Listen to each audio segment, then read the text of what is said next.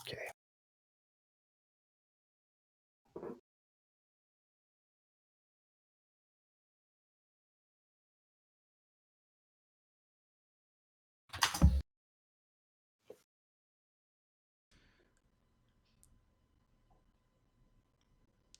Well, hello everyone. Welcome to the first, hopefully not last, or hopefully last, European team tournament. Here with me is Hawk of GP. We're missing our commentator. We're gonna miss Hawk of GP in action because there was some. There's a situation where the team needs to be saved, and Hawk of GP is heroic at the moment. He is saving the day by joining last moment team with Seth and Jin playing together. That will be the first team that you'll see on the stream today. They will be playing team which exactly, let me check. Evo 12 top 8 with Silent Joel, Carry, and Callas. We'll show you guys a quick kind of a guide how it is working, because I get overwhelmed at the moment by the questions. I hoped that the rules are clear, but apparently they're not that clear. So at the moment you can see, like, okay, you can't actually see that. Let's take a look. Yes, this is a little bit confusing for me. I was supposed to do commentary. I will be now competing, so I did not even read the exact rules for how this is going to work. I think participants didn't read them as well, so that's fine. Yes, exactly. Yeah. Let's take a look over here. As you can see, the team list, the team document that you used to read the rules is actually modified at the moment. It is the same rules that were over here from the very beginning, that you were reading to join this tournament. And over here you have the list of players for each team with their Steam friend codes listed. All these guys are the confirmed teams at the moment.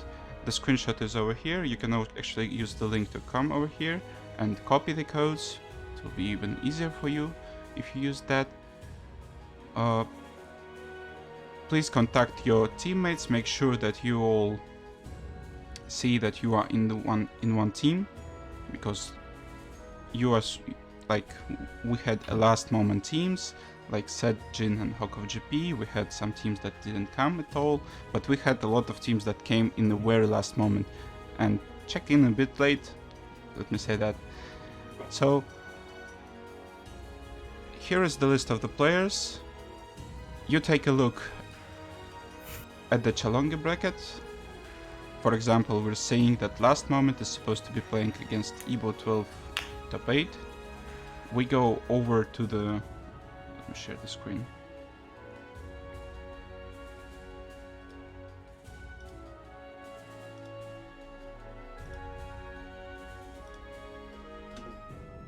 You guys go over to the Discord, ETT matches. Well, you discuss first with your teammates what matches do you think you want to play against the opponent team. After that, you're posting the teams like this, and the list of the matches you're going to play. After that is posted, you shall contact your opponents and ask them, like, let's play the matches.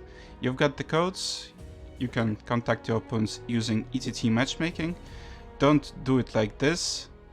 Like, this is not the appropriate channel for this. Use this channel, ETT matchmaking, to communicate with other teams. This is a more free channel. Make sure to contact your opponents.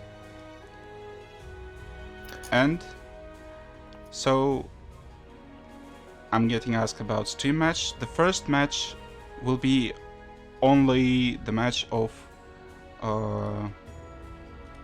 Evo 12 and last moment. The other matches can start, guys. You can play your matches once you're done with posting the matches. Please go and play the matches. Losers bracket is played off stream for the whole stream until losers final, so please take a note. We'll focus on the winners bracket and you can go play the matches.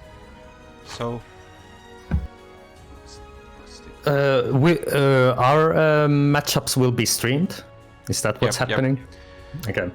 We're going to show 2 matches of these 2 teams. First will be the match of Hawk of GP versus Kerry. versus Carry, and the second match is going to be, let me take a look, Seth versus Silent Joel. All right. Just quick arrangements. Once again, we're missing a commentator today. The other commentator is going to play right now, so take it as an experimental tournament, guys. Have fun, take it easy. The start is going to be a bit rough, but we'll get there. Will you invite, or do I make a room? I'll do the room. Okay.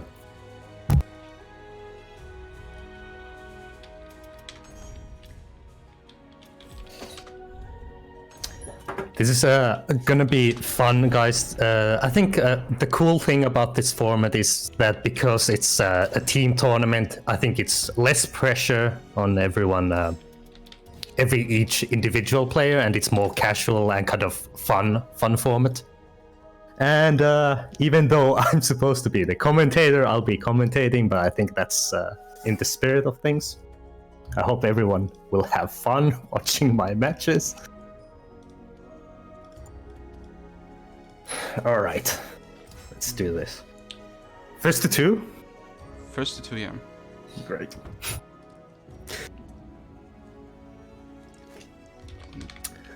I, Hawk of GP, will be playing versus Kerry, whom I've never played against before. I don't even know what character I'm going to be facing.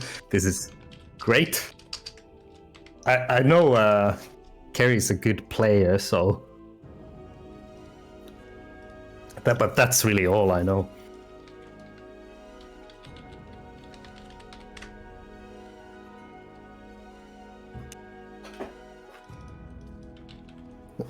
Will be interesting. I will provide unbiased commentary while playing. This is a new experiment. This has never been done before. Neutral, unbiased commentary of a match while playing in the match.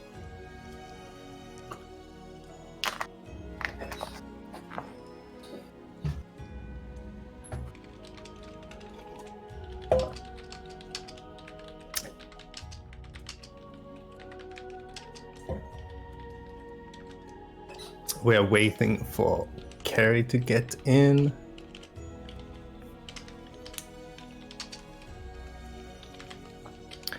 Do you have Kerry on? I'm on adding her Steam? now. Okay.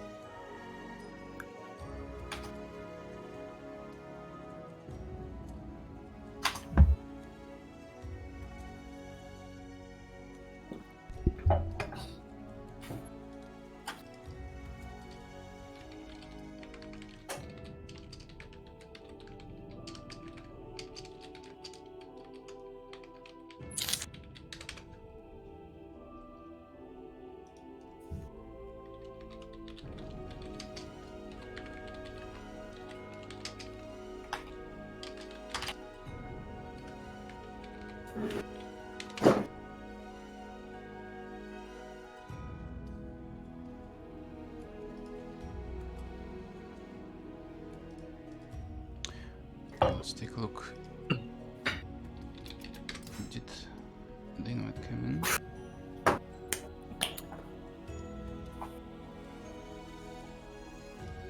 Yep. Go.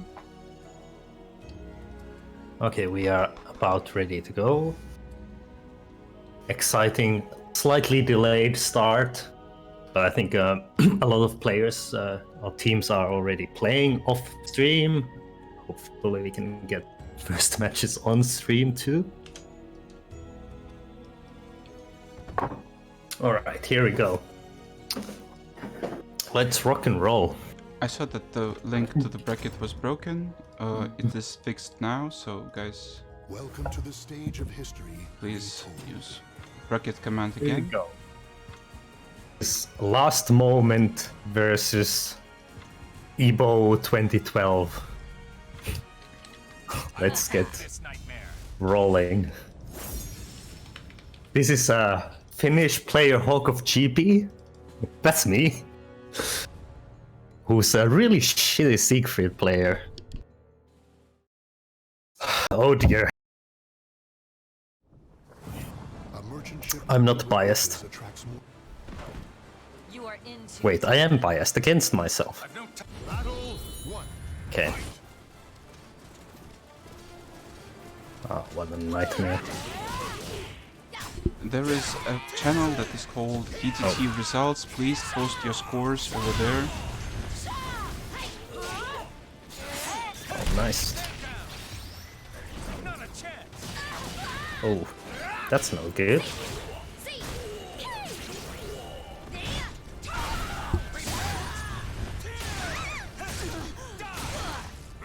not good enough. Oh, K-Slide B always saves the day. What a nice Siegfried play. Did you see that? Okay. It was a good start. Scarlet Thunder, let's go. Oh, Scarlet Thunder. Oh man, why did I do Wild Rising B? What an idiot! Why didn't I block that? Yeah, nice. Oh, nice! Ah, fuck's sake.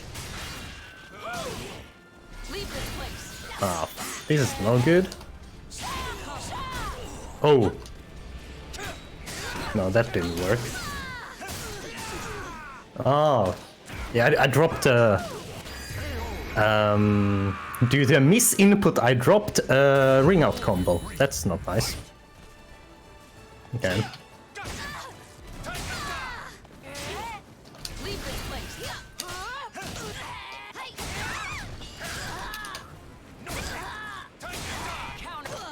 That's kind of a waste of meter, but I know, I think it's cool. Let's do it. Leave me no choice. Oh, BGB, did you see that? You never see any Siegfried players use that move, but you saw it today.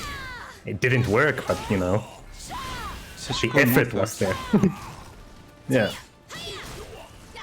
Yeah, did you see that? 66 KD. You never see that either. Oh shit, I'm gonna lose this one. Oh, that was not what I intended to do. Oh!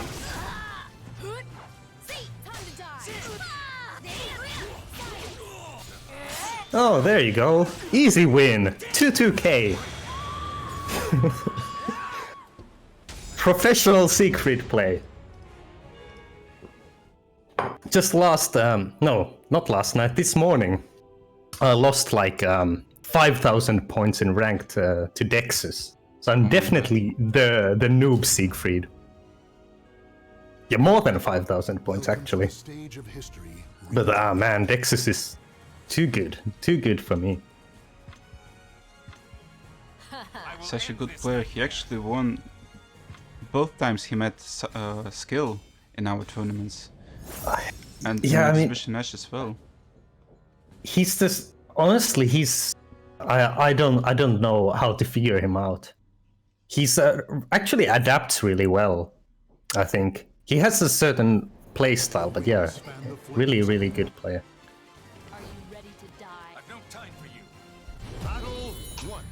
Fight. Come. Oh dear. So the first results are coming. RP are winning against Sekiri.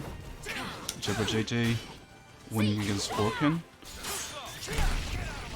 Algernon taking Oh, off man. against Mozurus 2-1. Ready? some good matches over there. Hopefully guys are having fun. Leave this place.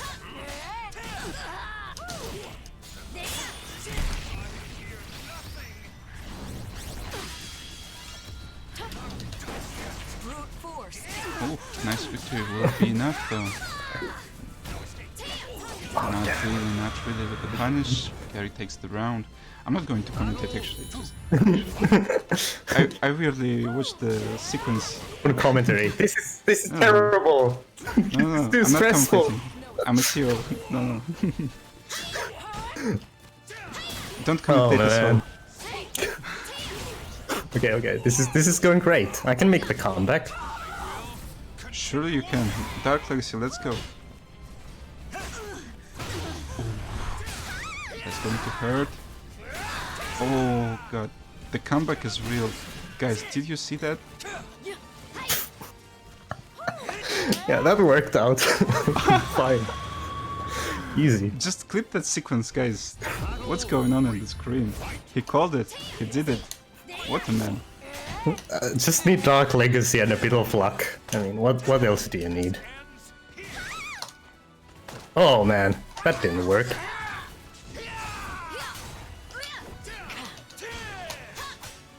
Oh, just 4B. That's B4. Yeah, B4. Yeah, I know what my inputs are. Kind of. Leave me no choice. Oh, there you go. That's 4B.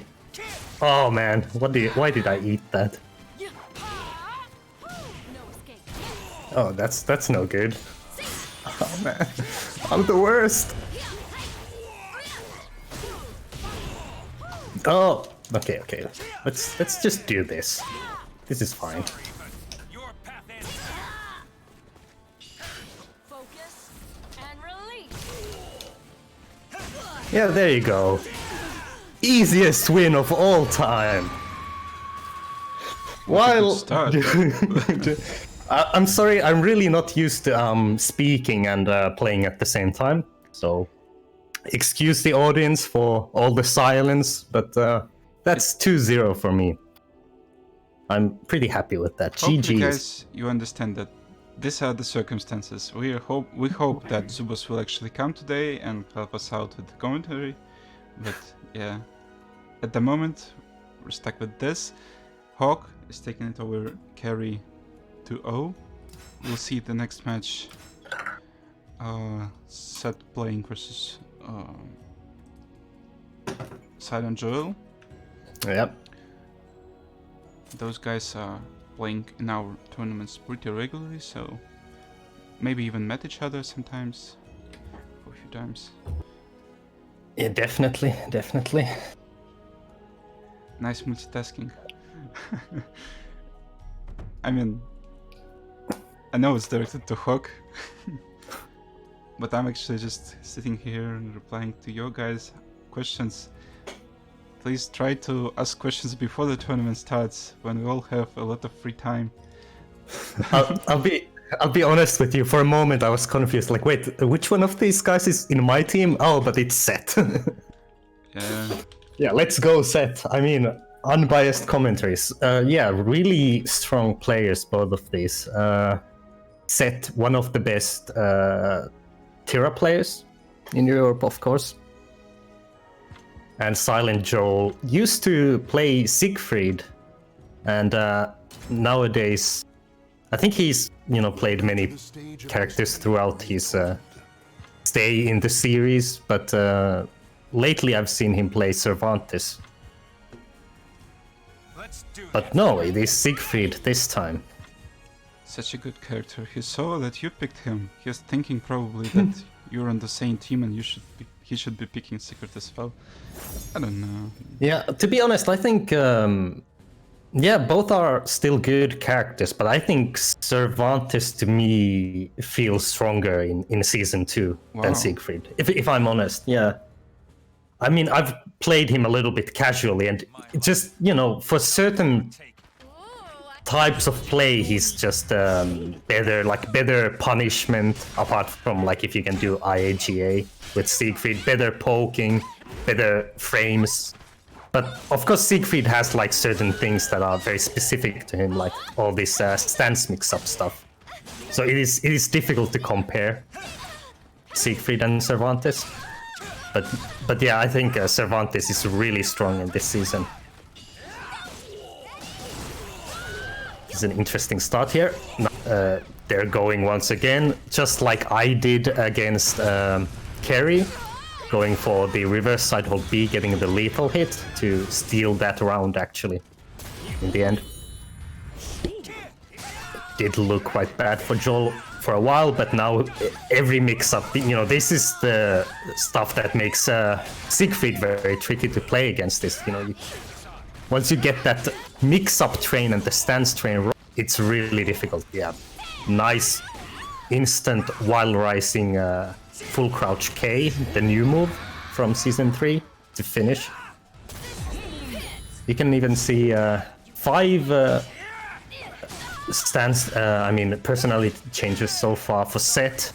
2 Dark Legacy stacks for Joel, but I don't think he's really going for extra Dark Legacy here. Now both soul charged, kind of hitting each other's blocks, but okay, that second hit of B6B hitting, but that's going to be a punish of stance dancing. Siegfried, interesting character, I think, also because the stance dancing, or you know, the stance mix-ups is his strength, but it is also the hole in his game, because if you can react correctly, of course the vulnerability of those stances is that you can't block, and that's what you saw there with the Sett hitting the CE, but Silent Joel finishing off with a grab. Not a comfortable win, but kind of managed to clutch it out in all those occasions. The rounds were very close, 1-0 for Joel. I actually, Sett was the player who dropped me out of last week's EU online tournament. I lost to him 2-0. I think the games were fairly close, but yeah, I think he actually has pretty good anti-Siegfried play, but was just guessing incorrectly too many times in that first game. Let's see if Sett can adapt. We get the Jank Wall stage, my favorite. Yeah, now Silent Joel is getting a lot of mileage out of those grabs. Okay, good step there. I think one thing Sett actually does really well in this matchup, and maybe it's a general feature of Sett's play, is like stepping strings correctly. A lot of players will just, you know, block strings and kind of take it safe, but Sett will make those guesses and oftentimes get rewarded for it. But oh, that was a bad reversal edge against base hold. Yeah, now just kind of not getting any right guesses right there at the end. After that RE especially, kind of discombobulated, but okay, good start for this round. Interesting raw A plus B, probably it was intended to be a slide B from Joel. Okay, now good pressure from Sett. You can see Tira becomes quite oppressive actually in soul charge, with the frame advantages even on block.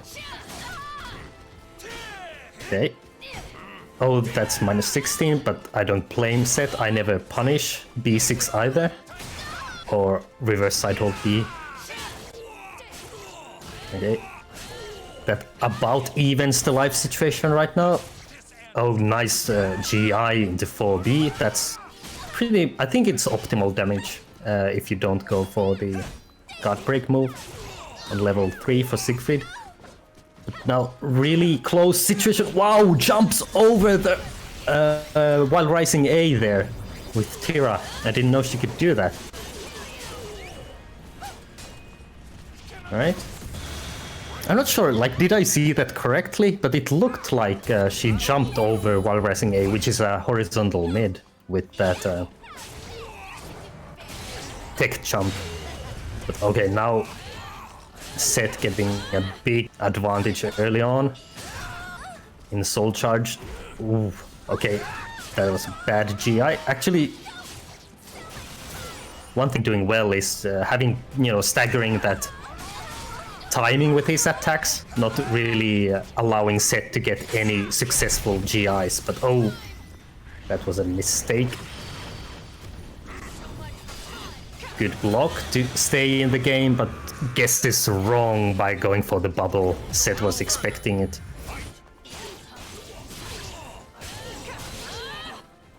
Okay, a big lead once again. It looks like Seth will take this game right now. Really huge lead, but let's see. Dark Legacy Siegfried guesses incorrectly against the throw. And it is 1-1 after Seth takes that last round really convincingly. You can really see that Seth, when Tira got soul charged, got huge advantage really. That did a lot of work. And Silent Joel in that second game wasn't really able to utilize Dark Legacy at all. Like in the first game where he was able to get some lethal hits and make those comebacks, at least in the first round.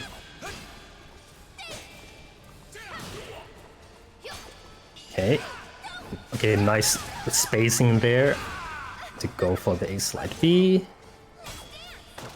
Nice command throw, 6A plus G. See, oh no, lots of pressure.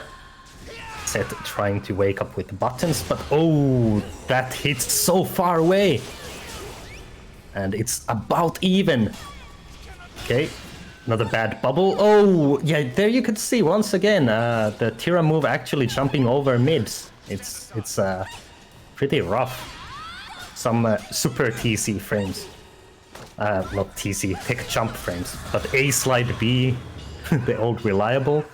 Maybe a little bit panicky in a situation like that, but it has those tech crouch frames, and A slide B is kind of pseudo safe move for Siegfried. Hard to really punish, hard to even whiff punish. Oh, nice base hold there. Now Silent Joel doing everything correctly. Really kind of reading the game well. Good blocking, tries to out, but no, Seth is ready and gets the throw. Oh wow, no, lots of pressure. Joel was a bit scared to press buttons. Yeah, now really clutch situation, quite panicky. Okay, some spacing now. Oh, tries to go for the flapjack, I believe, but gets kicked. One round all. This match looks like it could get really close. Oh, nice delayed B6. Oh, that catches air really well. And how did Seth get hit by that base hold B? Well, it can happen. Maybe he tried to start stepping it too late, actually. Oh, nice 5k to beat that frame situation at the end. Not a move you see often from Siegfried, but it is, important to know that he does have that I-12 high kick for, getting that little bit of damage with I-12 punishment even, but now really Seth dominating this round in Coda. Oh, okay, this is going to kill. And it's going to be really interesting what happens in this decisive round now. Actually, both players have almost full bar. Impossible to kind of predict. Oh, nice spacing there from Joel. Gets a slight lead. AGA, good poking with Siegfried. That's really your go-to poke, if you will, AGA. Oh, nice 2-2A. That's the other good move. Safe on block mid, horizontal. But now lots of damage for... Oh, nice. Goes for the mid there. Joel gets huge lead. Almost winning the round. He would have probably killed if he'd finished the side hold BBB string. But that's very risky, so he didn't go for it. Oh, nice 2-2k there, well spaced. Just right on the tip range makes it difficult for the opponent to predict that 2-2k is coming.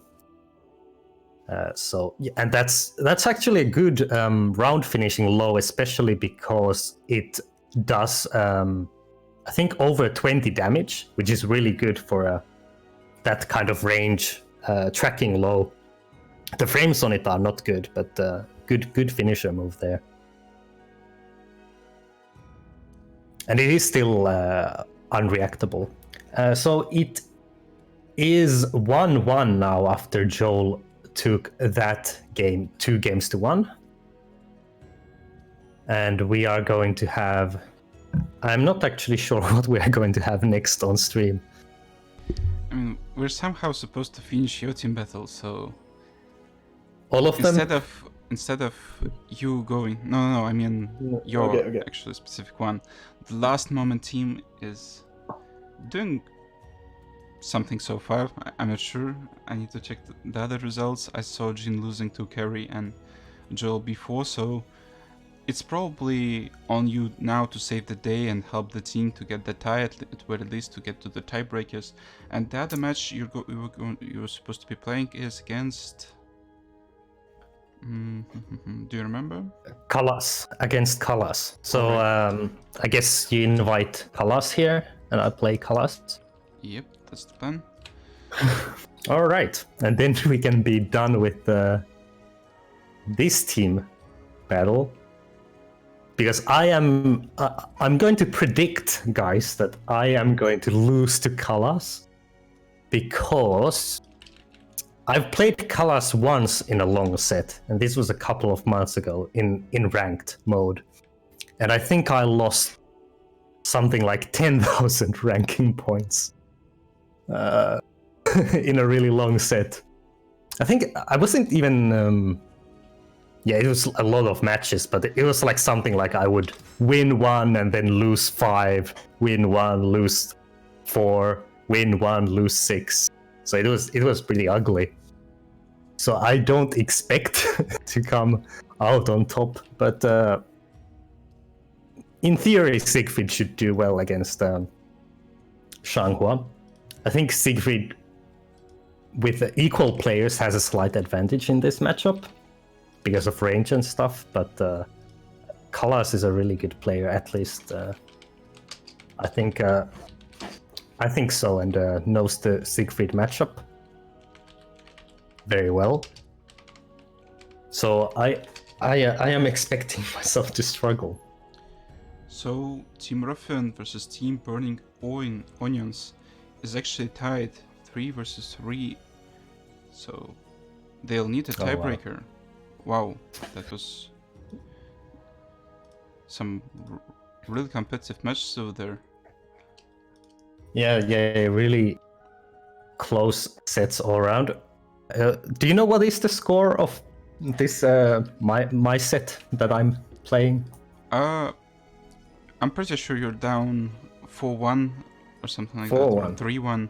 I'm not sure about the other match set was supposed to be playing, so... Oh, okay. I know yes, 4 results for sure. Okay. I guess Seth still has to play that and win it for us to have a chance. Just a quick pause to get the random matches for the guys. So, Team Ruffian versus Team Burning Onions. It will be... Let's see. Well, let's see after I'll actually invite Kalas. Hopefully he already accepted the friend request. Yep, here we go. Let's go, Kalas. It was team of Habaduba, Mazarus and Horken versus Algernon, Zanakin and Jabberjay. So yeah. Welcome to the stage of history retold. All right, Kalas and that dreaded Shanghua. I'm going to bury my team by losing this. I'm not optimistic. You can see I used to be S1 rank, but then Kalas took all my points. So we can expect the result here.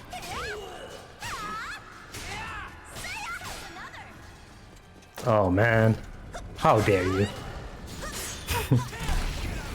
Yeah, didn't expect that, did you? Oh, okay. Why am I eating all of this? Oh shit. This is ugly. I hate Changhua, by the way.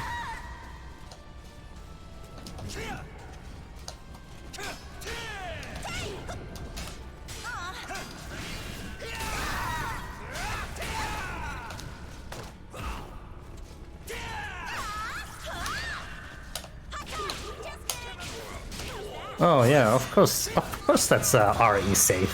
Why shouldn't a character have RE safe launchers? Why not?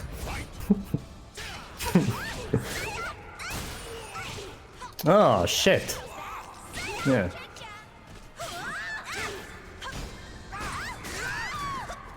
Oh man.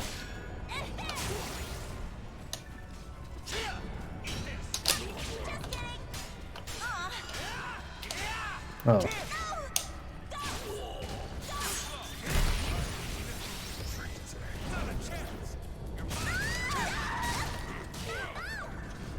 Oh.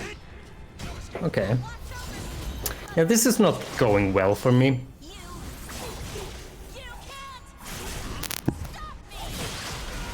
Not really doing optimal stuff either. But there you go. Okay, let's do that. That's a bit of damage. Oh. Super optimal. Oh man. Why didn't I step? I was trying to.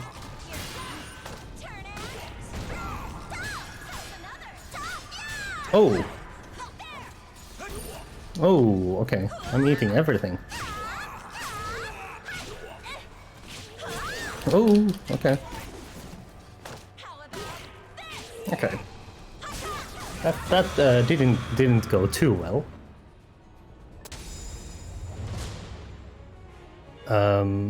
Yeah. Welcome to the page of history retold. Let's do this. Let us try to play slightly less awful. Yeah, that's a plan. Battle 1. Fight. Oh wait, I can't do that. I forgot I'm me. Fuck. Oh, sorry. Excuse the profanity.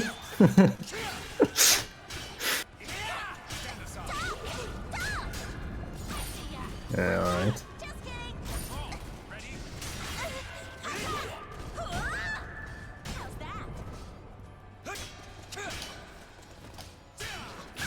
No.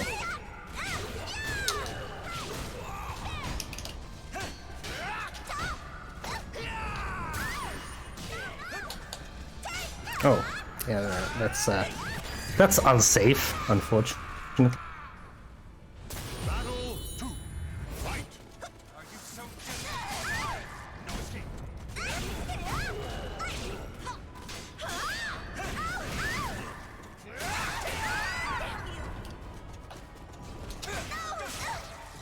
Alright. That's really bad, but I still won a round. I don't know what I was doing there at the end. That's stupid. It worked that time. Oh yeah, that's safe. Oh yeah, that tracks. That's fine. Oh shit. Ah, fuck's sake.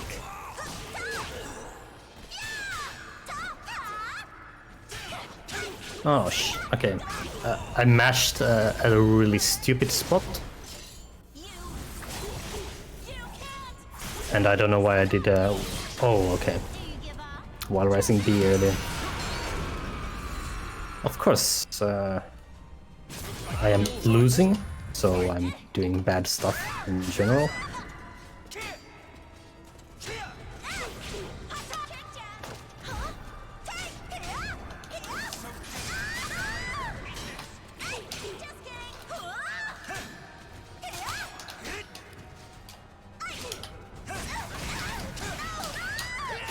Oh, I dropped the combo.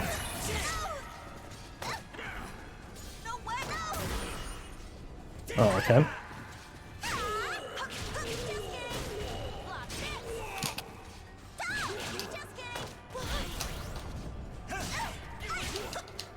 Okay. At least I did something right there. Battle. Fight.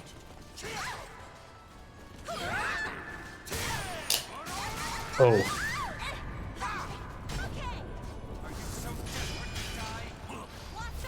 Oh, that was kind of a bad punish, as in no punish. Oh, okay.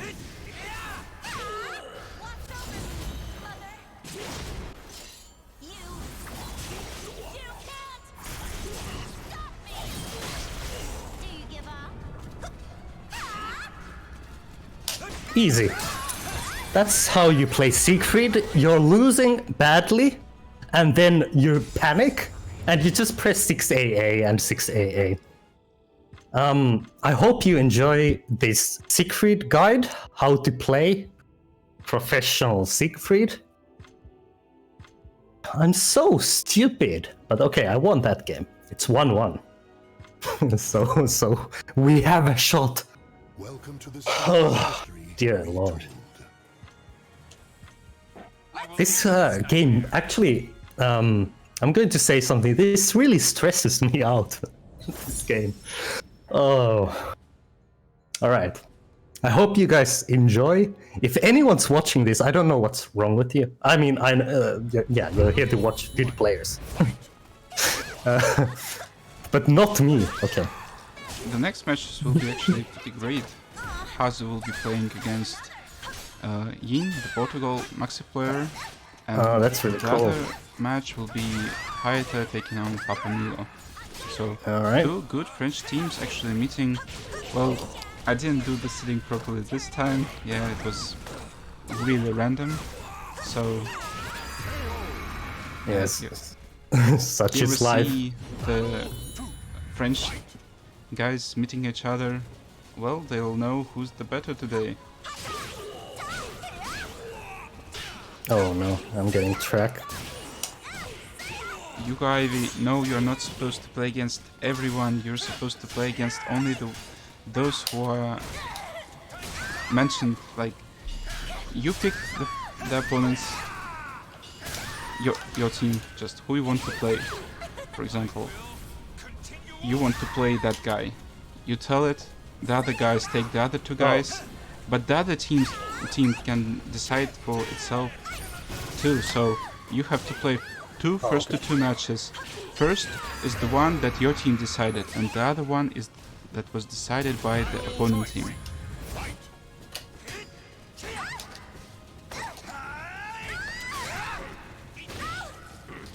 Yeah, hopefully, I don't know. I need to do. It's a bit more complicated tournament format than just a regular double elimination. But guys, we need to read the rules. Maybe Yeah. a good idea will be actually to go and do exams to apply for the tournament. So if you don't know the rules, you can't join. Overall, the tie, if your score is 3-3, just ask me for the matchups. I'll do the random first to one matches for you. You'll go and play them, and that will decide the winner.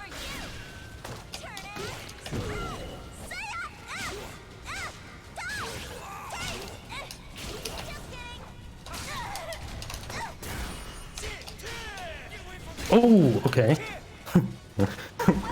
Oh, this is bad.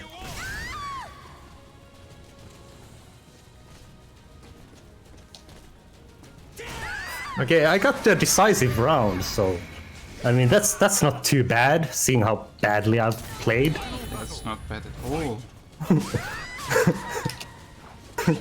Okay. Oh no. Okay. That's bad to eat that 3B. Yeah. Okay. So, the Ruffian team actually taking it over Burning Onions in the tiebreaker 3-0.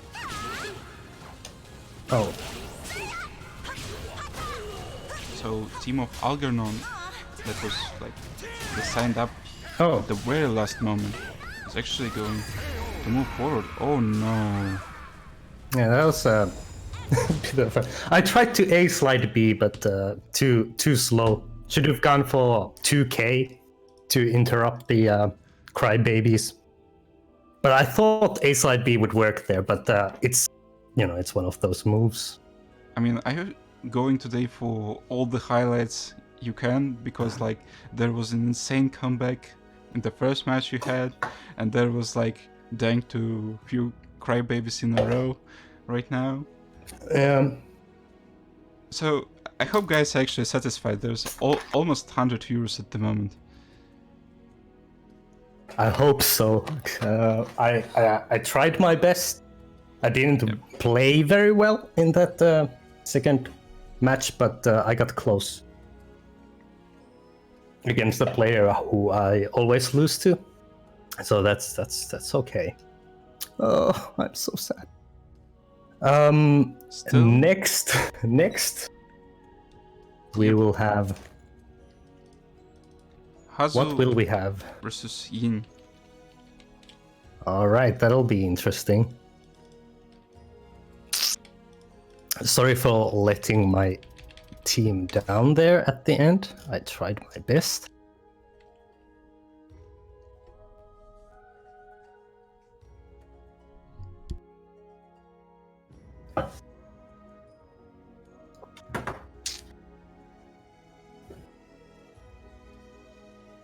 But Crybaby was too strong. Wind Cannons are taking it over team of Deus Kalia, Rosa and Akira DiCaprio 4-2. So Kyriako, Los Kias and Neon, the talent players, are moving forward in the bracket to the next round. Yeah, everybody can't wait to see more a Talim, full Talim team in the grand finals, which could happen. Actually, all of these Talim players are, well, they are Talim players, so you know what to expect. Currently adding the next players that will be on stream. Guys, we actually have a Maturina today as well, just as usual. Today's prize pool will go to the winner team. We have already started the thing with giving out some money that are coming from our sponsors, so support them, support the teams as well. Let's get as big prize pool as we can for this mess of a tournament at the moment. But guys are doing pretty well actually. There's also Hazu helping out really well with TOing at the moment, adapting the rules. So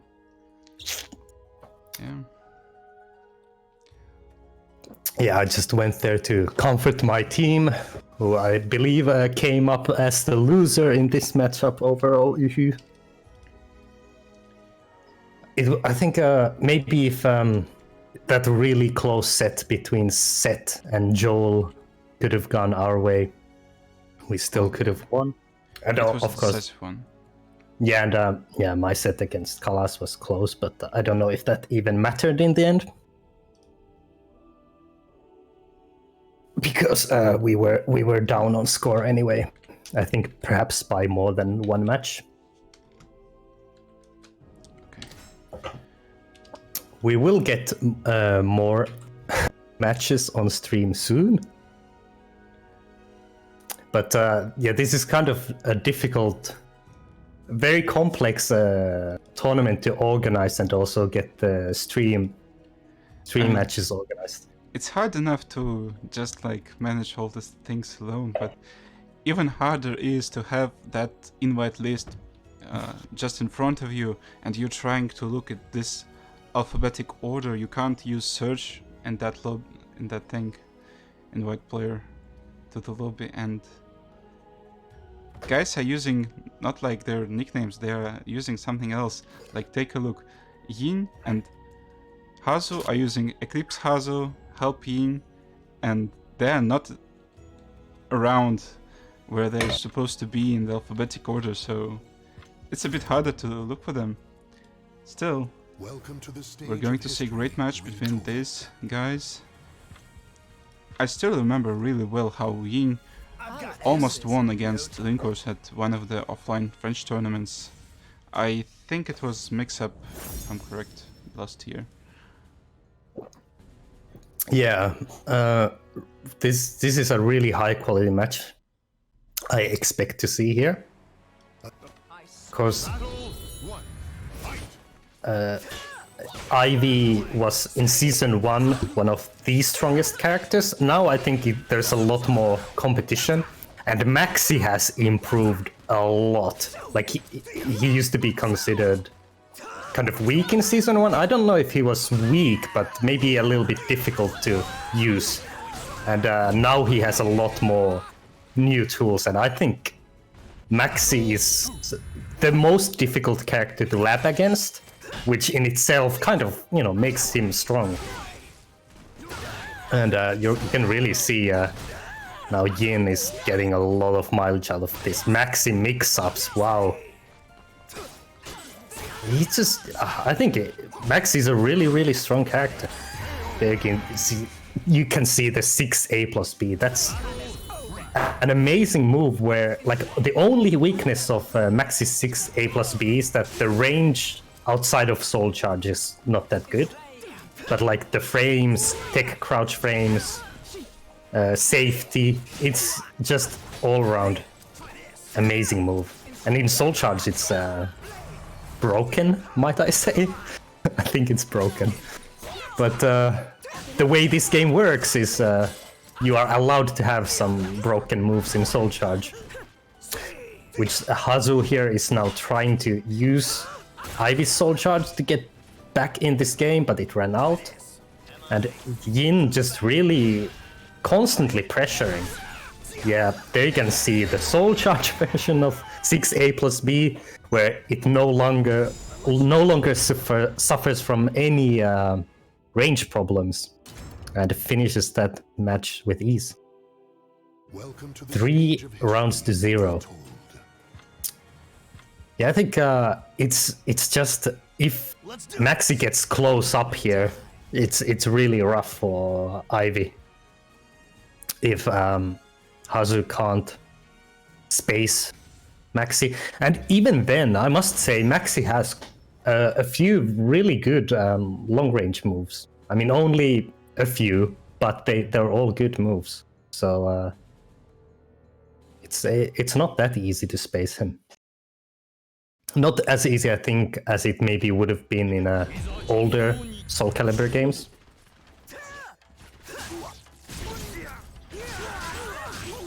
Okay, now gets a good start with some of those spacing tools.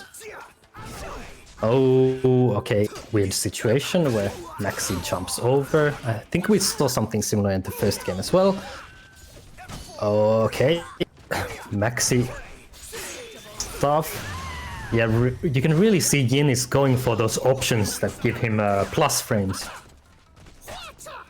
And yeah, making Hazu scared to press buttons, and that ends up in a win.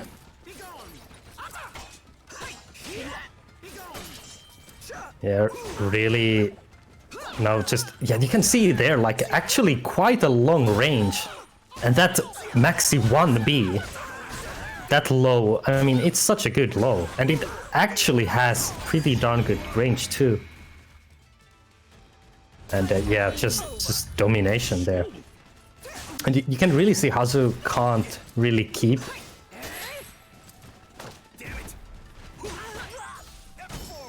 Alright. We can see a Soul Charge here.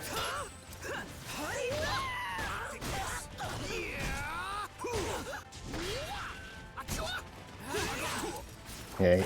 Oh, that's going to be a punish.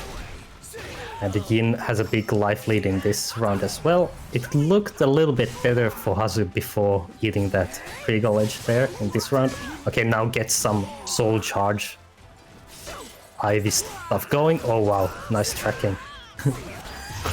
But yeah, you have to block that there.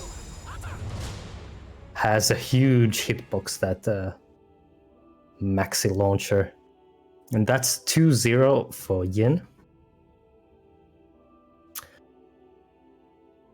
And that means... What were the team names here? I have no idea. I think it's...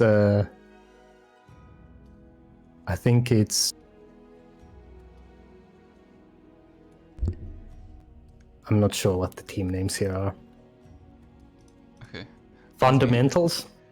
Yeah, Honest Fundamentals versus Valorant GoPro, and that's Yeah. victory for...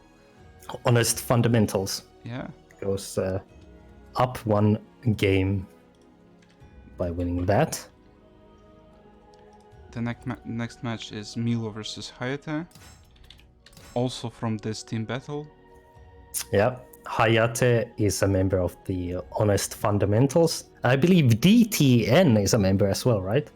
Yeah, Yeah, that's a great, DTN. good team actually. They are competing for the victory today. I'm absolutely Yeah, sure. I would say they are definitely a favorite to get to the final, because these players are legendary. DTN, top player in France ever since Soul Calibur 1. In fact, I think Hopefully. it's... yeah. Hopefully you guys remember that this is an EVO champion. Soul Calibur Oh, 2 yeah. EVO champion DTN. Then the Nightmare, if I'm correct. That's right. He won Evo in 2003 with Nightmare. That's where DTN comes from, then the Nightmare. Although last I've seen DTN play, he was playing Raphael in this game. He's still a really strong player in Soul Calibur 6, but I heard Hayate speak of the early days. Back in Soul Calibur 1 in France, DTN was like one level above everyone else. He was beating everyone else. Nobody could beat him for Soul Calibur 1's entire duration, pretty much.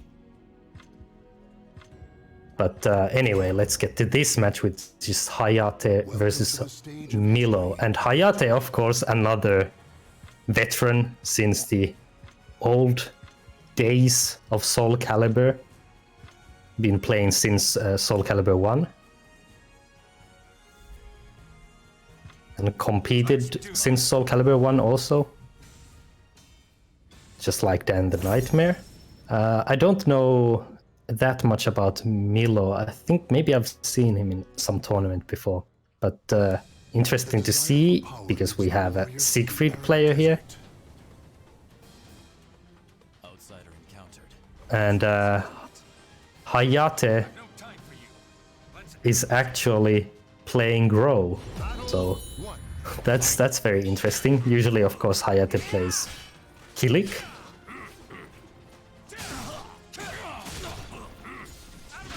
Milo part of the Eclipse team. We have a lot of strong Soul Calibur players representing Eclipse. So I expect him to be quite good. Okay, oh, the classic base hold jump cancel takes the round for Milo. I think it's kind of interesting to see Hayate playing Grow here. I think it's not the best matchup, in my opinion, for Grow. Because Siegfried can just kind of use AGA very freely, because Grow doesn't have very many tech crouching moves.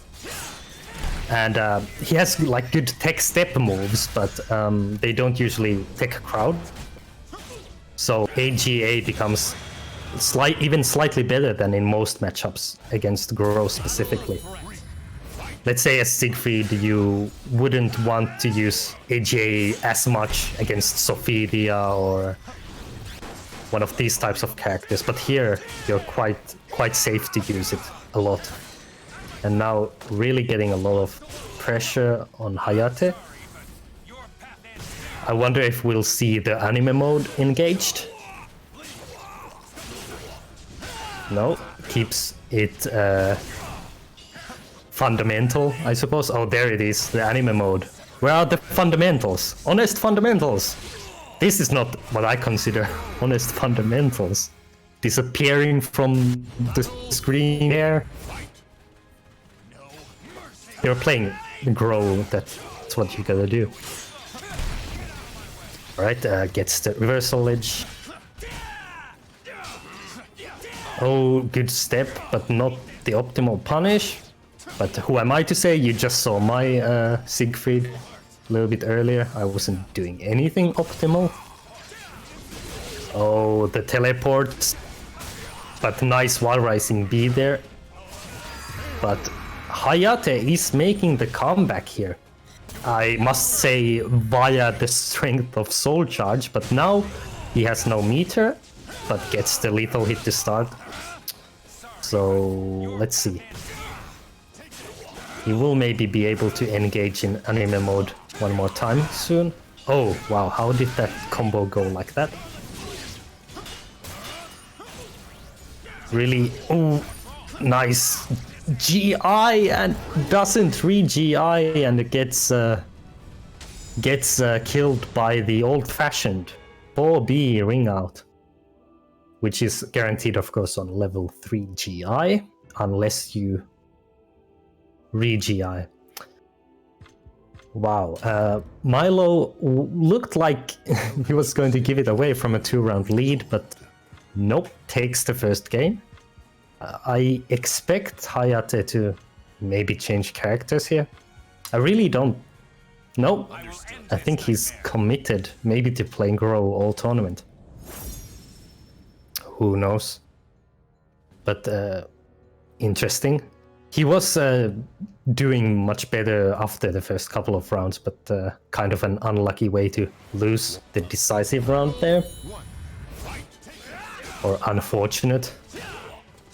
So I expect he will maybe probably not allow a 2-0 start for Milo here this time. Oh, while rising B, about even life situation, and gets the forward throw. That's interesting, you saw Milo even use the A4 cancel. Not a thing you see very commonly from Siegfrieds. Oh, okay, interesting. Rouletting and then doing the wild rising B just at the wrong time, getting it RE'd. Would have been better off just doing the roulette.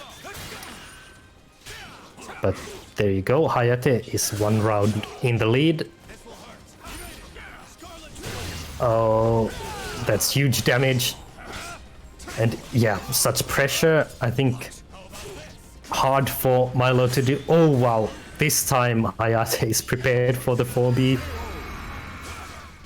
Counters it with RE, and it's 2 rounds to 0. Really different look on this game than the first one. Actual Hayate domination, and there you can see the Grow Soul Charge really makes the character a whole nother beast to play against. Siegfried's Soul Charge trying to counter that, but nope, not enough. Hayate there gets a better stage position and then just finishes it off. Welcome to the stage Nicely. of history, retold. 1 round all. I must say Hayate now has the momentum for sure. He's won 5 of the last 6 rounds now.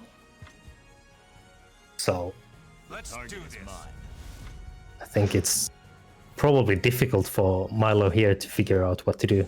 Hayate may have figured his playstyle out a little bit. But let's see. a different stage here. Maybe favors Siegfried a little bit to start from this far away in the beginning. But doesn't matter if you eat the first hit. Doesn't time the GI correctly. Tries desperate for B, but it doesn't come good. And now just whiffing. Milo really needs to get some patience. Have a little bit of patience because he's whiffing too much currently. Again, nice while rising A during finishing. Okay, nice actually see somebody step 5 BD on block. Hayate, of course, all this stuff.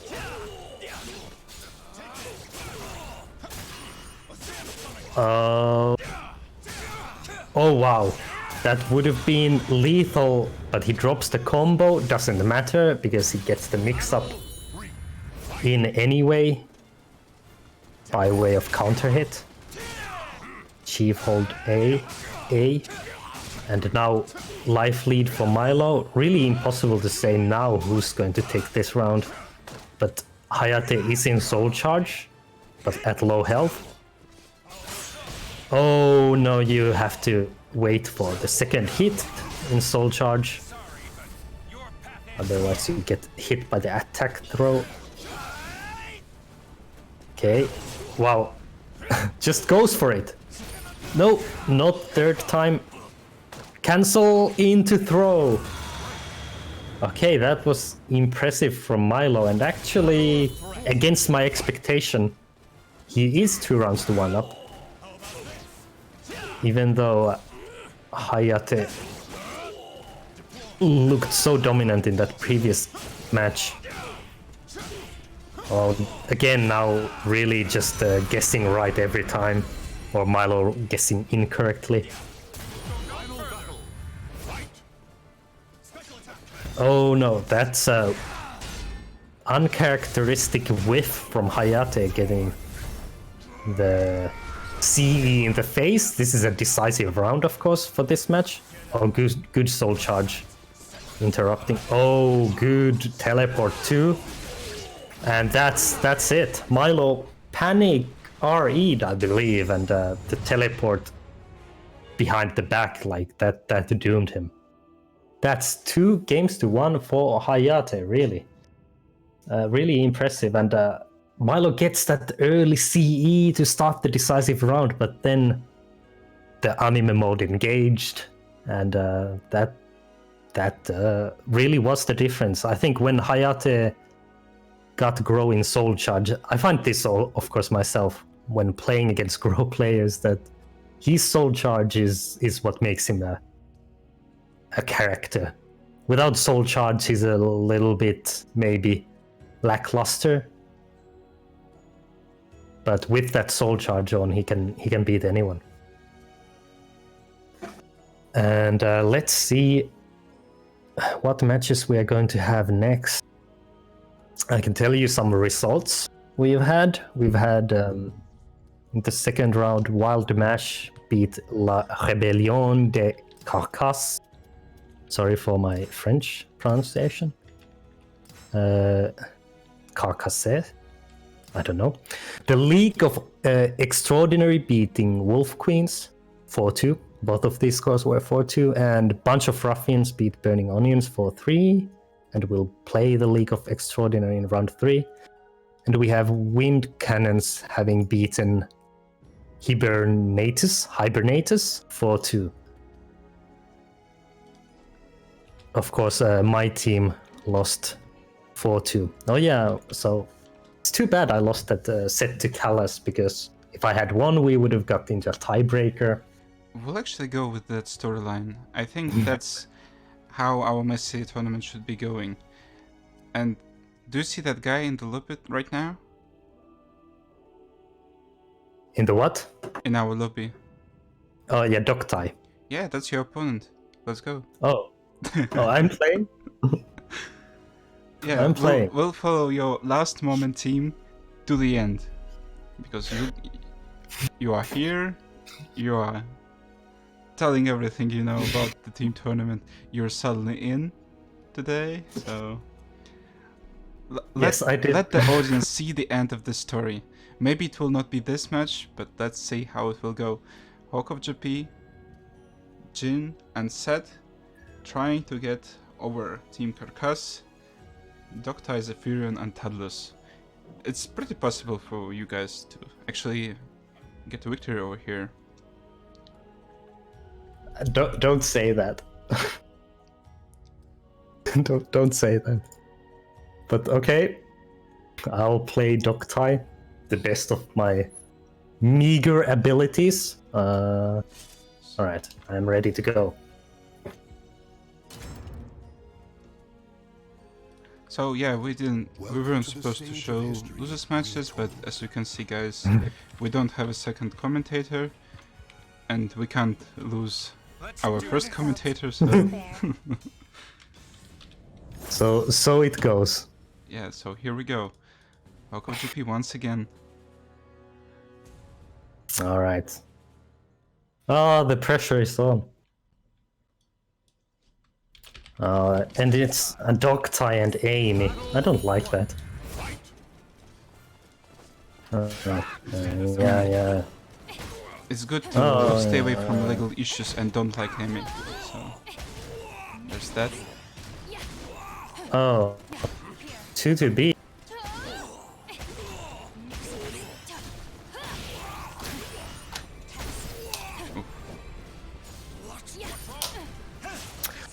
All right. That wasn't a very good first round. Oh, why do I always do that? You're mine.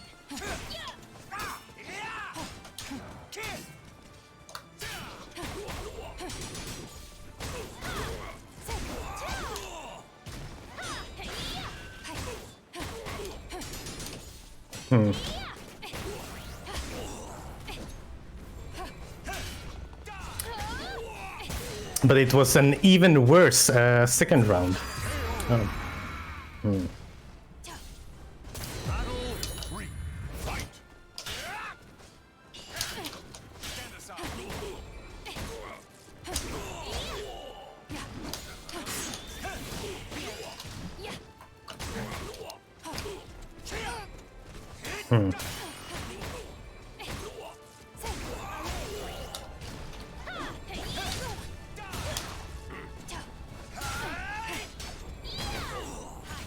I will continue on.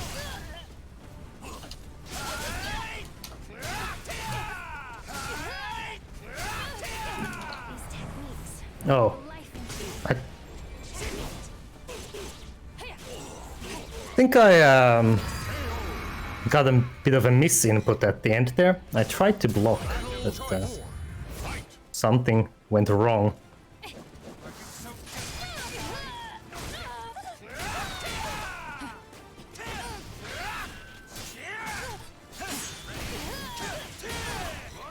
Oh.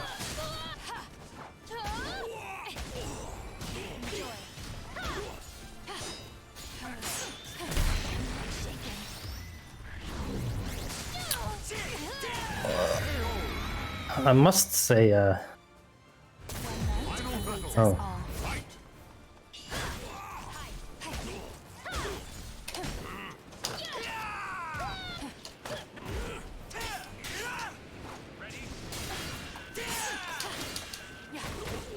Take this.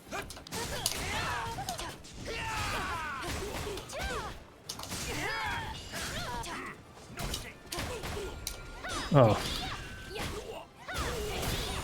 okay, Let's finish that didn't go very well. for one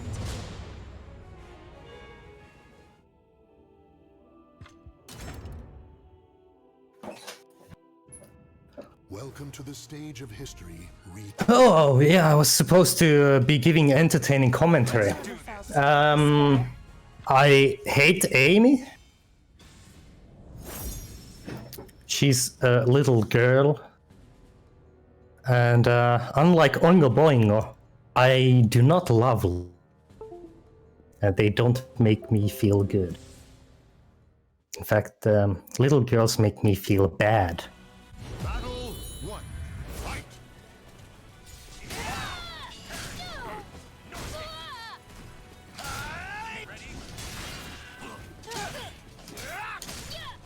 Oh, I should have blocked that. Good luck. Oh yeah, that thing. Hi. You're mine.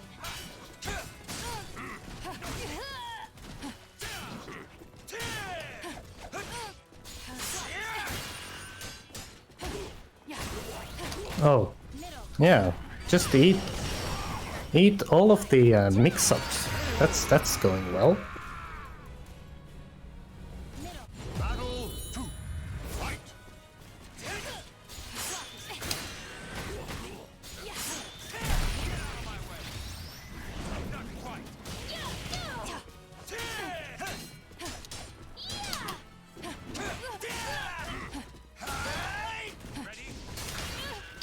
Oh, Good luck. Sorry, but your path ends here. I really hate this. I must say, I really hate this. Battle 3. Fight.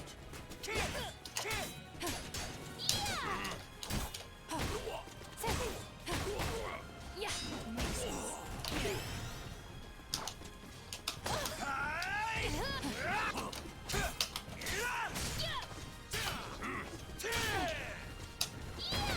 Oh yeah, that's a RE safe low. Yeah, why not? Your path ends here.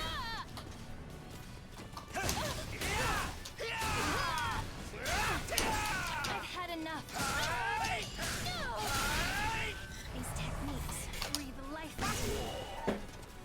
into me. I do not enjoy this. Sword arts are peerless.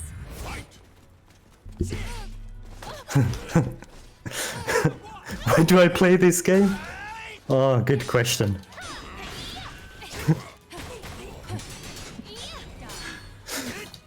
Why am I doing this? Oh, why did that not hit? Why would it? Oh, Oh, oh, some great things are going on over here. yeah. Oh no.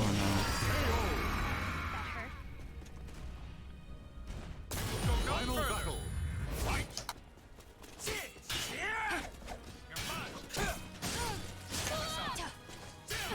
Okay. Sorry, but your path ends here. Unfortunately, it's time Oh. to end this. So, quick update. Oh, We've got Team Azure, which has Bottom, Daz, and Azure Oh. winning against Los Hermanos Guerrillas 4-2. They're moving on to round 3 at the moment. Hopefully, guys now understand a bit more how this format is playing out, so the next matches will be played faster. So we need to figure out the things that are going on in these matches. How are you feeling at the moment? well, I don't like Amy, but GG's a dog tie. You're very conservative at the moment. Like, are you preventing yourself from saying something offensive towards Amy players? No, I am not going to I mean, against insult. Amy character. I mean, not players, definitely. I'm not going to insult Amy players. Just a very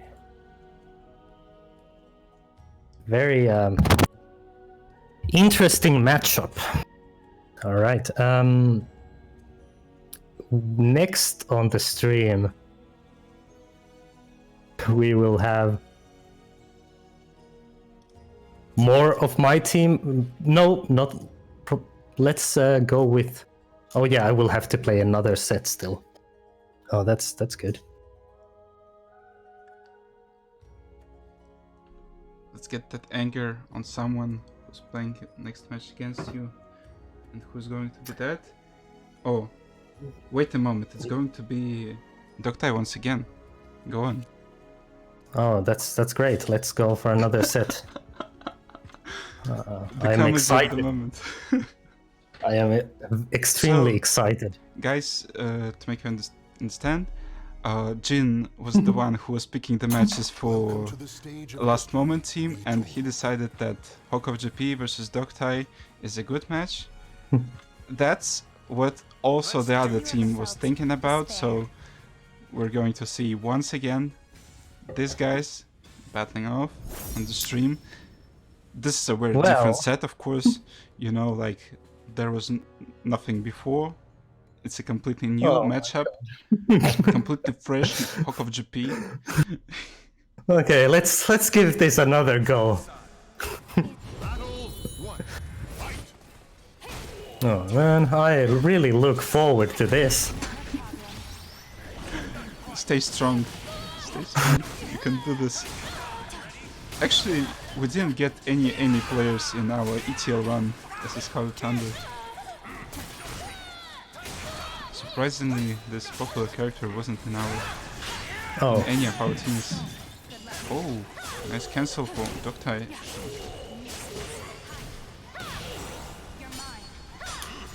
And well, the update from the very interesting matchup that we saw earlier on the stream, Valorant Go Pro versus Honest Fundamentals, DTN took it over Hazu.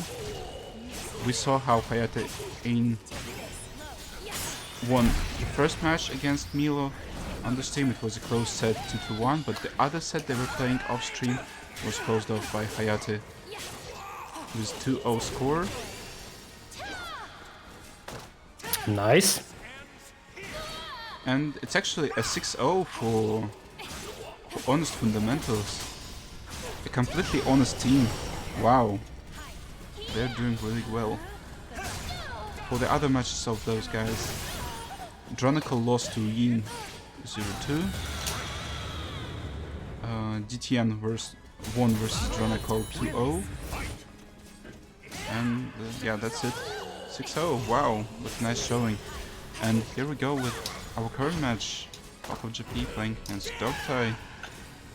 For the second time, yeah, but it's going so good at the moment. What a nice little hit. Get that girl out. Well, not today, Okubo said, so. Yeah, not today.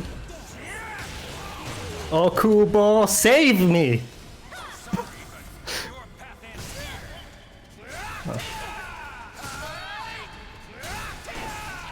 Okubo saved me. Thank you, Okubo-san. After almost destroying my dreams. So, here we see a comeback. Even if my team loses, if I win this match, that would be nice. Nice for my mental health. Retold. Oh my Stay strong, goodness. stay strong. Everyone watching this is now learning why I don't stream, because I get extremely stressed while playing. It's Well- very difficult for me to speak. That's the best training you have ever had. You're like basically a streamer at the moment. Yeah. I'm so stressed. Thanks, Zubas. Thank you, Zubas. Yeah, it's okay. I forgive you. Oh, did you watch the whole match? In the lobby? Wow. Guys, notify me about those mistakes. I'm currently doing too many stuff at one moment, so... Oh, shit. Oh. Let's take a look what we will see in the next matches. Oh my god.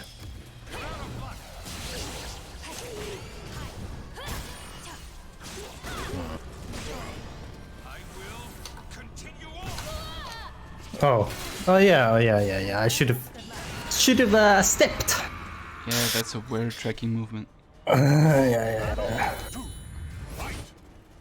Oh.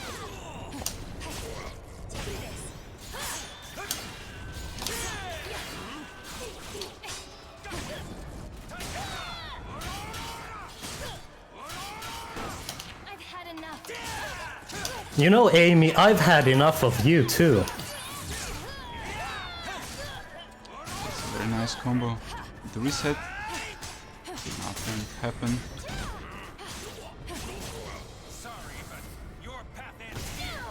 These techniques breathe life into me. Yeah, just B6B, B6B. What else am I supposed to do? I'm a degenerate Siegfried player.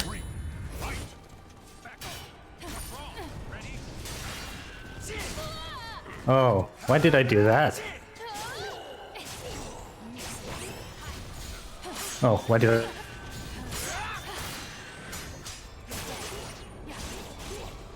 Enjoy.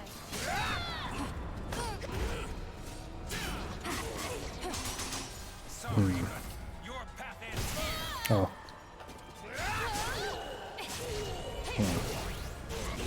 Let's finish this. I tried to step, but I suppose I was late.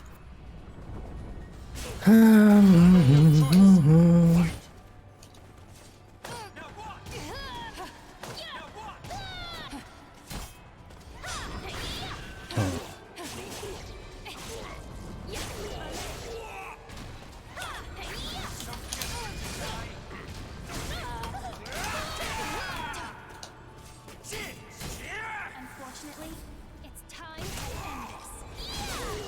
No.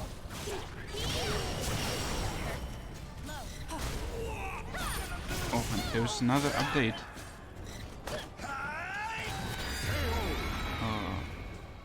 Hopefully that's the correct one.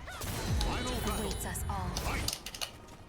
Burning Onions, team of Habaduba, Horkin and Mozorus, with a 5-1 victory over Unga Bunga team.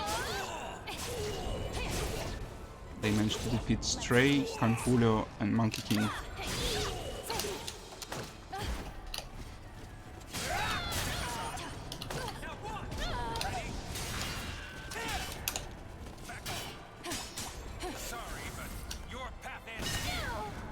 Unfortunately, That means that Burning Onions are actually going to meet Wolf Queens, team of Sekirei, Tauka Kamiao and Walhanya. Okay, I won this set. Playing like an absolute... But I'll take it. I'm the best. GG's Doctai. I hate Amy. Man, that was stressful. Alright. I went 1-1 in both my Yep. sets, so it could have been worse. I was doing commentary of sorts at the same time. GG's. GG's dog time. I guess I'll even attempt to write that. GG. Oh man. I did not expect to be doing this today. Competing.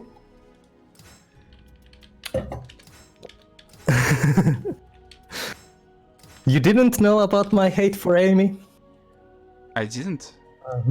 We didn't see any Amy players in ETL, and that's where we were enjoying our time for so long without knowing about that character. I must say, in truth, my least... I mean, this is nothing to do with matchups. I think Siegfried, of course, does okay against Amy. A lot of people think it's Amy's worst matchup, even. A lot of Amy players think that. Or one of the worst. But it's like a personal thing for me. My worst matchups that I struggle with the most are Maxi, Amy, and Song Mina, I think. I think those three I dislike the most. But it's a personal thing, nothing to do with like how my character matches up with those characters, just that they have certain things I don't like playing against.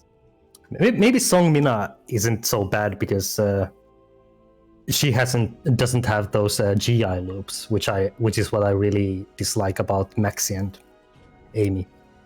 But that's a different thing with Song Mina. It's always frustrating, of course, to lose to ring outs. So it's more about that type of thing. Oh wait, I forgot Raphael. Yeah, I definitely dislike playing against Raphael more than Song Mina. Yeah, Raphael, Maxi, and Amy. Those are. If you want to beat me, pick one of those characters. Especially Raphael.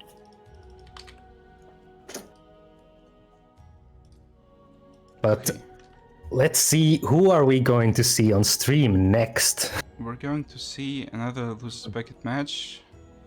Yeah, I understand it's not going like should be, but JC Nier, Spanish guy, versus Hazu, the captain of Valorant Go Pro.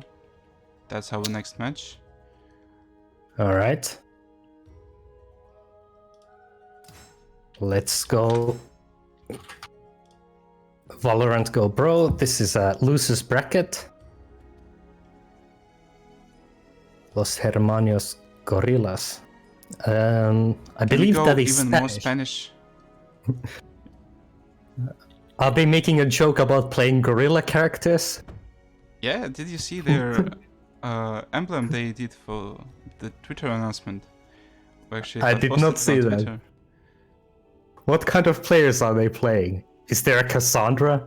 They actually posted characters on that emblem as well. I didn't properly remember them, but all of them had gorilla faces, so you can guess. Alright, and we know what to expect. Okay, we will see Hazu again. Hazu gave a good effort against Yin, but yeah, Yin, a really strong Maxi player, took that match. But now we will see JC Nier and Hazu. Oh, I have played against JC Nier before. Welcome to the stage of history. Yoshimitsu player when I played him. Don't know what we will see now. Yep. Yes, it is Yoshimitsu. Quite a strong Yoshi player. I think did I play him in last week's online tournament? I may have, before I lost to Set. Or maybe it was some other week, but either way.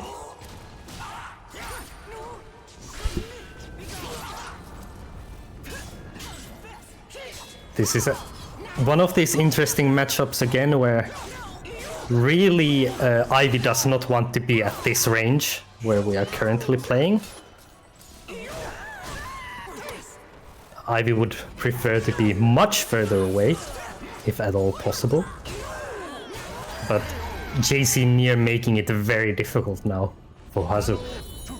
Of course, Ivy does have some good buttons at close range too, but can't really pressure anyone at close range. Unless she's maybe in soul charge. She kind of has to make these big reads or guesses, like if she ducks something correctly, Ivy can of course get huge damage, or if she sidesteps correctly. But it's kind of difficult to get a good pressure going if you're being mixed up like this. By a character like Yoshimitsu. Okay, good patience there by JC, because Hazu was looking for that meaty, if you will, for wake up.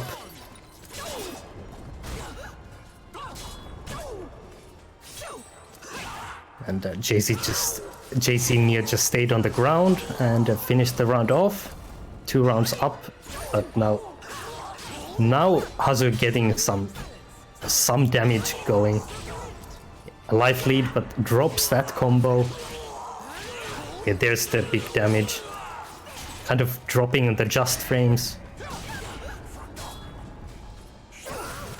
Okay, good jumping kick to take that round. Not over yet. And 2 rounds, 2 almost full bars for Hazu also.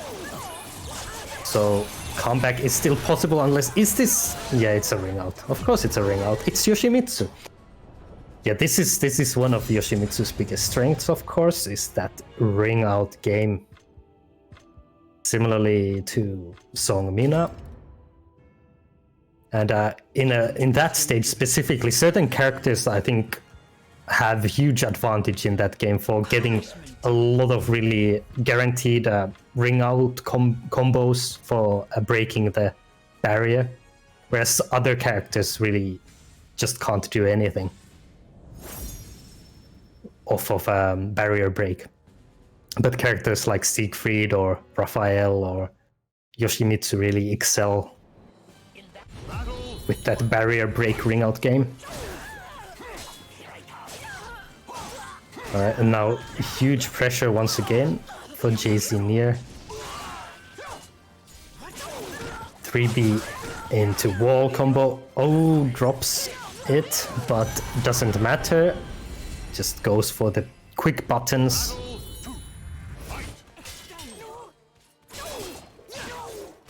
Okay, nice stomp. Tries to go for the common throws. Really hasn't been able to go for summon sufferings or... No, well, this time it works out. There comes the...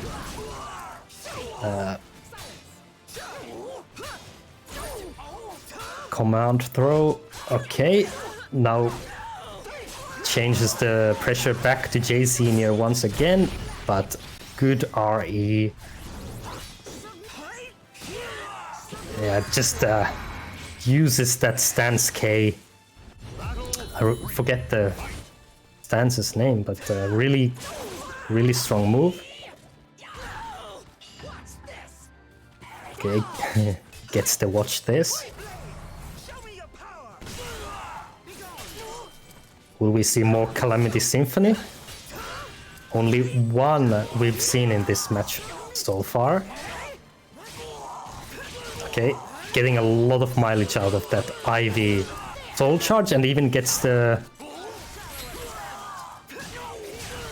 just frames correct this time. So it feels like Hazu is kinda building up towards getting everything going slowly. Now 2 rounds to 1 lead. Yeah, that first game wasn't really getting things working, but now looking much stronger. Gets a little bit of space, but good timing on the 3B for JC Nier. But oh wow. Oh wow, that's so unfortunate. He keeps getting hit from 10,000 miles away. Okay, again, Ivy Soul Charge. Really, Hazu has been making really good use of her Soul Charge here, and there's the mix-up. Takes it 3 rounds to 1 to even it out. 1 game all. A really different look compared to the first game. Welcome to the stage. But also definitely a better stage for Ivy to play with more space. Well, let's see what stage we're going to get this time. Okay, it's... well, again, this is a stage that will give Ivy a lot of space, so perhaps preferable for Hazu. Whereas JC Nier would like to get close to the walls. But it's quite difficult here if your opponent doesn't want to be close to the walls to get there here. In the Ostrheinsberg Castle. Okay, mixes up. Really now trading hits. Oh, let's go off the RE too soon. But gets the big reverse. Oh, drops the combo. It's kinda messy right now, this match. really messy. Lots of buttons being pressed. 3BB gets stepped, but not optimal punish. But there it is. The normal throw, back throw finishes it. Okay. Hazu just pressing all the buttons to try to keep JC Mir at bay. Oh, nice dragonfly into unblockable, and now big life lead for JC Mir. And there is the Brave Edge into death. Just good timings there to catch Hazu out. Yeah, there comes the Ivy Classic. Well, actually not the Ivy Classic, this is a new move, of course, for Season 2. But, you know, it's one of those. Those long-range grabs. Ground grabs. Okay, now just poking each other. Oh, finishes the string! That hits Hazu, but... Oh, again with the unblockable. And with the suicide, that was hype. Very well timed there. Really, the unblockables doing so much for JC Mir here. And an excellent suicide. If Hazu was a little bit more on point, could have stepped it, but who am I to say after eating 4 or 5 Amy unblockables that are steppable myself just moments ago? So I'm not going to criticize anyone for eating unblockables. And a nice Calamity Symphony there to get back to 2-2. But now it's 2 full bars against no bar at all for Hazu. So you would expect to see a soul charge perhaps from JC Mir, especially now down on life. Now kind of allowing Hazu to play that spacing game. Oh, okay, uses 1 bar to try to get back in. Doesn't really do much for him, but good jumping move. Gets the pressure going, goes for a risky low. Oh, gets thrown by side throw, but it's not over yet, but guesses incorrectly. And Hazu actually comes back to win it 2-1. Well done. That was a close set. After the first match, looked like JC Mir had the advantage, but it was partly, I'm sure, because of the stage there. When Hazu got more space, it allowed Ivy to play Ivy's game. And then it becomes difficult for Yoshimitsu, and sometimes it feels like an obstacle course just to get in close. Good games. I know for sure the guys have 2 matches against each other, but we'll ask them to play that match off stream. We actually got the other match for the stream next. It will be Tao Kakamiao versus Habaduba. Tao versus Habaduba. Here we'll see another one of my least favorite characters I expect to play against, and that is Raphael. And actually some good news for you. Your team, last moment, has actually won their match against Carcass, Team Carcass. So this is good news? I'll have to pay more? What are you talking about, good news? Yeah, kind of. Kind of good news. Show the happiness. I'll do what I can to fix this. Alright. Habaduba versus Tao Kakameo. And my team is still in it. What a joy. My goodness. Well, I wasn't going to throw my matches against Doktai. So, here we go. Habaduba and Tao Kakameo. I find Habaduba very difficult to beat. Very difficult to beat with to deal with the Raphael pressure with Siegfried, but Habaduba has actually said to me, and I believe to other people as well, that he thinks Tira is a really bad matchup for Raphael because of her tech stepping moves beating even Raphael's horizontals. I don't really know the specifics, but yeah, it is perhaps something. One matchup where Raphael struggles a little bit is Tira matchup, or so they say. Of course, it does help that Tira is a little bit quicker character and does have 2A and tools like that Siegfried lacks, which in my opinion makes his matchup a little bit tricky to deal with as Siegfried. Or other characters without too many quick moves. But here, Hubba Dubba anyway wants to one lead. Tao maybe whiffing a little bit too much at the end there. Okay. Now just good timing from Hubba Dubba. Oh, weird. Yeah, it's so difficult sometimes when you get that sudden... You see that sudden resist impact to actually whiff punish it. And Tao wasn't ready either of those two times. Okay, goes for the soul charge Jank and gets some mileage out of it. Still has 1 bar when Hubba Dubba soul charges. Oh, good soul charge. Doesn't get the knockdown and yeah, just 1 KB. Maybe I should play Raphael. You've got the other blonde dude, you're doing well. Yes, I must say, earlier last night I played some games against Miesbaker, and I tried a couple of random games as Raphael, and I don't know why people say he's difficult to play. I mean, you can just do cheap shit. It's not that difficult to play. Maybe there are, once you learn combos and stuff, maybe some things are a little bit technical.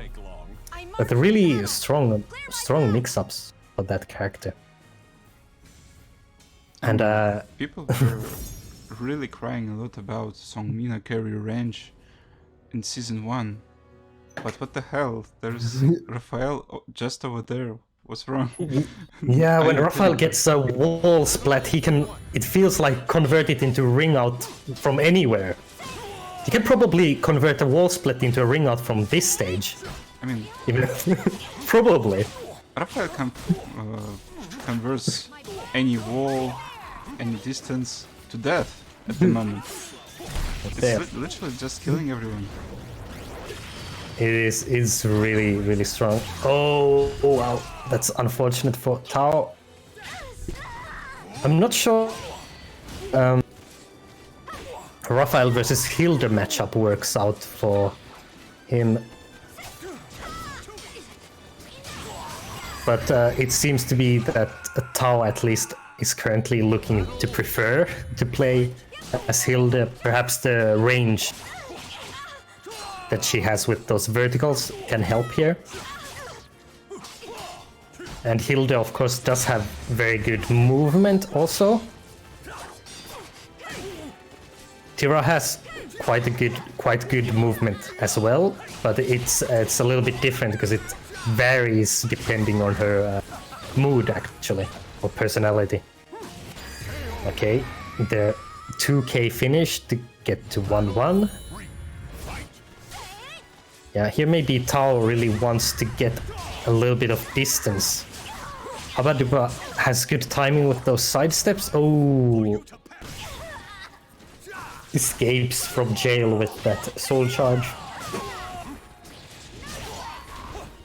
It's the A+B. But oh yeah, you know, this is why I don't like playing against Raphael. Even when you think it's your turn, it might not be your turn. Okay, can we see anything come out of this soul charge? Finishes the string again, but to no avail. Hubba Dubba just keeps standing, blocking. Probably forcing Tao to try to go for more risky options to like lows and throws. perhaps could get some mileage out of using the low mix-ups. Because Habaduba really consistently is just standing blocking here. Because Tao is the type of player maybe to not use those online lows very much. And now that's huge damage. There we see the wall damage. It's so big. Oh yeah, finally goes for the throw and immediately gets some damage with it, but the low string finisher gives it to Habaduba and it's 2-0. Unfortunate for Tao, because I think the decisive round would have been exciting, got so close. But yeah, Raphael. And well done, Habaduba. 2-0. And which next teams match? are they? Huh? Is this a Wolf Queens versus Yes. Burning Onions? Alright. But now we'll switch to the other teams, the teams that are in the winner's bracket. This will be a match of Azure versus Honest Fundamentals. Alright, finally actually- we get to see more Honest Fundamentals. And actually it will be a Maxi Mirror match between Taz and Yin. That... Who asked for Maxi? Probably Denray. Are you picking on purpose all my least favorite characters to play against? To be on stream? Well, I just mentioned Raphael is my least favorite. We see Raphael. And now we see 2 Maxis. It keeps improving. well, here you go. It's not my favorite character as well, but those guys are having a very good time with this character, showing how But it's done. actually, if I'm honest, Maxi is fun to watch. I just don't like playing against the character. So this will be very, very entertaining, very, very exciting. Yeah, I don't understand him. My IQ is not high or not low enough, and depending on the day, I'm not sure which one is the problem.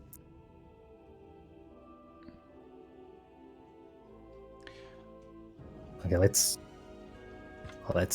see how it's going to be. Both of these are strong Maxi players. Welcome to the stage. I don't have experience playing against Yin, or at least not much experience. Whereas against Taz, I've played plenty of times, going back and forth. Oh, it's not going to be a Maxi Mirror because Taz does have a Voldo. Some Oh, he's- Game of Thrones level rating that wasn't expected. What a twist! What a yeah. twist! And Voldo, of course, another character who is very entertaining to watch. So let's see what kind of insanity we're going to see here. All right, we're already seeing all of the Mantis Brawl jank, and wow, into the unblockable. This is just, I mean, what can you say? It's Voldo. I'm sure Voldo players are excited to see all of this, but now lots of pressure for Yin. Good blocks, but a nice GI, but the RE, wow, into the, what do you call it, Super Freak. Now who knows who's going to win this. This is insanity. Yes, I believe, while crouching B, perhaps, I'm not sure what that move was, but the quick vertical anyway, finishes it. The first round, and again getting all that Voldo jank early on to take a huge life lead. And now what can Yin really do? Because Maxi doesn't really have those reverse ring out options either. So yeah, there you go. Taz takes 2 rounds to 0 lead. It could be that this is kind of a difficult prospect for Yin because Taz is so familiar with how Maxi works. And that must be why he chose to play Voldo here. Because now definitely one player is more familiar with the opponent's character than the other. Oh, it gets the lethal hit, but it's not quite enough damage yet. Yin looking to make that comeback from 2 rounds down by finishing this, but now the Mantis Crawl, good 1B finally interrupting. That's why 1B is such a good move, because it's I-16, so it's quite a quick move. You can even use it to interrupt stuff, and even if you expect your opponent to start blocking, you will still catch them, because it's a unreactable blow. I've heard some Maxi players say that it's not even such a good move, but it's incredible. I would like to have Maxi 1B, but there you go, CE from Taz to take the life lead again. But oh, is that going to be a ring out? Yes, it is a ring out. And a decisive round. Whew. This is exactly what I expected from Voldo Maxi matchup. Oh wow, the jank. But Yin this time just bravely presses buttons, but gets punished for it in the end. Okay, soul charged. Oh wow. Random CE. Well, that's not a punish because he was back turned, I believe. Oh, but the unblockable setup. Yeah, that's such a nasty way to lose a round and a game. I believe that Maxi setup, it's so crazy because you have to front Ukemi into immediate sidestep to beat it. Otherwise, you will either get launched or ground hit. It's just a crazy setup. And this didn't work like this yet in Season 1, but they changed some frames, I heard, from Maxi players, and that's why we have this now. And Taz, although I think the Voldo pick was working really quite well, he got so close to winning that first match. He does switch to the Maxi Mirror here. This will be interesting. Okay, Yin gets the advantage. Just, oh wow, both whiffing simultaneously. Now Yin playing really patiently, but gets hit there by the slight tracking of the guard break attack. And wow, now yeah, it is a round for Yin. Just everything going his way, except that one guard break that Taz got in. Okay, 6A plus B. Nice GI. Taz needs something here. Because the life situation still advantage for Yin. Because he's just so consistently blocking everything, but now nicely Taz just finishes the string and ends up into a mix-up into ring out. Disgusting. I mean, very good. Oh, gets punished for the RE. Yin has a big advantage here again, and that's going to finish a round. Good whiff punish CE. I believe it was a whiff punish. Well seen from near max range, but Taz is not out of it yet. See if he can take this game also to a decisive round. Oh, goes even for the jank lows. Wow, just finished strings. This is what I learned. Oh wow, good sidestep. Always finish your strings. No, that's not true. Because Yin does take this game in the end. And it's 2-0 to Yin, and that's Honest Fundamentals taking that game against Team Azure. I don't know exactly who's in Team Azure. It's Azure, Photon, and Taz himself. Yeah, that's an interesting team as well. Photon did really well actually last week in the online tournament. I think he got to... Did he get to top 8? I'm pretty sure he did. Yeah, he did. He lost to Monkey King, if I'm correct. Yeah. Good showing. And yeah, Photon, really all or nothing type Astaroth player. Let's see if we see more of Azure. Do you know which match we will have on next? Sure. Finally, we have an update on some matches. So the next match is going to be a pretty hype one. Carry versus Neon. Oh, that is going to be hype. Neon said before this tournament that he's going to play...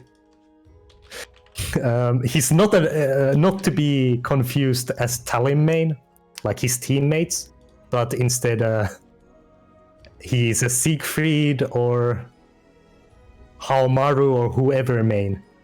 Well, let's see who we'll see here, whether it is Talim or one of his many other characters. Carry, of course, will likely play Taki. Welcome to the stage of And Taki Talim is one of those crazy matchups as well, where you just don't know what you'll see with all the jumping and ninja gimmicks. And it is the Taki Talim matchup. So Neon was talking rubbish once again. He is playing Talim and not any of the other characters. As usual. But I respect your choice.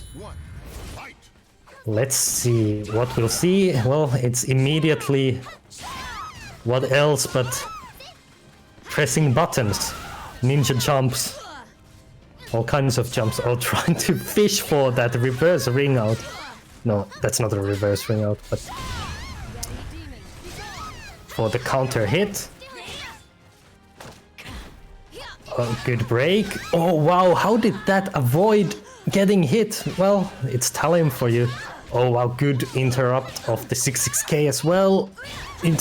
Oh, good block. Really clutch block by Carry there. Just goes for guesses the low, which is a good thing to do in a situation like that where you can get a guaranteed punish to win the game if your guess is correct. Why not? I think it's when you think about the game situation, maybe then it makes more sense to guess that they will do a mid if your low block punish wouldn't kill them anyway. Whereas if there's a chance that blocking low will give you a punish that will give the game, then it makes sense to go for that read. Of course, this is maybe obvious, and sometimes you need to bluff it the other way too. But it is now 2 rounds to 0 for Carry, who really dominated that previous round.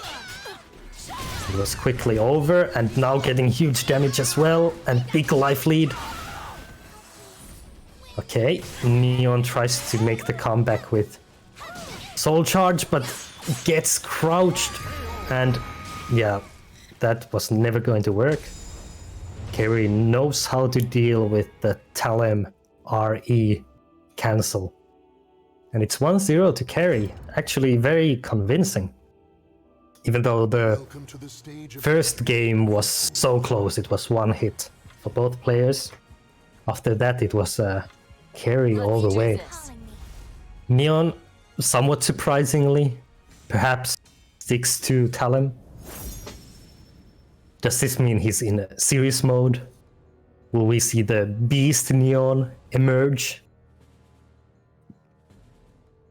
Stay tuned to find out. The Neon, you might call it. The new Neon. Neon? Whatever you call it.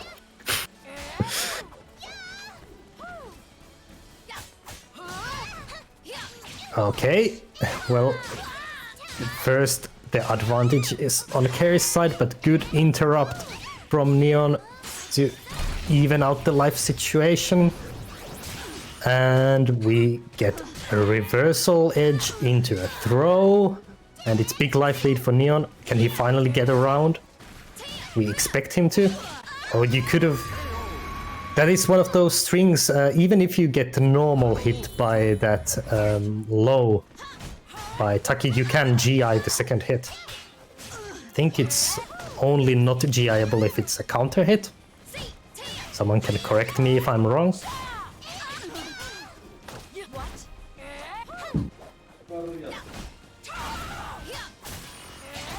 Okay, now big advantage for Carry.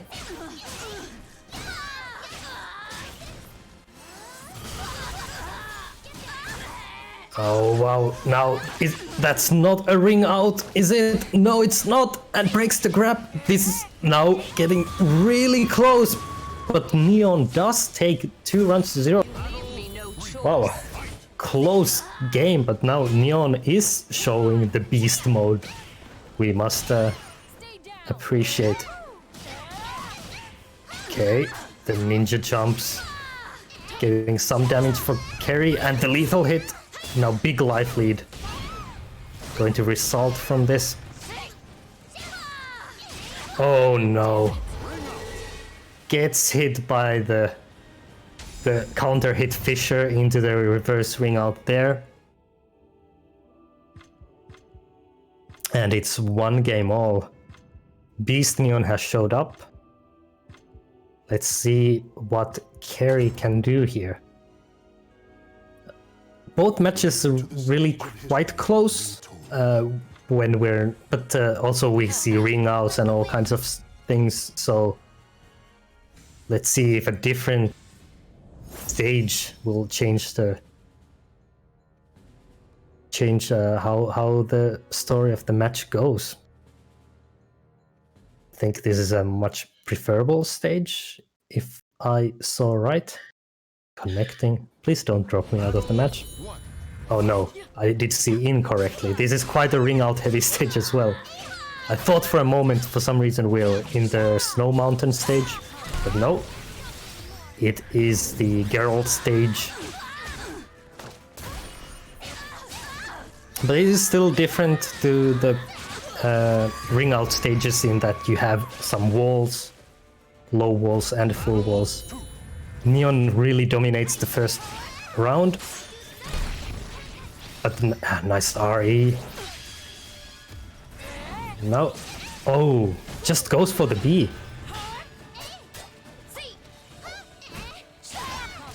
Okay. Oh, good. A good pressure now from Carry, but there's a trade and wow, a throw trade. I suppose nobody takes damage. A big lead for Carry. We fully expect Carry to close it out, and she does. 1 round all. Both players about the same amount of bar. Will we see random Talim CE, or will we see a soul charge? Anything is possible. Oh, that just a little bit late. But there you get the Taki 6-6B lethal hit. But it's still big life advantage now for Neon.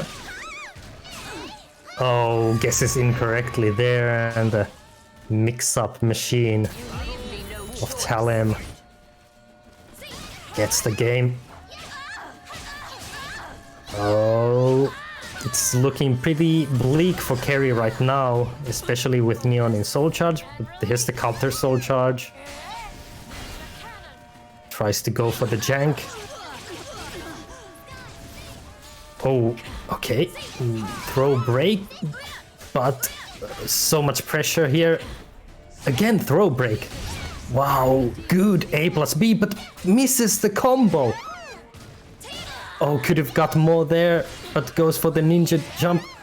Oh, drops the combo again, but keeps enough pressure on Neon, who wants to press buttons to finish it out, and puts this match into a decisive round. for the whole match. Oh, okay, good roll, but getting all the counter hits right now is Neon. Oh, good throw and good throw break once again. Oh, goes for the kick from the A6, and it works. Still very close, not a huge life lead. Okay, it's C, but Carry is blocking. Of course, Neon goes for the mix-ups. Oh, the kicks! Oh, wow, the reverse edge cancel there, showing why it's sometimes really, really good. And giving Neon the game 2-1. That was extremely close.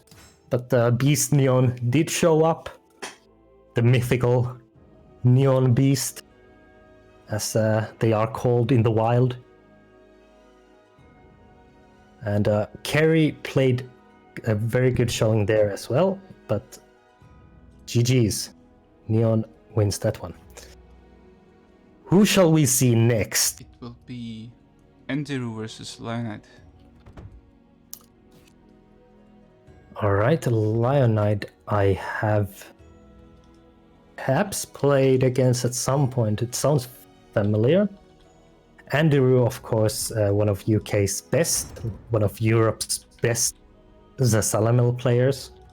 Welcome to the stage of history retold. I don't remember now who It's Shanghua player, Lionite. if I'm correct. A Shanghua player. That will be interesting. Yes, it is indeed a Shanghua player. Yeah, I think I've played Lionite, but not in a long while. So I don't really have a recollection of exactly how strong a player he is. But Enderu is very strong. Very fundamental based. Could perhaps be in the strong fundamentals team. Oh, I got kicked out of the match, so now I can't see it.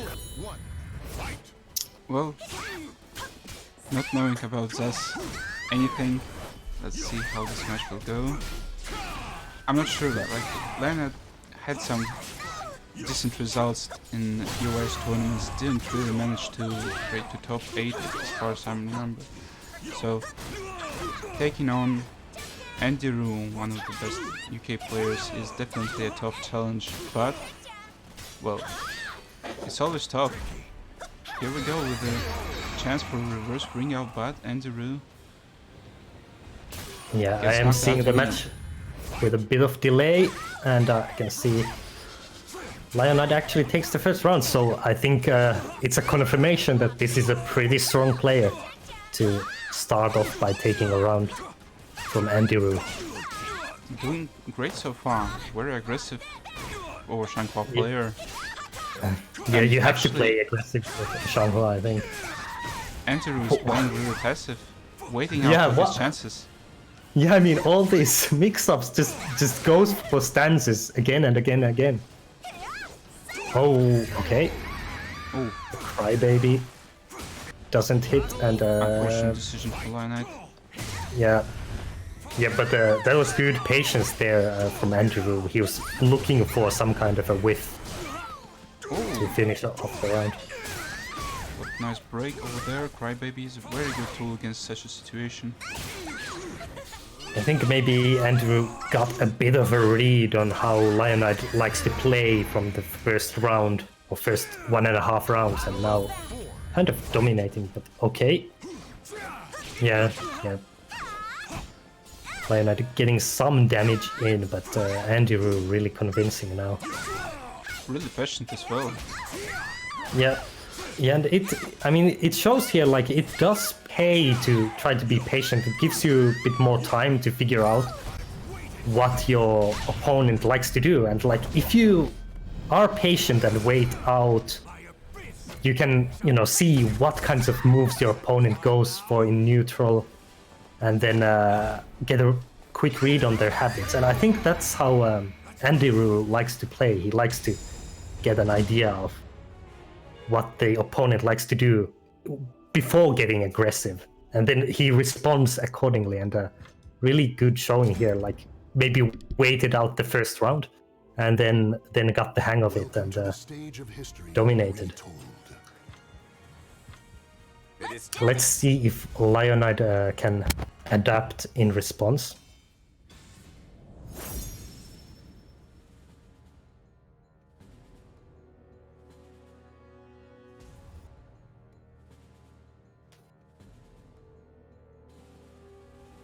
Alright, it is the classic, well, not the classic, the new jank stage.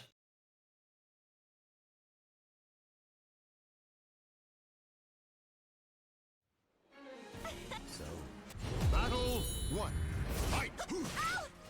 Long loading time for this match, perhaps because I forgot to open the game early enough, but that's fine. Did you get kicked again? Yeah, that's fine. We provide a slight delayed commentary. Okay, now about even life. Oh, good whiff punish and big damage for Andiru. Looking to finish this round off here. Good job. Yeah, making it look quite easy now after losing the first round in the first game. Really not allowing Leonide to get in even.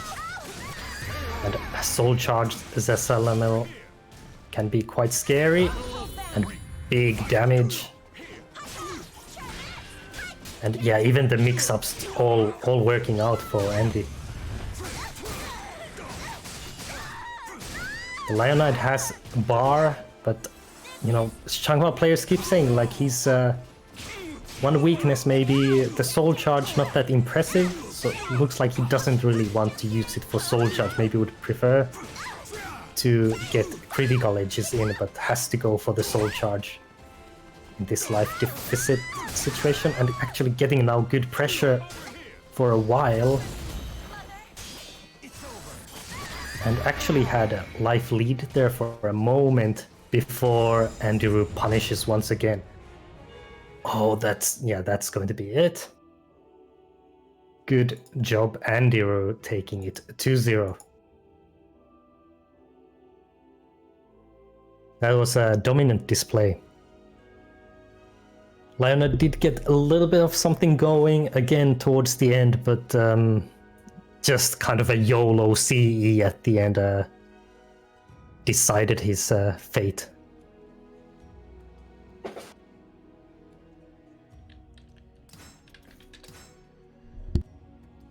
All right, that was a good games, and this was what was Andiru's team here?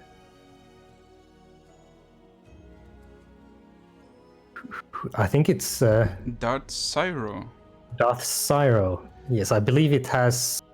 Does it have Silas, Andiru, and Darth Sepius? Yeah. Oh yeah, it is a combination of their names.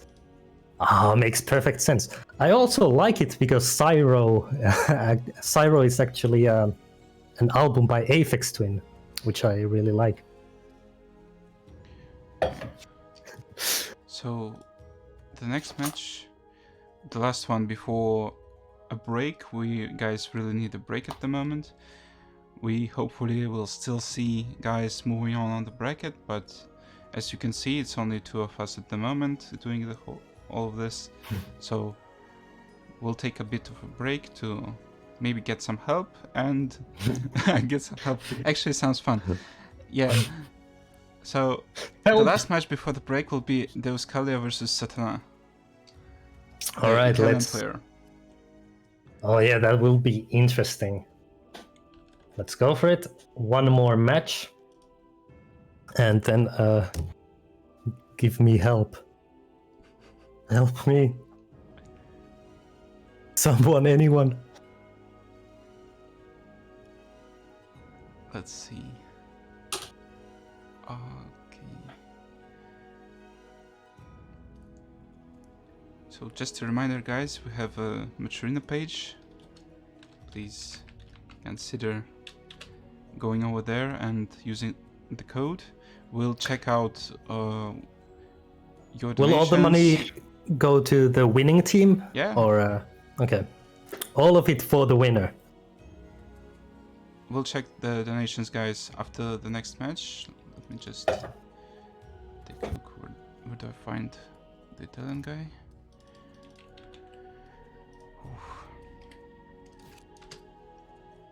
Oh yeah, I still have to play. No, that's settled. That's settled. Okay, we're getting a replacement for my team from me. Let's move on from that one.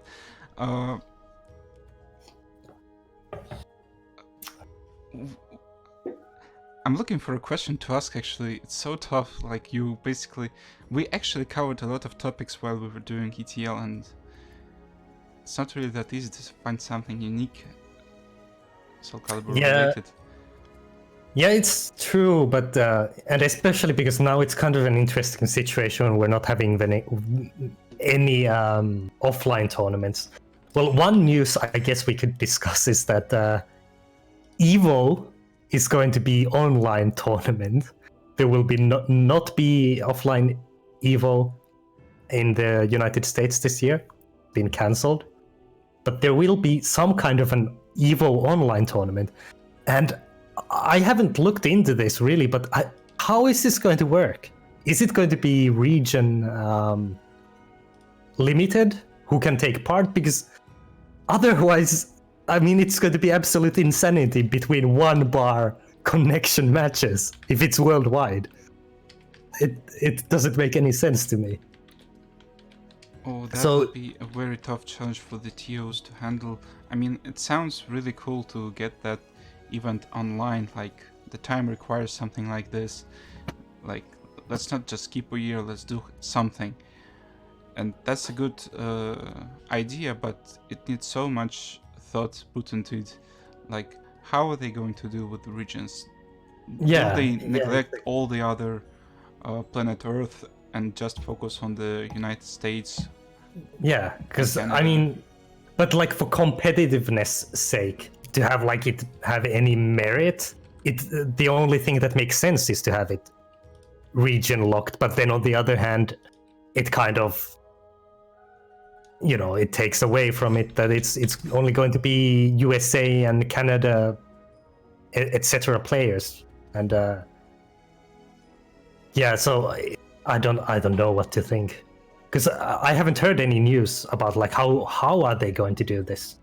If anyone knows in the chat, please do tell, because to me it's just, it doesn't make sense. I think work is in progress. I think they just got the idea that they'll do something. Probably it will be just a smaller online event. Hopefully they'll do something big, but how are they going to do this?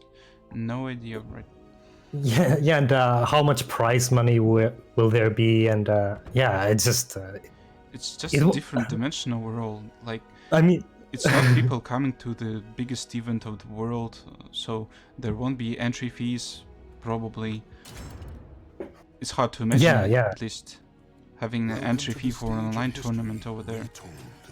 So the prize money will be the question. There's nothing. The prize pools just need more information. The prize pools are usually the entry fee that guys are using to participate.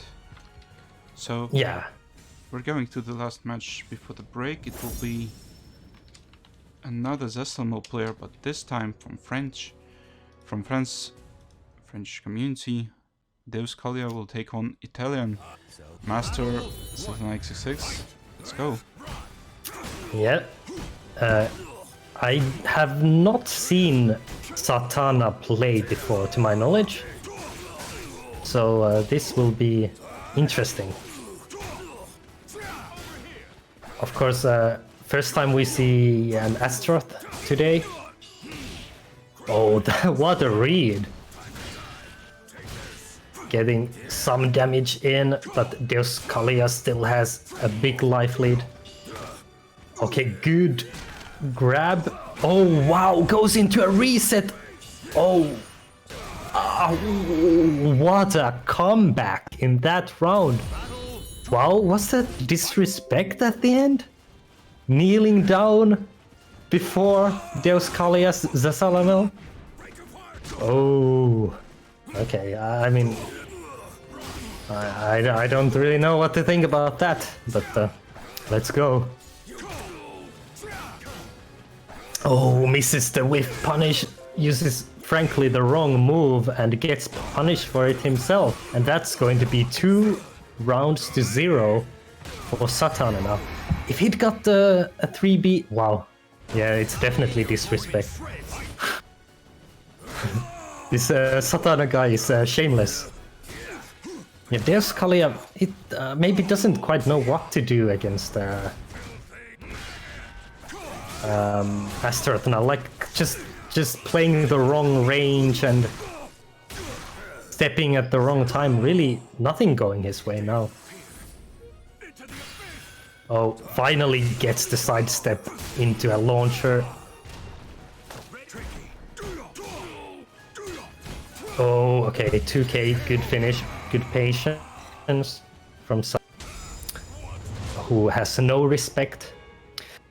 I would say one thing about the Evo, I will say that if it was non-region locked, everyone around the world, it would be such a dumpster fire that I would, you know, there's something a little bit you'd like to see it. It would be a complete mess, it would be a disaster, but can you imagine a grand final with one player from Japan and the other one from Europe crazy.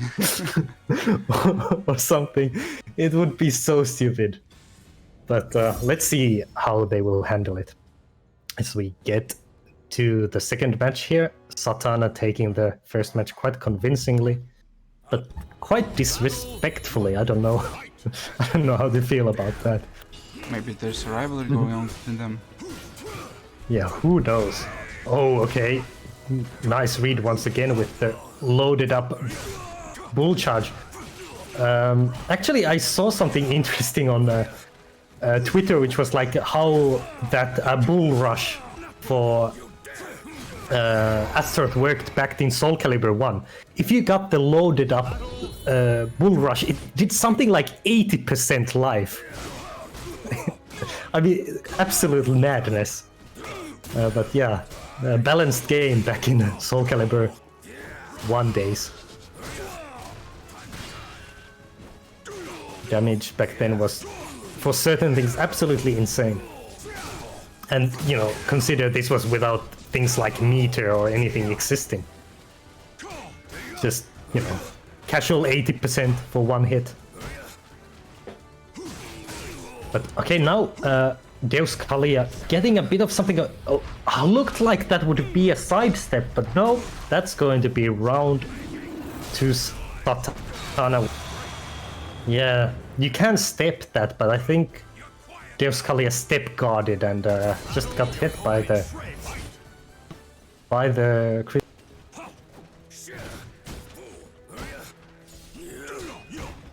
don't know, like just unable now to penetrate Satana's defenses really properly.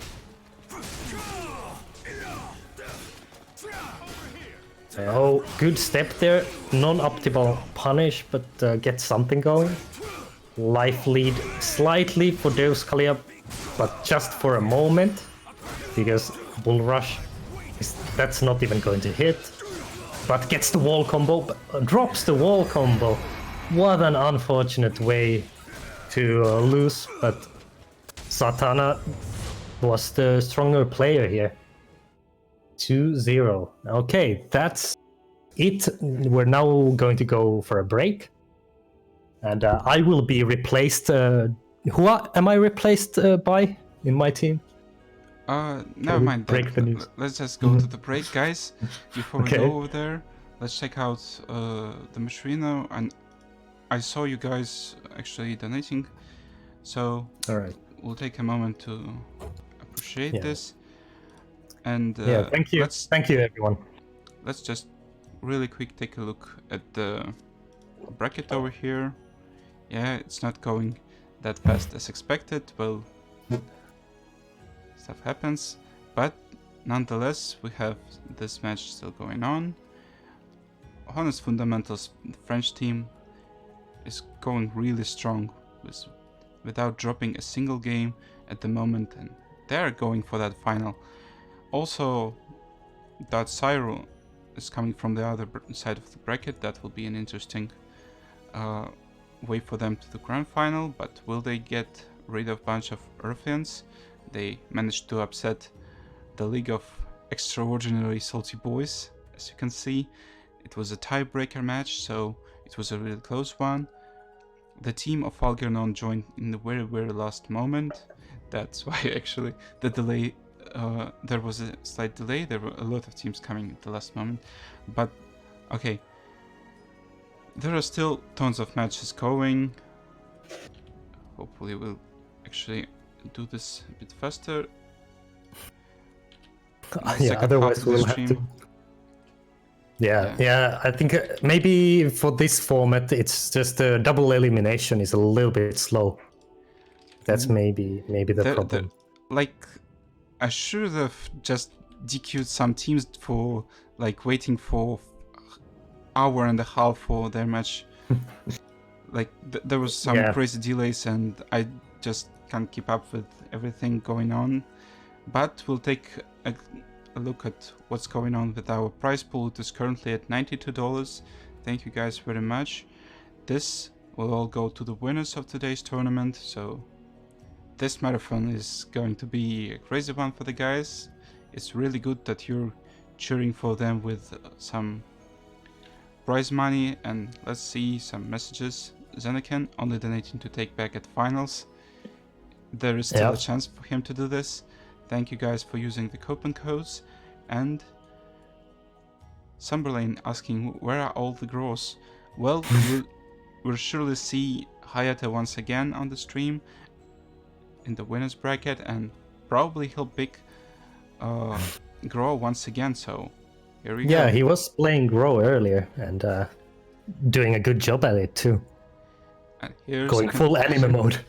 And here's a contribution by Eyelashes, thank you very much, Brave Edge Captain. Here, and lastly, Koryoko, thank you very much for the Wake Up CE, $10. Guys, stick to the stream, we'll be back after the break. With help. Hopefully. Yeah, thank you everyone. Hopefully it's been entertaining. We'll be right back. I'll put up starting soon screen. Fuck it. Yeah, I mean, I don't know. I can't be that tyrant guy that will just go and destroy some teams participating. This is... They just didn't even read the rules once again. Oh, it's actually on stream. Fuck's sake.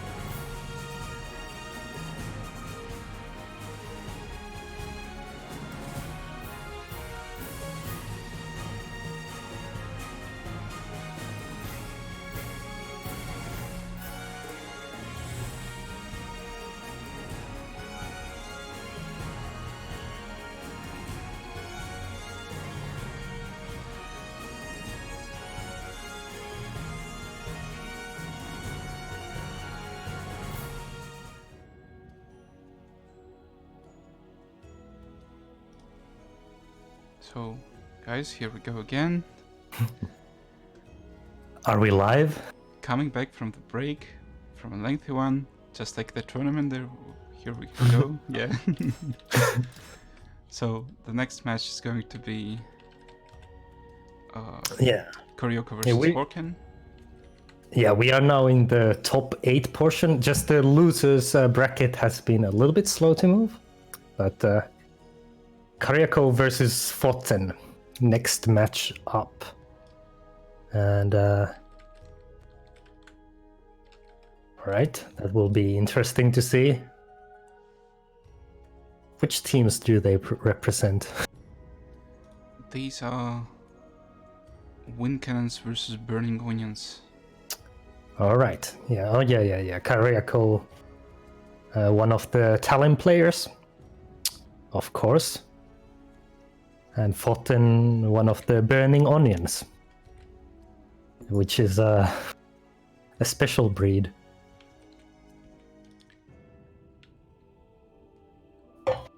So we will see that match to start, and then we will move on into winners bracket and we'll stick to it to the end. stick This is to the the last winners. match we're showing from the losers bracket, guys. Yep. We're going to be very strict at the moment because of the delays. Hopefully participants will understand that delaying the matches for so long is how's the word it's called? It's not just inappropriate, it's unacceptable. So it's not written in the rules, but if the delays are still going, we'll have to disqualify some teams for delaying the progress of the bracket. So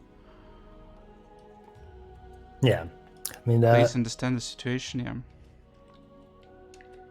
yeah, this is just so we can get this tournament completed, like within say 6-hour period of it starting. Yeah, those jokes about running for a week are actually coming to the truth. Okay. But the matches have been good, so you know. Yeah, that's true. This is just the format is new, so it takes a little bit of time to Also, get everything running smoothly. like, give us a break, guys. Did you see the amount of teams? It is the biggest event we've ever had. In fact, it's the biggest online tournament we've ever had in Europe, I think. Because 57 players in It total is took part. 57 players for today. Yeah, so it's very difficult to organize with just Phantasm organizing everything. I mean, the format is definitely making some effect over here, but guys, when you're signing up for something, please make sure to read those rules, to keep this like proper for everyone. Like, everyone's having some time, everyone's wants to have some fun, nobody likes waiting a lot, so this was supposed to be a very fast tournament, by the way. The format is like, we'll have mistakes fixed if this will ever happen again, but for now, let's wait for Karyoko to actually join the lobby. Yeah. Oh no, sorry, it's not Foten, as I incorrectly said. It's Horken versus Karyoko. Excuse me for getting confused. Foten is in a different team. Yep, and here we go. Hopefully Welcome we'll to see the more stage of action from the history guys from retold. the other parts of the bracket. Once again, going to be very strict about the rules. Yeah, Horken is a Cassandra player. With a very unique styled Cassandra. And as expected, Karyoko going with Talon.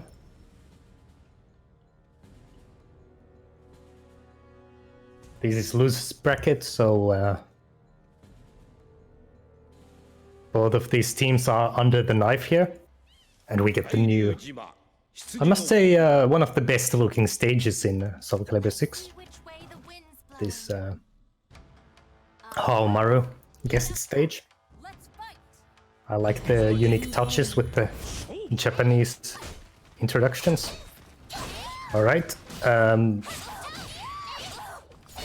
We are seeing the joke weapons utilized. This is going all kinds of crazy. What is this Cassandra actually supposed to be? Is it like a Girl Scout? Or something? With a basket and a rolling pin? Well, whatever it is effective.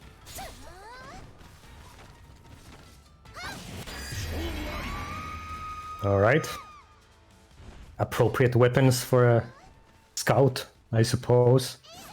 No, they have knives. I don't understand. But alright, now Kariko getting advantage here in the second round. Oh, nice! Goes for the low, but it doesn't come through.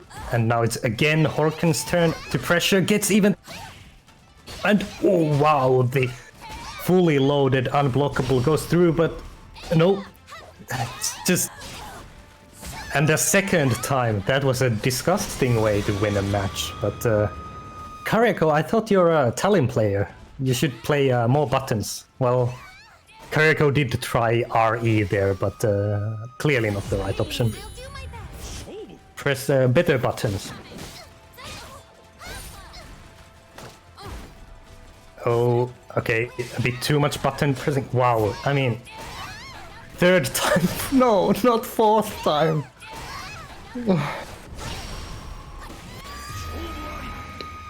Okay, that's one way to win. Kariko could maybe even bring up the new mechanic Resisted Impact to try to RI that unblockable on reaction. Because right now it's doing so much work on Oki. 4 times in a row. It's worked. Well, it's all allowed. Oh, okay, I'm thrown out of the match. I'll watch it on delay. This is fine. Yep, let's go with that. Let's see if Kariko can actually... I'm looking forward to seeing whether that unblockable setup will hit again, or if Kariko will actually either RI or interrupt it in time. It would be just too much to see it work for a 5th, for a 6th time in a row. I'm sure we will see it. I mean, if it works 4 times in a row, it will happen. Oh, weird jank. Both characters whiffing and just Talon pressure. Okay, sort of like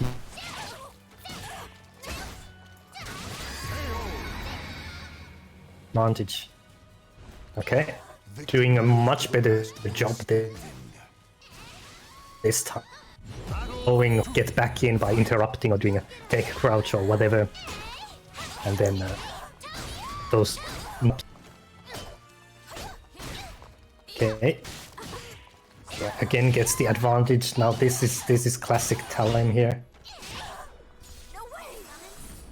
Oh, just finishes strings. Kind of reminds me of Tekken's 10 combos. Oh, okay. No. Horken is a shameless round stealer. Just, well, when it works, it works. But Kariko sometimes just maybe freezes a little bit here. Oh, the guard break. Okay, good block there, but it's safe on block when you do the charged version. But oh, this is not going to be a ring out. Nope. But a lot of damage here. Sorry that my commentary is a little bit delayed here. Oh wow, that's another round for Horken. Just like that. And difficult now for Kariko. And Kariko has been in the lead in so many rounds, but then everything goes catastrophically wrong. Let's see. Okay, gets a good start this time. With landing a couple of hits, but then that Talim backwards. Oh, not that setup again. It's worked 5 times in a row so far in these games. Oh wow, but now Kariako really just getting pissed, it seems. But that backwards jump, like always getting caught. But yeah, it's a decisive round for this game. Let's see if Hawken can push this to a decider. Oh, that was a weird wind cannon, but I guess you have to do it when your team's name is Wind Cannon. Just whiff it. Okay, this is now all Hawken, everything is hitting. Absolutely everything, and that was it. 2-0. Sorry that the commentary was delayed. Kicked out of the match. But well done, Hawken's team.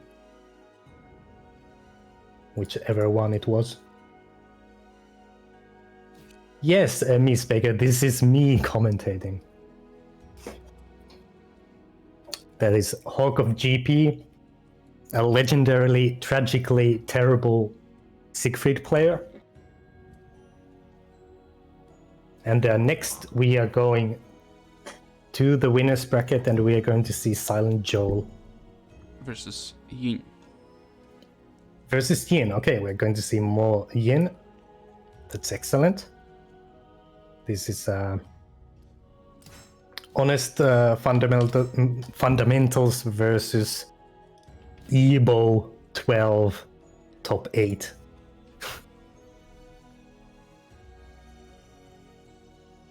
And an interesting matchup.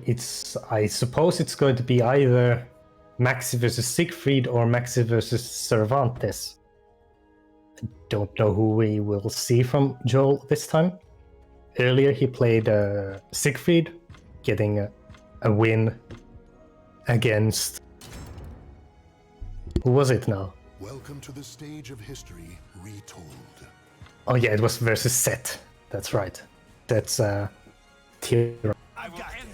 Now we see Joel again. Both of these players have won all their previous games on stream. But let's see what happens this time. When they face off each other, and it is indeed Siegfried against Maxi. Like I said, this is one of my least favorite matchups to play. But that could be more of a personal thing, because I think if you know what's going on with Maxi, there is definitely stuff Siegfried can do. Oh, not the online lows. Well, that's not really an online low, but because it comes from a stance. It's unreactable from the stance, but it's nasty to eat it. And, you feel bad every time. But Yin does take the first round. Okay, nice 3A4 there. Beating the GI. Oh, just raw 9-9B, I think. Now, really even life situation. Oh, 1B. But nice A slide B again. Oh wow, that's going to hit. Yep, and that's 2 rounds to Yin. That was a really fatal whiff from Joel. Just Wild Rising B from too far away. And that's the second round. And here we go. Okay, gets the back turned. Damage. It's quite a lot of damage to start off, but okay, Joel coming back now. Yeah, just so much pressure from Yin. Silent Joel doing a bit of tricky walking before finally going for the throw. Just can't find a turn. Tries to go for a 3B lethal hit, but no dice. 6BB, 6A plus B. Oh wow, that's a trade. Oh, the K doesn't kill. And Yin a little bit fortunate there. Guts saving him. and takes the first game 3 rounds to 0. But lots of close rounds there, quite long rounds. Welcome to the stage of history. I don't know if we'll see a character switch, but it's possible.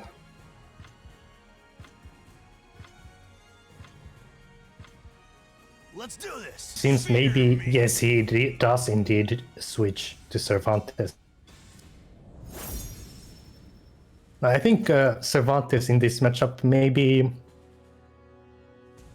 easier to play in some ways because you have some quicker moves, you have better I-12s, much better than Siegfried. But of course you lose other tools like base hold, which could be useful, like Maxi.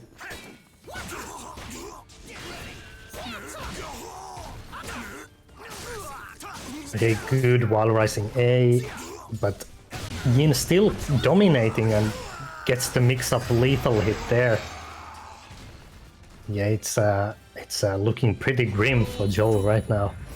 See if he can do... Okay, gets a much better start this time, and just row A plus B somehow hits. Somehow. Okay, but gets hit by that low again. Good A slide. It's a good move for Cervantes as well. Oh, so much damage there with the full just frame. Oh wow. Okay, tries to go for a throw, but yeah, that Maxi 6A actually has deceptively good range for a quick I-16 horizontal. I was testing it and it's about as much range as Siegfried AGA. So it's, I mean, I don't know if you can even call Maxi a short range character at all. He has really good range and a lot of good moves. Okay, now Silent Joe really needs a miracle, and maybe that starts off with that Soul Charge throw, who knows? Still 1 bar. Oh, does go for the Wild Rising B into critical edge, and that is going to even the life situation, but still difficult situation with 2 bars for Yin. You can't really afford to whiff. And oh, yeah, that's going to be it. Yeah, just Maxi Soul Charge catches him out. And that's a lot of guaranteed damage, and 2-0 for Yin. Competitive match, but just a very, very, very impressive performance from Yin, who has those honest fundamentals. I don't know if you can have honest fundamentals if you play Maxi. It's a little bit of a, how do you say, let's say controversial. No, well, maybe what I'm saying is controversial. Let's say that it's arguable whether you can have honest fundamentals as a Maxi player. But if anyone does, Yin does, and The next, who are we gonna have next? yeah, it's going to be Colossus versus DTN. Oh, finally we get to see DTN, the legend. This is what I've been waiting for.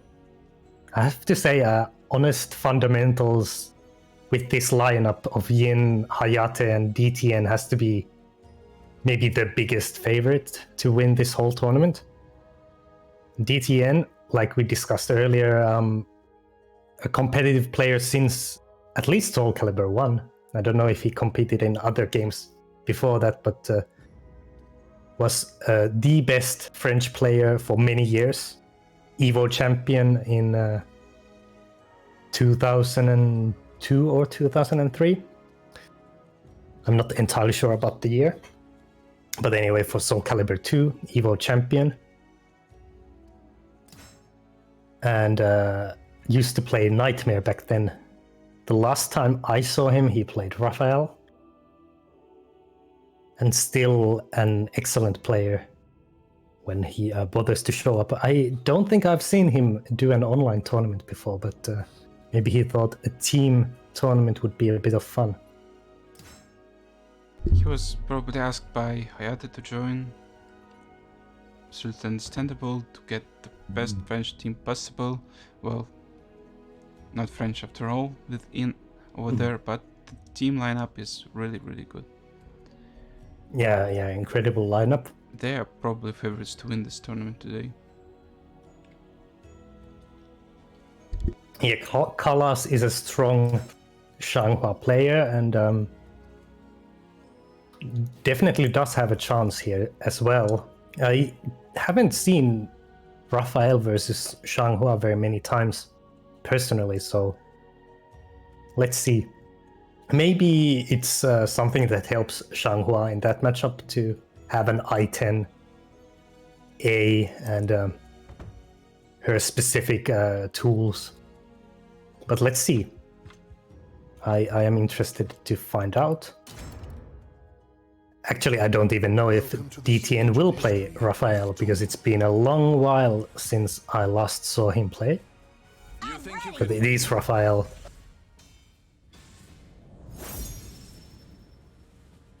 Here we go.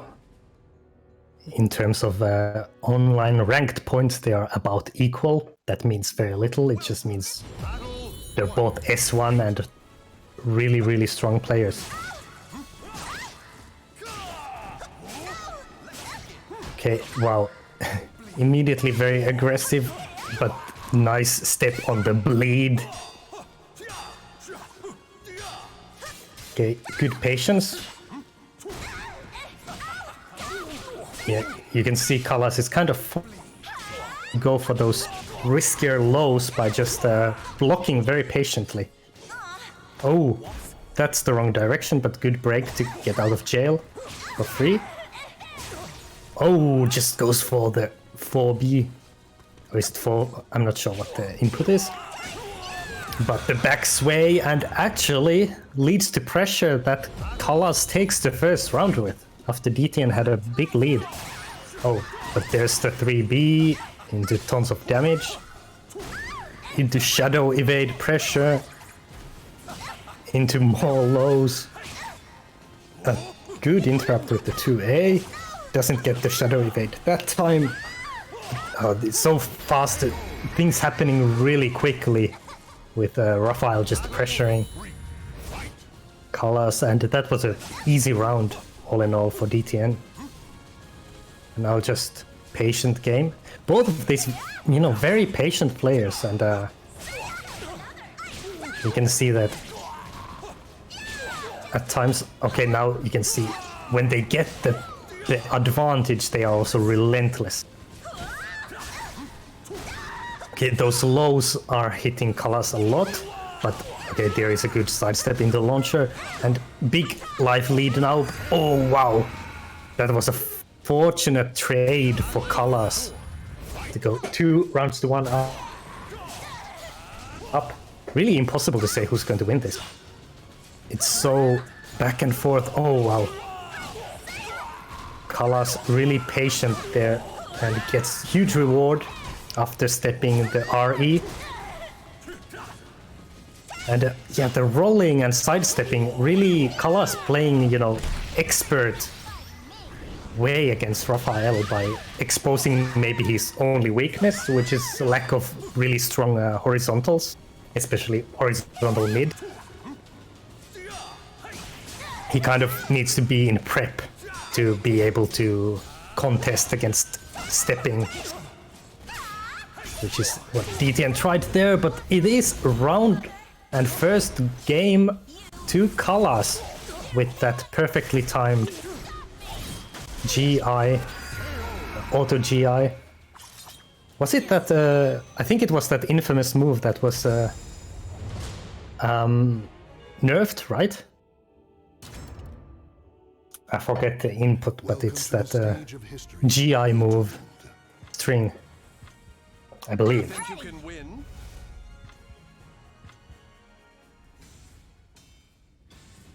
That gave him the round. It's a big risk to use that move, actually. It's minus 60 and even a normal hit. So in theory, risky, but if you use it at the right time, the reward is also huge. I'm not entirely sure if that was the move we saw. But there you go. Okay, big pressure for Kalas. Yeah, really, DTN kind of struggling. But okay, goes for a... Wow. He was struggling. And then he just has perfect map awareness, really. That's how you take advantage of experience. Kalas clearly not expecting that side throw there for the ring out. Okay, now DTN trying to turn things around and gets the 3B into huge damage. Okay, now, okay, trying to finish with a low, but Kalas is ready for it, but okay, once again, just persistence with the lows. Yeah, I think DTN has got a lot of mileage out of using lows, because Kalas quite patiently tends to block only standing, except when absolutely expecting the low. Oh, okay, that's going to be bad, but not as bad as it could have been. Oh, huge damage there, gets the throw into the critical edge. About equal on life. Will DTN use meter? Not yet, indeed. Oh, tries to just go for a cheeky ring out there. Okay, just goes for it. Again. Oh, wow. Okay, that was really impressive from DTN. Just Kalas had those openings, but didn't dare to try to interrupt in those moments because it's impossible to know what is coming. And DTN just played really clutch at the end there. Really nice. So it's going to a decider. This is maybe the highest quality match we've seen so far. So both players have such good patience, good offense, strong neutral, and kind of all the rounds tend to go down to the wire. Just trading hits like there. Good patience once again, and yeah, the damage is quite big. Oh wow, finishes the second low and now has advantage again. Okay, 2A finally gets DTN out of trouble. Goes for a little low poke. Oh, okay, good try with the little fake, but DTN does break the throw and gets huge damage there as a result of a counter hit. Oh wow, okay, it goes for the low, no fear. And into the 2A against the forward charging Kalas, which finishes the round. Oh, gets the counter hit, but not quite optimal, but lots of damage anyway. But is this a ring out? No, it's not. Against these low fences. But it's a slight life lead now, no more for DTN. Is really just trading hits? That's a ring out, for sure. And DTN really now taking command. You don't expect him to throw a 2 rounds to 0 lead, but who knows? Kalas takes the lead here early. If he does take this round, then anything is possible. So let's wait and see. Oh, doesn't... Oh, finally gets the whiff punish. Took him a little bit. And gets even the low lethal hit. Oh, good blocks. Now, breaks the throw. Really, really good. Oh, wow. It was a nice idea with the kick, but just got outspaced by Kalas, and now everything is possible once again.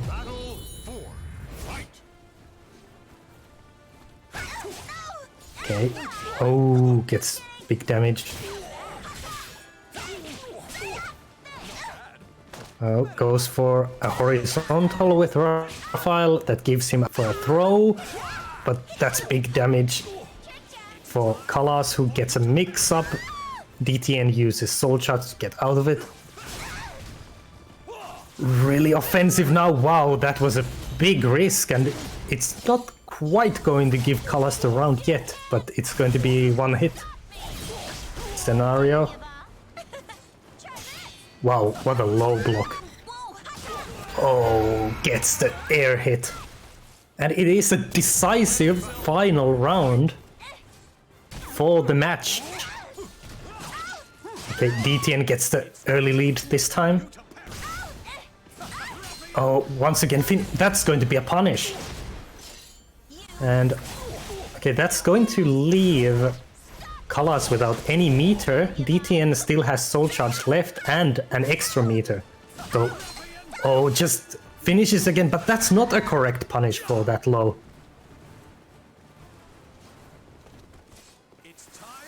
Yeah, once again goes for the Soul Charge, has the life lead, but that back sway, oh wow, doesn't get a punish because of the tech crouch recovery frames.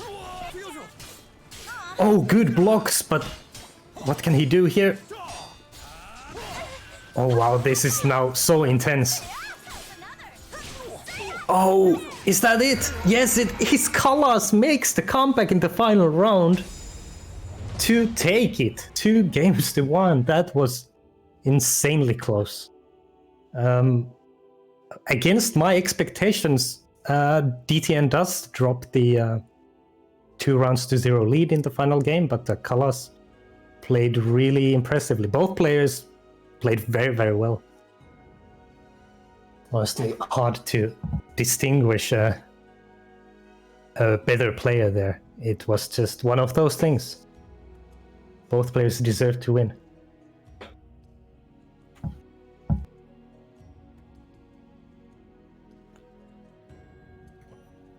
I'm not sure what this means for the set situation between Honest Fundamentals and EBO 12 top 8.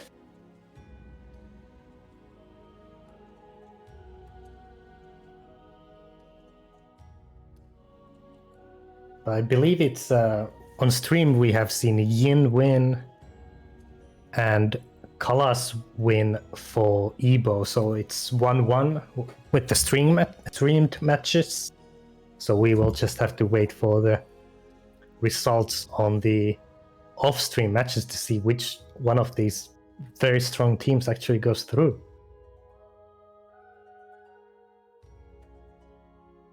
And we actually already know that Darth Syro is making it to the winners finals. Yeah, Darth Syro beating a bunch of ruffians. The teams that signed up at the very last moment. Yeah, a bunch of ruffians actually did very well to and are still in it on loser's side. But I must say Darth Syro also one of those teams that could win the whole thing with very strong players with Darth Sepius, Andy Rue, and Silas, of course. So that's some of the best UK players there in that team. And it's kind of, it will be interesting to see if we get Honest Fundamentals versus Darth Syro in the winners final. But it's not certain yet. We need to see what are the final results between EBO 12 top 8 and Honest Fundamentals. These teams are, of course, Honest Fundamentals is Hayate, Yin, and DTN, and EBO 12 top 8 is Silent Joel, Kalas, and Kerry. So we already know Silent Joel did lose to Yin, but Kalas beat DTN. So who knows? Who knows? Do we know what will be the next streamed match? I'm working on it in the month. Okay, we are currently working on it. While we wait for the next streamed match, I can answer reader questions. I'm not sure.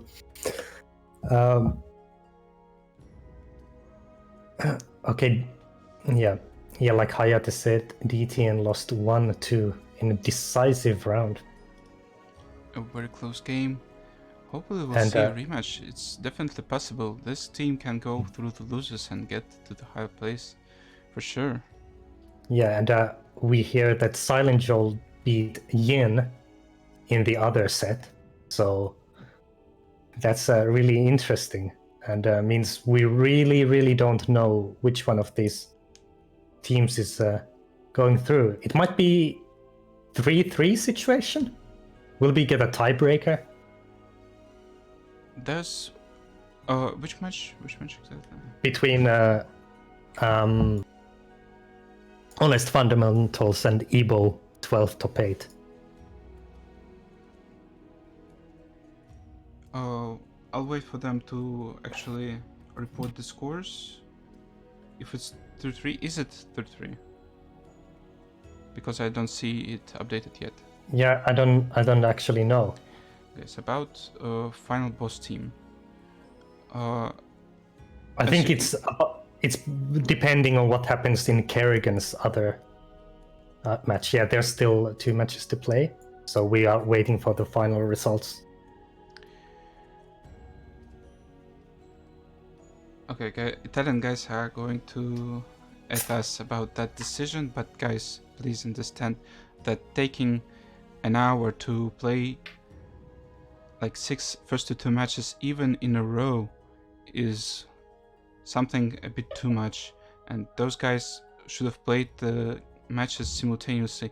We are running on the clock right now. The tournament is going to be really long at this point. We still have a lot to show to the viewers, but we can't go for literally forever. So an hour for one bracket match of a team battle is not acceptable. Sorry guys.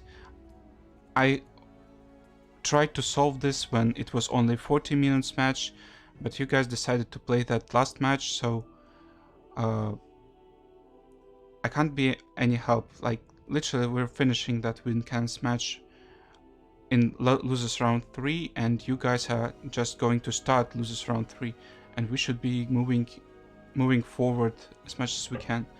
Sorry guys, I mean, understandably the format is new and a lot of guys didn't know how to playing it correctly, but taking an hour is still too much, guys.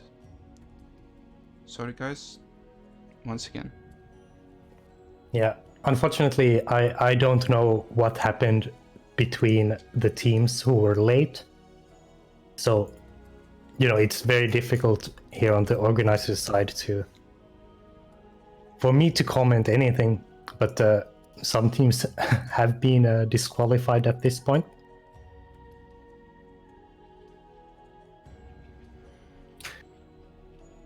This is okay.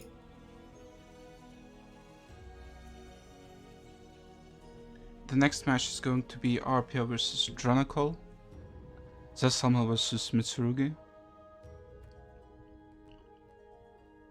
Arpia versus... Okay, that will be a very interesting match. And Arpia... Which team is Arpia in?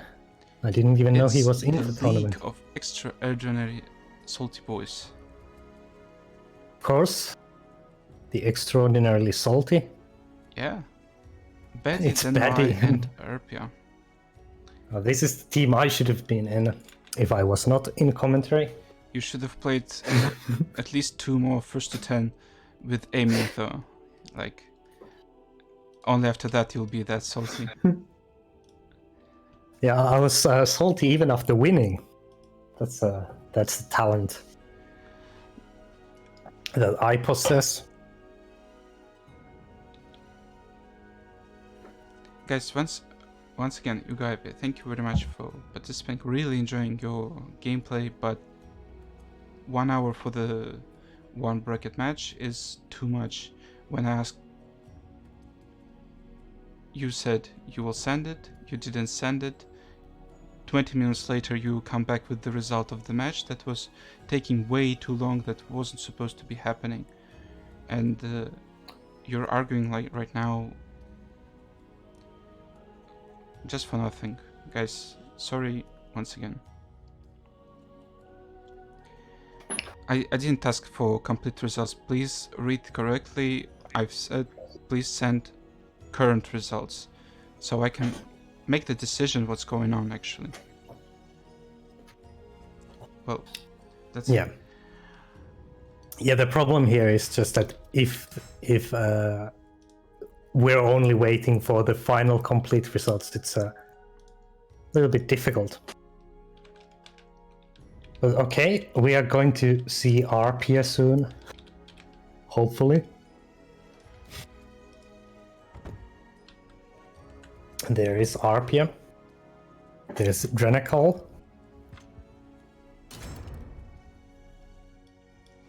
Welcome to the stage of history. And we will see another Zasalamel. We have seen quite a few already, but everybody loves Zasalamel, right? And Drenacol, Raphael player also, is it? Quite possibly. No, what is this now? Okay, it's going to be Astaroth for Arpia and Zasalamel for Drenacol. I have never seen Arpia play Astaroth. I don't know what to think. But this is what we are getting. But there's a Zasalamel player anyway, so it is interesting. Okay, I get thrown out of the match. This is fine. I'll just watch it from the stream.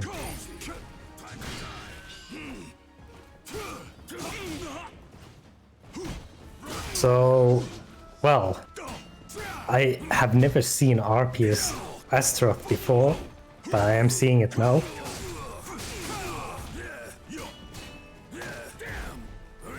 He should at least know the matchup. He has extensive experience against Zasalamel. Okay, gets big damage there. Okay. Now, life lead for Drenacol, but good GI into the throw. And here, wow, tries to go for the cheeky unblockable cancel. Into 3k. Again. Okay. That's not quite it. Oh, tries to GI, but the timing is just a little bit off. And Drenacol gets the first round.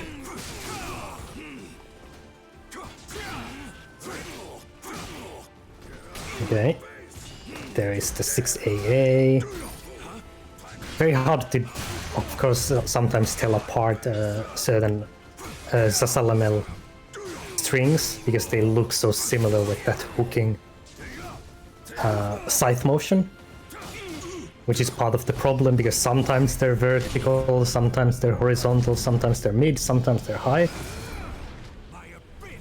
Oh, is that going to work? Yes, it is. And that's 2 rounds to Drenacol. Sorry, my commentary is a little bit delayed. But, both rounds extremely close so far, but just unable to close it out, Arpia is. Whereas Drenacol gets everything going for him now this round. And looks a lot like it's going to be 3-0, and it is going to be 3-0. Now let's hope I get to see the second game in real time. Back in the lobby. Arpia is ready. Drenacol ready. I am ready. Okay. Here we go. Welcome to the stage of history retold. So it's 1-0 Drenacol, but I'm thrown out of the match once again. Thank you very much. And for some reason, Arpia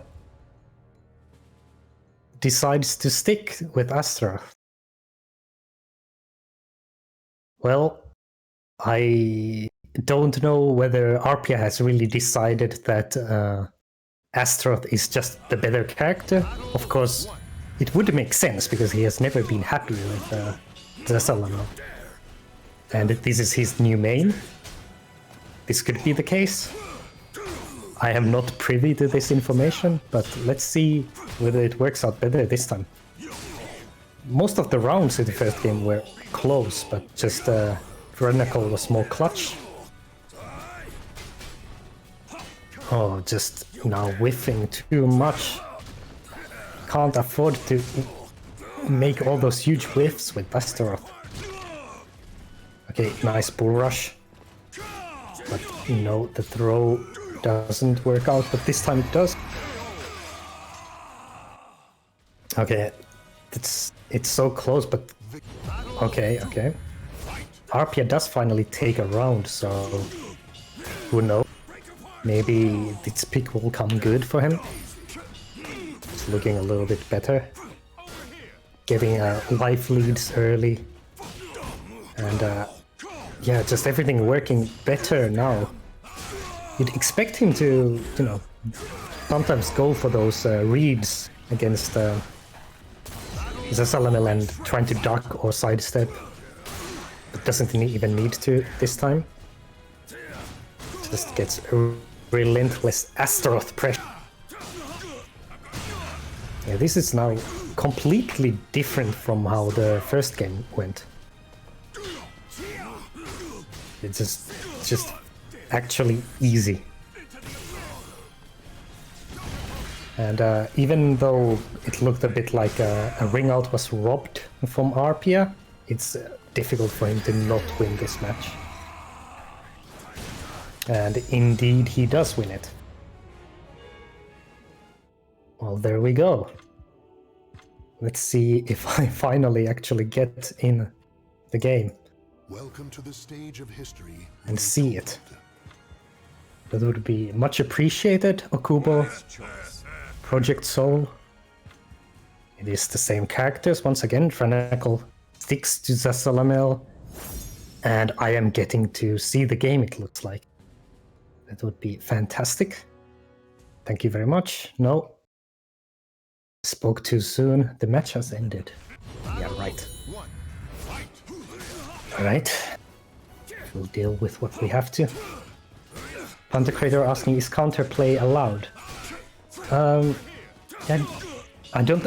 I believe changing characters as the loser is allowed. Yeah.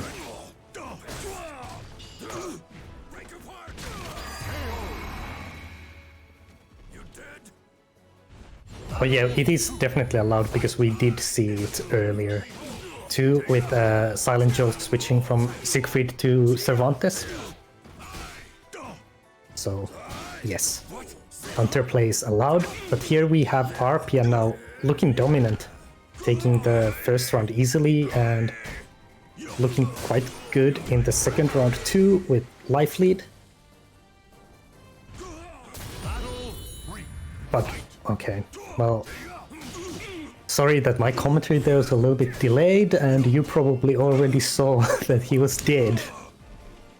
He had a life lead until ring out, because Zasalamel. You would expect Arpia of all people to be ready for these reverse ring outs against Zasalamel, but I guess it's not all that easy, is it?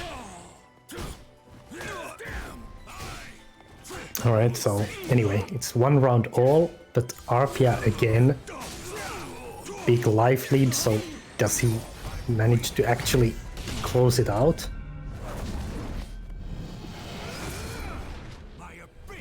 But, well, it becomes a bit tricky.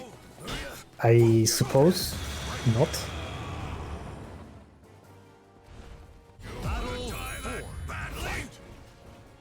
Well, no, indeed, Drenical is 2 rounds to 1 up. After Arpia, I don't know, got caught by that critical edge. That isn't that good.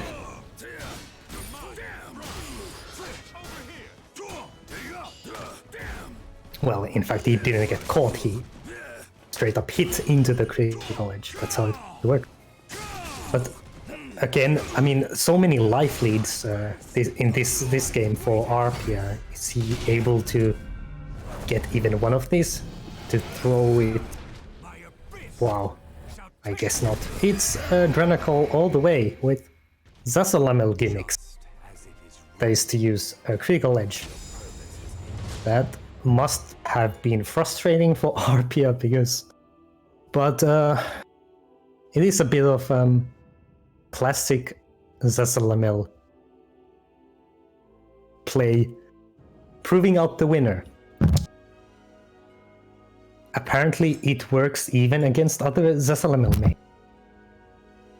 which is good to know when I next play Arpia and I have to think of a counter pick. Of course, Arpia says Siegfried is the counter pick for Zasalamel, which he could be, but I still lose. Alright, that means the League of Extraordinary Salty Boys is down in that set, but we are going to go for the winner's bracket now. It's still going to be Honest Fundamentals versus Evo Top 8. Is it the tiebreaker match? It is the breaker match. It's going to be Kalas versus Hayate. All right, this will be very interesting. We see two players we haven't seen from in this matchup yet. We haven't seen Hayate. Well, we did see Hayate play very early on as Grow. Let's see if he will pick Grow again against Kalas Shanghua. Age of history retold.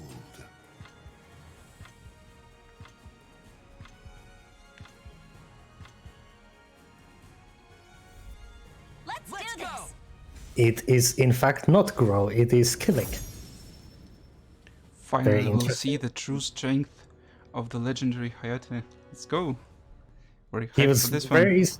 he was very strong even with Grow. I had not seen his Grow before in action, but yes, of course, been playing Killik for a really long time. Oh wow, gets the counter hit there. Looking very strong against Kalas, but Kalas did beat DTN earlier, so not to be underestimated at all. And I would say impossible to predict the winner here.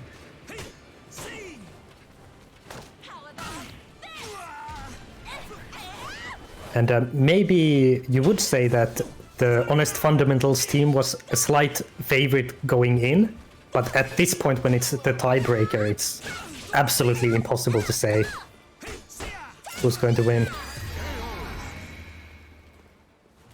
And Kalas does take the first round. And Hayate looking to be in... And now damage comeback in this round. Not an optimal punish, but oh, gets the mid there. Oh wow, counter hit into lots of damage, but wow, Crybaby. Yeah, Kalas' use of Crybaby is really, really good. Oh, the personalized soul charge lines. To be able to... Oh, that is guaranteed after that guard break move, because I believe it puts Killik at +12, and his soul charge critical edge is 12 frames. Battle 3. Fight. So now it's one round all, and big life lead immediately. No, it almost looked like it was going to be a wall split into ring out, but not quite. Hayate was looking for it. Okay. A good interrupt on the Shanghua stance, but there is the auto GI from Kalas. Oh wow, nice step, but just a little bit too late with the whiff punish attempt, and will this kill? It might. It does kill. Just kidding. Probably the extra damage from being low health, proving to be decisive. Now, Hayate once again gets a life lead early, but will he be able to keep it this time? These 2 rounds to 1 for Kalas here. Oh, finally gets this whiff punish lethal hit, and that's it. It's a decisive round. Both players at almost full bars. This is so back and forth. It's very reminiscent actually of that set Kalas had versus DTN. Kalas seems to be an expert of these really close matchups. Oh, tries to go for the cheeky ring out, but no, it doesn't work. Has to soul charge to get out of pressure. Goes for 1A, goes for the new move, goes for it again. So damage even on chip. Wow, that's going to be it. Very impressive there for Hayate, just using soul charge correctly there. And so much chip damage from the new move. Yeah, just really, really well finished. But it's only 1 game to 0. And oh wait, this was only 1 game because it was a tiebreaker, was it? Yep, that is. That means that Team Fundamentals. Sorry for my confusion. No. It doesn't mean anything yet. We're going to see DTN versus Silent Joel. The 3rd match of this tiebreaker will be off stream, but we'll see another one right now. So yeah, after that we'll go straight to the winners final, and that will be where the unique part of the stream starts. Yeah, and if of course Honest Fundamentals wins this matchup, there won't be a third game. I think the 3rd game is probably played at the moment, so... Okay. So, this might be decisive, this might not. Indeed. Currently waiting for DTN to accept the invitation. Yeah, it's going to be Silent Joel versus DTN. 160 viewers. Thank you guys very much for watching us at the moment.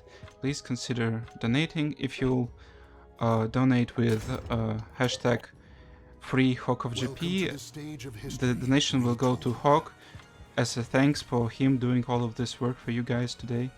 Sadly, we had a second commentator, but he never appeared for us. Yeah.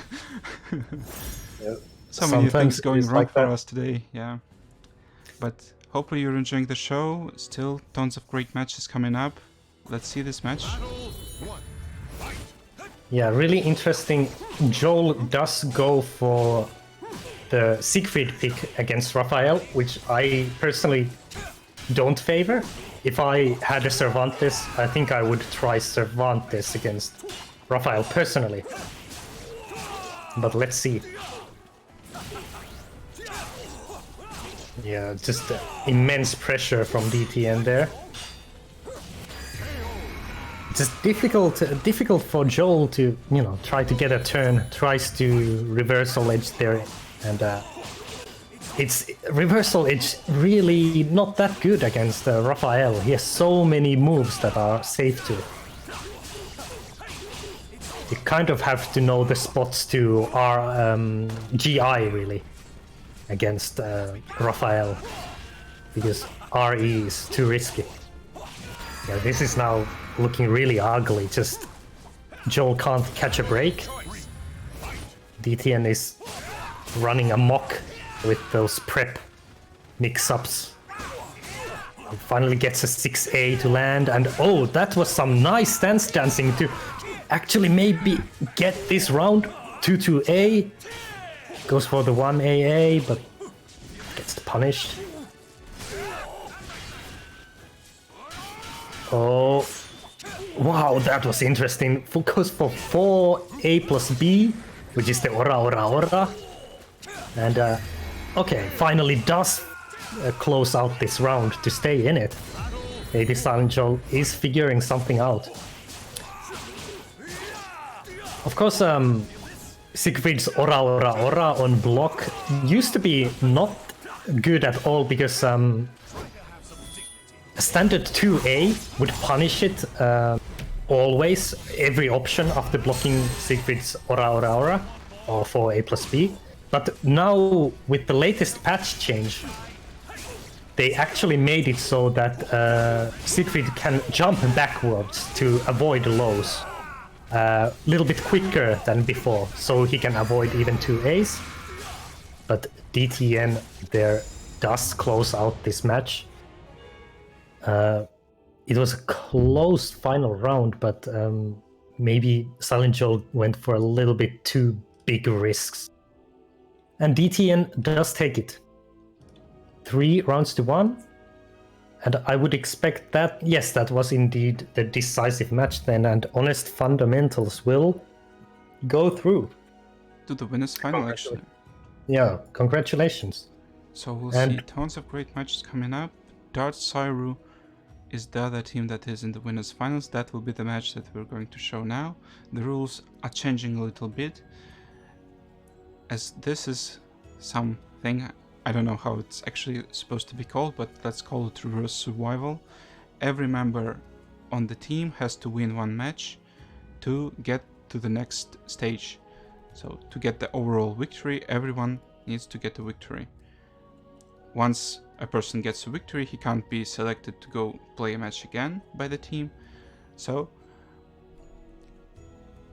everyone on the team has to do something for their team to win. Yeah, it will be very interesting. So basically, winner of each matchup gets eliminated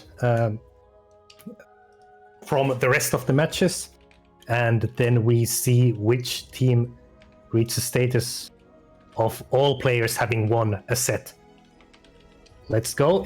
It is the sort of matchup I expected for the winners final. So Darth Cyro, that's Seth Pierce, Silas, and Andrew, as you can tell from the name of their team, versus Honest Fundamentals with DT and Hayate and Yin. Really strong teams that I must say I have no clue who is going to win. Both teams have a Raphael player, DTN and Silas, so that's interesting to see the battle of the Raphaels. Then of course Darth Sepius is a strong Cervantes player, and Andy Rue is a strong Zasalamel player, opposing Honest Fundamentals Hayate with Kilik and Grow we've seen so far, and Yin's Maxi. So very interesting. A lot of representation actually from different characters. I can't think of a character we haven't seen at all, even just on the streamed matches. Oh, Song Mina we haven't seen. Oh yeah, she's weak. Buff Mina. Buff Mina, guys. Wise words by Hawk. Listen to Hawk. Because we haven't seen any Song Mina. Like, what's going on with this world? Actually, weirdly enough, I don't think we've seen any Nightmare, which is another really popular character we haven't seen today. Oddly enough, so yes, there are some examples. I'm sure chat is already listing some others. Mitsurugi we haven't seen. Aomaru we haven't seen.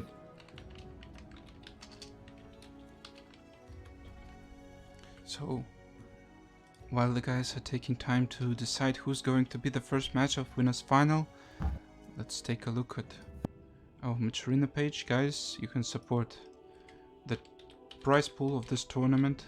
The winning team will get all of it or most of it if you'll donate something with the comment free Hawk of GP. Then he'll get the reward for carrying the stream for the whole day for you guys. So please consider it. Yes, I must say I have never done this long a stream in my life. And it's still going on, guys. But that's okay. I have never carried commentary by myself, or mostly by myself. Thank you, Phantasm, for helping me out a little bit, even though he's doing all the organizing behind as well, so behind the scenes. So it's really a lot of work.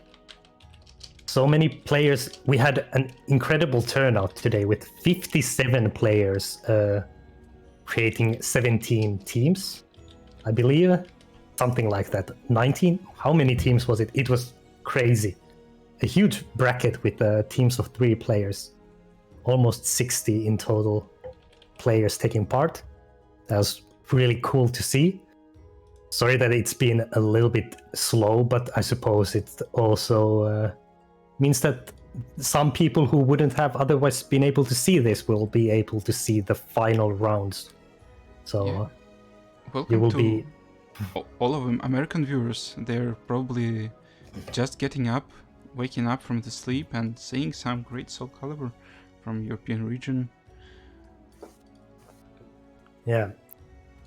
While waiting, what can we discuss while waiting? Mina needs buffs. Hey, if Yeah. you were to buff Mina, what would you buff? What does she need? Everything.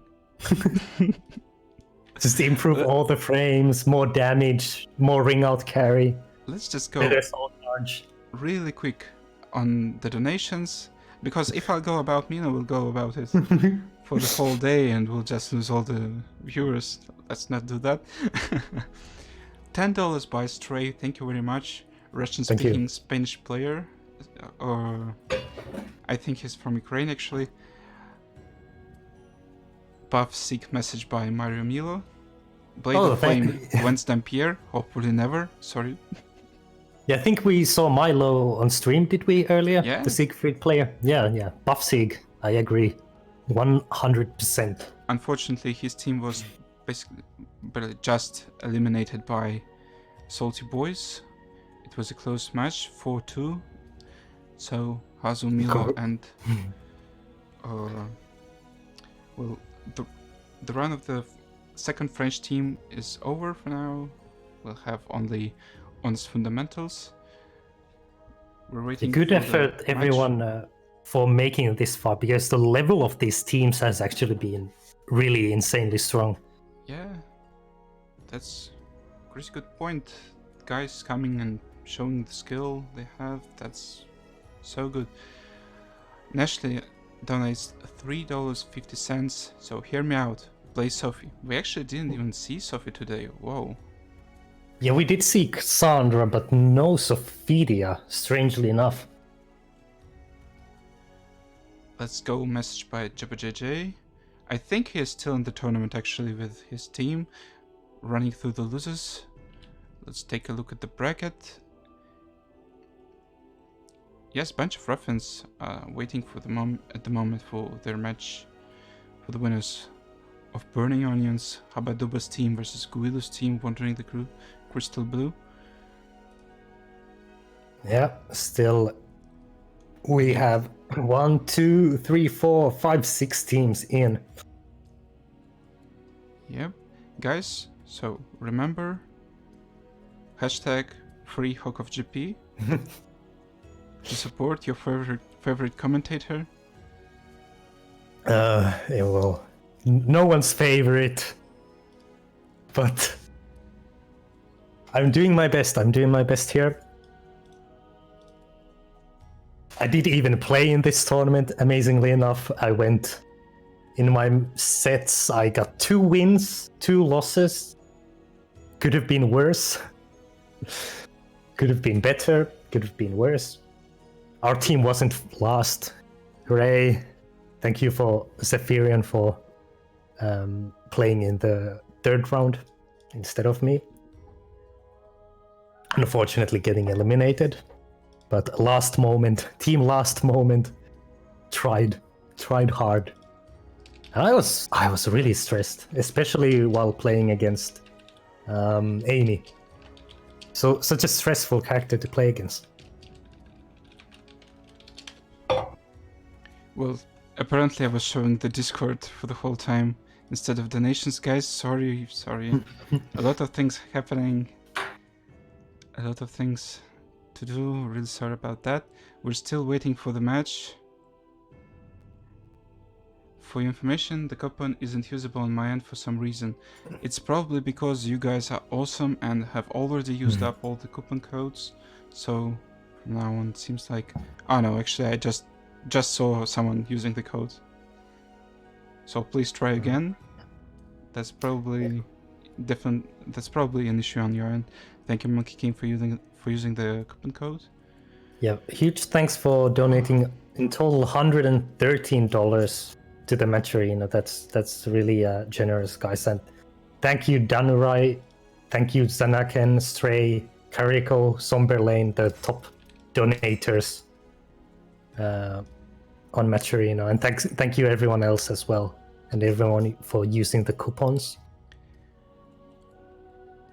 So can we get back to Songmina buffs, or should I talk about Siegfried buffs? Because we're going back to the matches, Hawk. It's time, because we've got the match that will be the first in our winners final. It will be Yin from Honest Fundamentals versus Darth Sepius from Darth Siler. Yeah, Darth Sepius is a very aggressive Cervantes player. I remember losing to him 5-4 in European Team League, which I must say I was salty. I will admit I was salty. Oh, now I remember why I was salty. Didn't I drop No, wait. Did I? I think I dropped I dropped a lethal combo. Yeah, that's what happened. yeah, that's why I was salty. I was trying to remember. Have you really forgot about that loss? Yeah, in a decisive round, I had a lethal combo. I hit base hold A plus B. I tried to do A slide B to finish it off. It came out as A plus B, and then I died. And I was not happy. And our team ended up losing in that European Team League final. But well done, Scarlet Thunder, second place, and congratulations, whoever, Setsuka Wen, for winning. Well done. More news about ETL coming soon, but for now, let's go to the winners final. Soon we'll actually have a second commentator. Excellent, That's great excellent. News. That's great news. That is great news. Free Hawk of GP hashtag. But okay, here we go. And Yin versus Darth Sepius. Just a really quick clarification, because this is a bit of a different format. Like, the winner is out. He's done his part of the job. We'll be using the score, like 1, 2, 3, to determine how many players actually won. So this is basically a best of 5, but with players changing. So get round for Darth Sepius. Oh, yeah. Each matchup is first to 1, is it? No. First to 2. Okay. Makes sense. 1 round for Yin so far. I must say, I don't think I've played Yin before, whereas Darth Sepius I've played quite extensively, as previously discussed. So I'm not sure who I would favor in this matchup. I think Yin probably, with his fundamentals, he's a more defensive-based player, even though he plays Maxi. And that you can kind of see it here, but okay, Darth Sepius, wow, gets caught, I think, backstepping there at the end after a long stare down. Really strong from Yin.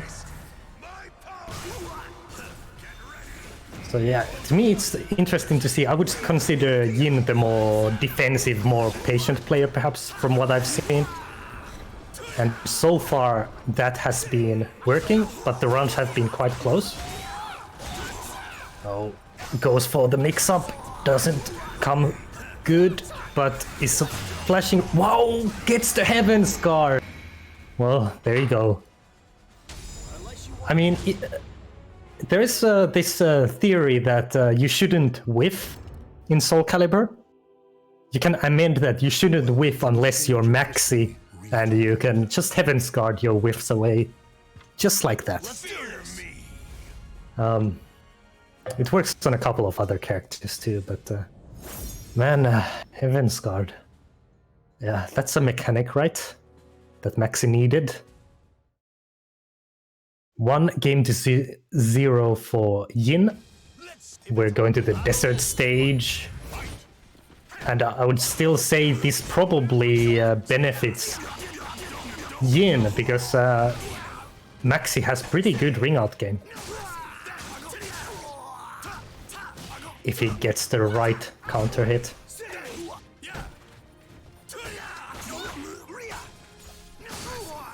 Okay, but now this is looking a little better for Darth Sepius. Good delay there before doing the throw. Oh, but then 2A into pressure from Yin. And he keeps pressuring and just mashing those nunchucks. Oh, it's so even now. Wow, what a interrupt. I guess you can do that if you're a quick character. And yeah, just Yin clutching it out again. Just so clutch and really strong reactions to just interrupt on time. But this time Darth Sepius does get a lethal hit and a life lead, and gets a bit of a whiff punisher even, but unfortunately does not launch at tip range that 3B from Cervantes. Otherwise would be a nicer situation, but oh no, has to soul charge. There's no other choice. But just 6A plus B, that's what you do as a maxi player. When in doubt, 6A plus B. It's a tech crouching safe mid. What else could you want? Oh, it's also I-16, so very quick. Oh, now finally gets some soul charge damage going, Sepius, but will that give him a round? He really needs to take this now. I mean, literally, otherwise this is a lost set, but that's... Oh, wow! It looked like even Sepius wasn't ready for the fact that he recovered in time, because there was no block punishment whatsoever, but he does get the round anyway. Okay, 1B. Just trading hits. Now once again, Sepius is in some deep trouble here. Oh, but Heaven's Guard is whiffed and punished. Well, yeah, there is the soul charge, has to go for it. Sepius is behind, but not by much. Tries to go for the 6AB. This is now rough because he's basically one hit away, and yeah, why not? 6A plus B wins the day once again, and that's Yin taking the first set for the team fundamentals. Well done.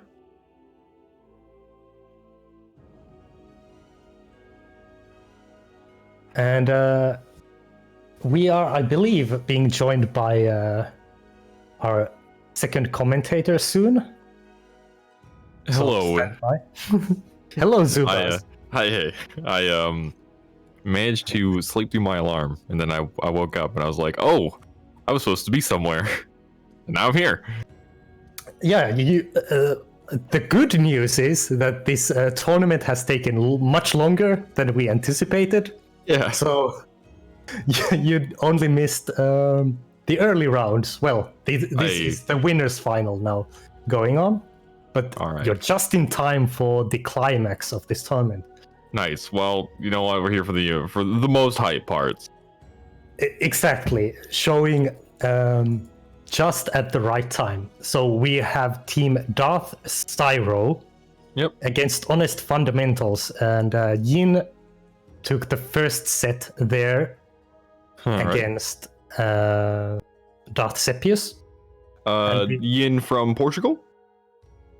I believe so. Yes. The Maxi player, right? Yes. Okay, Yes. yeah. Definitely against Sepius, who was playing Ivy, correct? No, Sepius plays Cervantes. Cervantes. Oh, okay. Yeah, it's honestly, I think that Yin is a player when you think of like really good Maxi players. His name doesn't pop up like all the time, right? Yeah, but he's really definitely good. like, yeah, he's really good. And he has he actually won an online tournament before. He actually won the Party Wolf he got second place at the Party Wolf Halloween event as well. But yeah, he's definitely a really solid Maxi player, and has a lot of tech that he kind of finds and experiments with. Yeah, and I find he's a little bit unusual for a Maxi player because he's also defensively solid. Yeah. I hope I'm not insulting Maxi players everywhere. But yeah, Well, good patience, good defense. Yeah, I think a lot of that can come from how he played previous iterations of Maxi, where you kind of had to limit your moveset and play a little bit more defensively. Yeah. But I guess that's kind of just translating over. So I'm not sure which matchup we're going to get next, but it is okay. Now we are joined by Hayate from team Honest Fundamentals, and from Darth Cyro it's going to be either Andy Rue or who's the other one we have? Oh, Silas. Yeah, we're going to get Silas versus Hayate, so we expect Kilik Raphael matchup. Nice. Yeah, Raphael, definitely considered by many to be the best character in the game currently. Amazing. I would say so. Yeah, amazing block punish, fantastic poke, some of the best whiff punishes in the game. And in season 2, he has amazing stance pressure as well. Being able to cancel his reversal edge into the prep reversal edge is also really good. Fortunately, it's not like it was previous patches where he could just infinitely do it, but it's still something you have to keep in mind. And yeah, that I-10 block punishment is definitely a big hindrance for a lot of characters. Phantasm, were you going to say something? Yes. Okay. Yeah, Zubas may be a little bit on delay in seeing the game. Yeah, you Discord stream it maybe? Yeah, I can try that.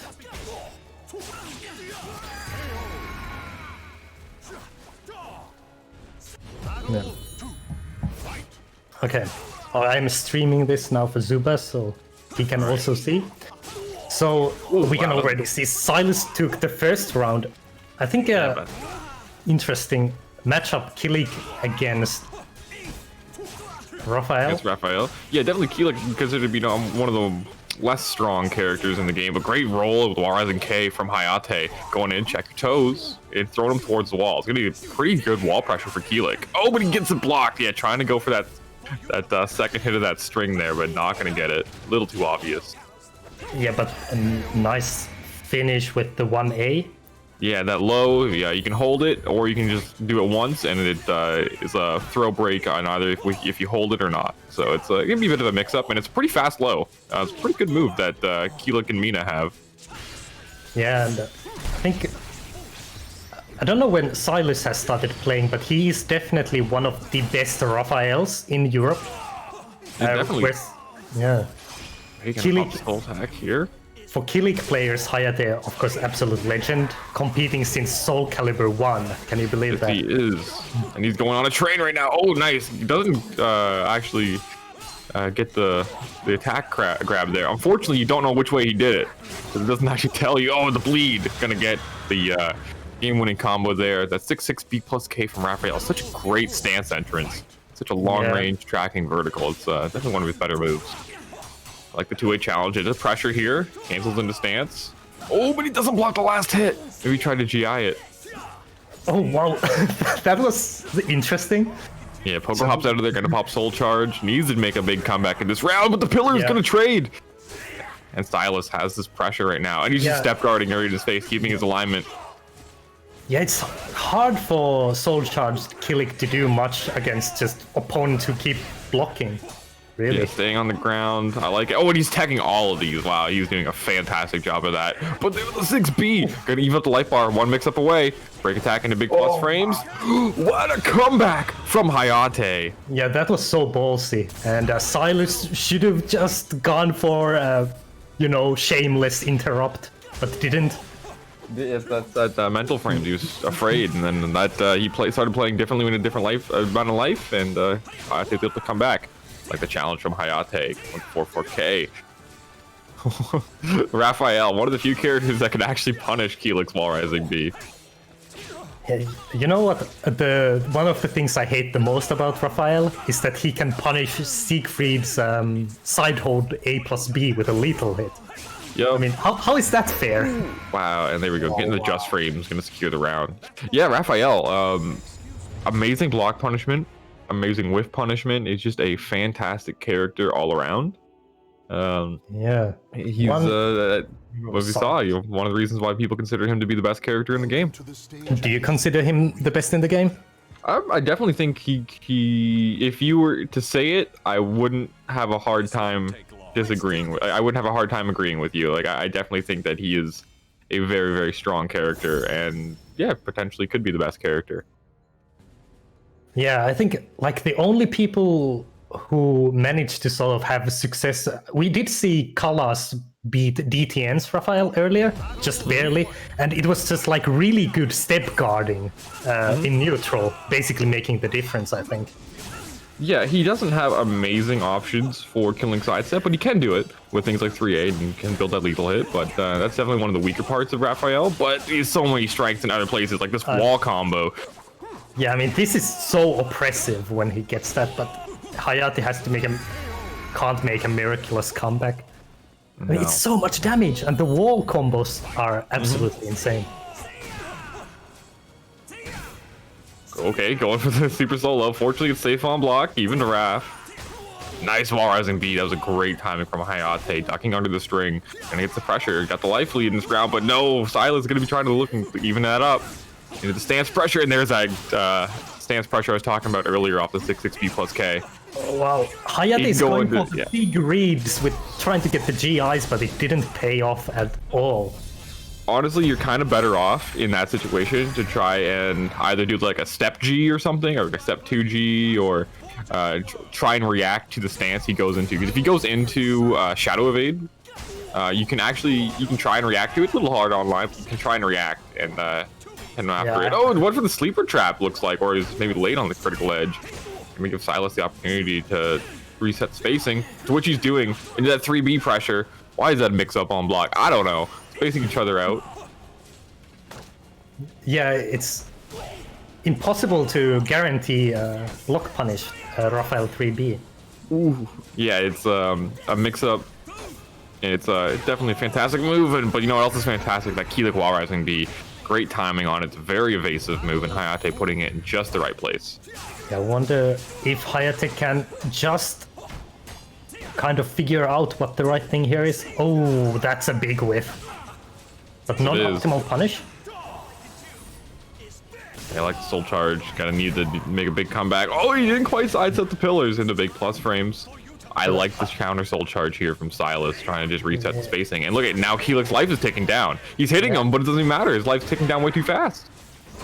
Yeah, it's a really rough situation actually. But good 2A, no, doesn't get the throw animation. Oh, unfortunate. Yeah, so that's one of the things, weaknesses about Evil Keelik, is if your opponent pops their own soul charge, now you have to get in again, and your life's ticking down. We saw that Hayate was literally hitting Silas with combos that were doing a huge chunk of damage, but he had lost so much life. All he was doing was evening up the life bar. Yeah, and then in the end, one hit from Raphael was enough. Mm-hmm. But great patience from Silas at the end of that, and great stuff to Hayate. But I guess that means he's out for that part of the. No, actually, the way this works is that you guys doing where you guys can like res a person? No, everyone in your team has to get a win. So in fact, the winners are taken out of the matchup pool. Oh, okay. Yeah.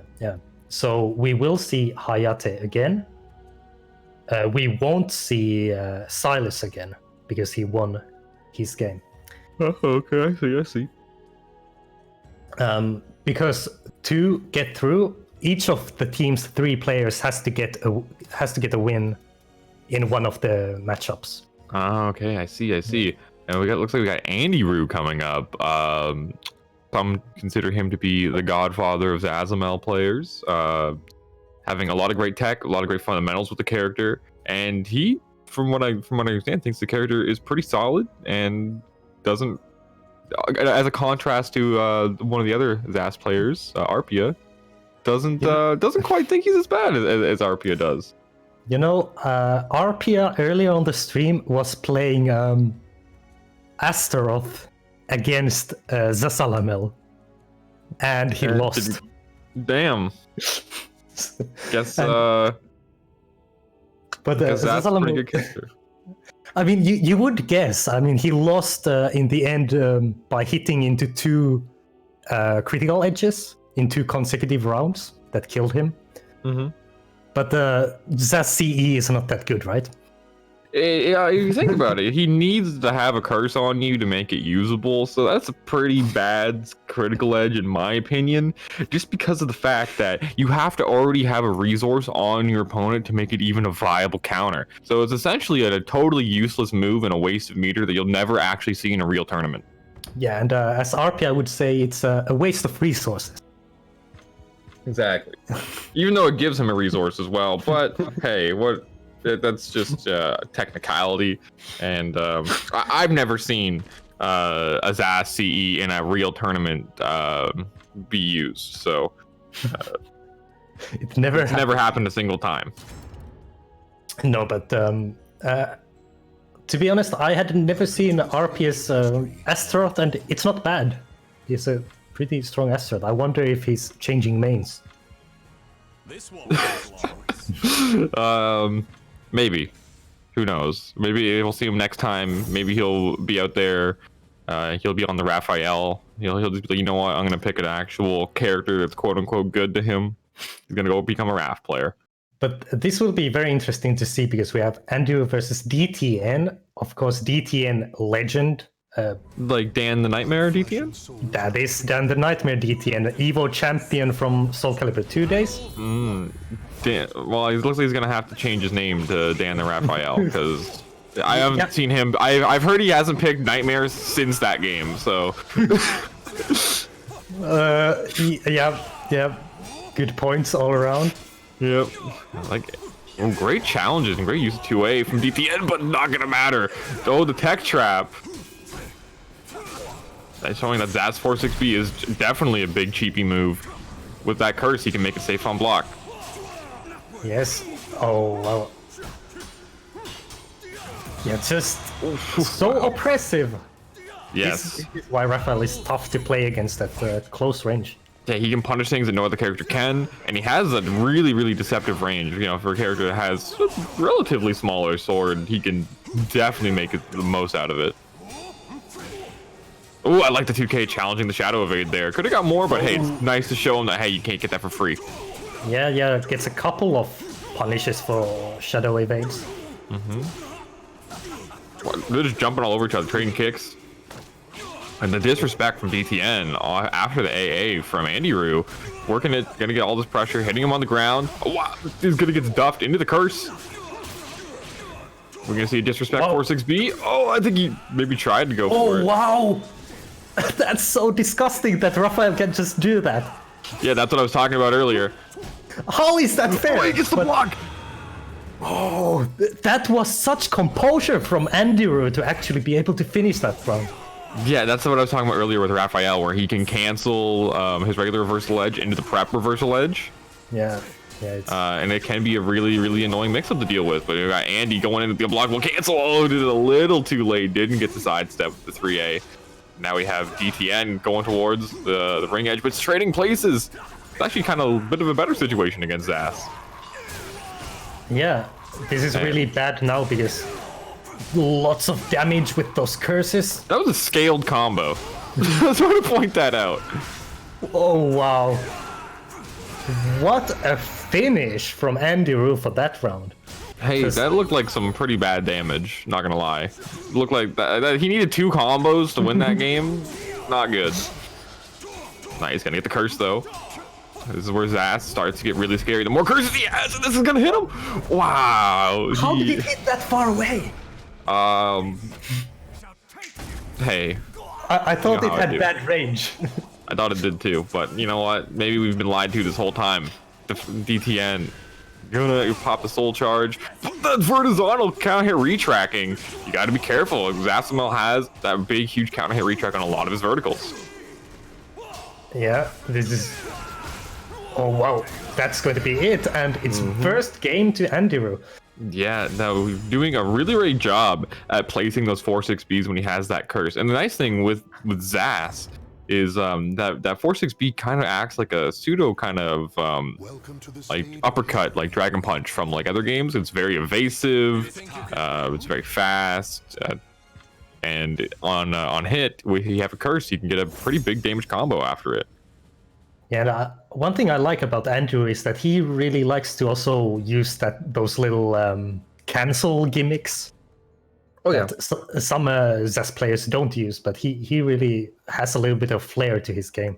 Well, the nice thing with those cancels is they force a reaction out of your opponent, right? Yeah, yeah. Like Absolutely. if you're just holding an unblockable in your face, well, you can't just stand there. Well, I mean, you could, but you can't just stand there. yeah, exactly. Oh, it doesn't go for the curse. Maybe thought he was too far away. Yeah, probably. DTN has Yeah. a slight life lead this time. Oh, anti-airs, but not gonna get the full combo because of the air hit property. And there's that cancel again that you were talking about, Hawk. Yeah, What the pimp hand? Talk to the face. just making the opponent think a little bit. That's so much damage. Look at how that life bar Yeah. disappeared. And the 2B plus K gonna take the round. That's a really good low string that Zaz has. Even though the second hit only combos on counter hit, it's still a pretty decent, reliable situation to be in. Right, it's very consistent. Yeah. Oh, Oh no! that's not the Okay, the air control. Nice. He had already used the air stun, so he's not gonna get the full Keeps situation DTN out of it. Oh, Overtrapping the combo. Ducking under, get the curse. Oh, that didn't get the just frame. I think if you got the just frame, you would have been able to combo there. oh, and just 2B plus K, 2B plus K twice in a row. It's a very good move. It's even though it's doesn't combo on normal hit, that consistency can be a very good situation for your character to be in, because you understand the situation, your opponent may not. Yeah, absolutely. And yeah, I would love to have a low like that for Siegfried. I mean, we kind of have one. It just puts us into a no mix-up stance. Yeah, and Andy yeah. Rue popping the curse, doing so much damage. Yeah, Andy Rue actually just ran through that game there. Yeah, Andy is showing why people consider him to be one of the best players in the UK. Yeah, definitely one of the best in UK, arguably even one of the best in Europe. I almost And, said EU. That's why I stuttered on the UK. And then I was like, no, that's not a thing anymore. Oh yeah. They well, they're still part of Europe. They're just not part of the European Union. Yeah. Yeah. But so that means, who do we have left? Yeah, we have. Darth Syro, we have Sepius left, who we will see next. And he will play, I suppose, either Hayate or DTN. All right. Yeah, I really like this format. It leads to a lot of hype games. It's very very fun to watch. I'm interested to see how some of it works out for the NA team tournament that we're doing. Yeah, which I the was only fortunate to problem be a we part had of. earlier was that losers bracket was really lagging behind, taking a long time to finish the matches because, people trying to get to different lobbies and whatever. The nice thing about you guys doing it first is we can learn from your troubles. Yes, you can watch the entire 7.5 hour stream afterward. It was such a long stream that Zubaz was able to sleep through most of it and then come in for the winners, losers, and grands finals. Yes, ask Phantasm afterwards what to do differently. But it is going to be Sepius versus Hayate. You know, one interesting thing I was going to say about Andiru is that he, of course, wishes he could play Zwei in Soul Calibur 6. That's Zwei what was he's been waiting for. The unfortunate thing with Zwei was, despite how absolutely cool he was such a terrible character. He basically just didn't function at all, and his best move was his 2A, and it was the worst 2A in the game. Yeah, I've heard that he had basically some of the worst frames ever in a Soul Calibur game. Yeah, well, if you looked at like the best characters in the game, like Apat, who had insane frames, right, as well as crazy damage combined with it, and then you're like, okay, well, what does Vi have? It's like, well, he has damage, but no frames, and like setups that aren't real, and you can kind of just like on reaction counter everything he does. Welcome to the Yeah, stage of yeah. history, Retool. And I still lost to Andiru back in Xbox Live days on Soul Calibur 5. I mean, I guess Vi was good if your opponent had no clue what Vi did. Yeah, and I must say, back in those days, I barely knew what a frame means, so it made it a little bit more difficult. But let's see what's going to happen here. It's going to be Darth Sepius against DTN. Is it DTN? No, it's Hayate. So I thought you go with Grow instead of Keelik. Maybe he just doesn't like the Cervantes matchup at all. Which Yeah, could, I wonder. definitely. He Yeah, did play frustrating. Grow once earlier in the tournament as well. Seen Hayate's Grow before. I don't know if you have. I have not. I didn't know he played the character, but Hayate has been playing the game for a long time, playing Soul Calibur for a long time, so I wouldn't be surprised that he can play multiple characters. He's definitely making it work right now. Absolutely. Oh, gets Yeah, he's even the going for- mix-ups. Yeah, went for the A+B out of the challenge Hayate's stance, which was a interesting choice. Gonna get counter hit out of it. Battle 2. Yeah, of course. Maybe he tried an A slide B, but did it a little too quick. Hayate here is in a must-win situation, of course. Otherwise, his team gets dropped into the losers bracket. Ooh, but the wall rising A gonna confirm into the 6BB ring out. Battle 3. Fight. Yeah, The really, really great move from Cervantes. It's despite being -16, that move goes unpunished quite a lot.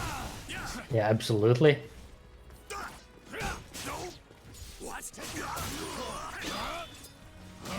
Yeah, now this Clash. is just back and forth.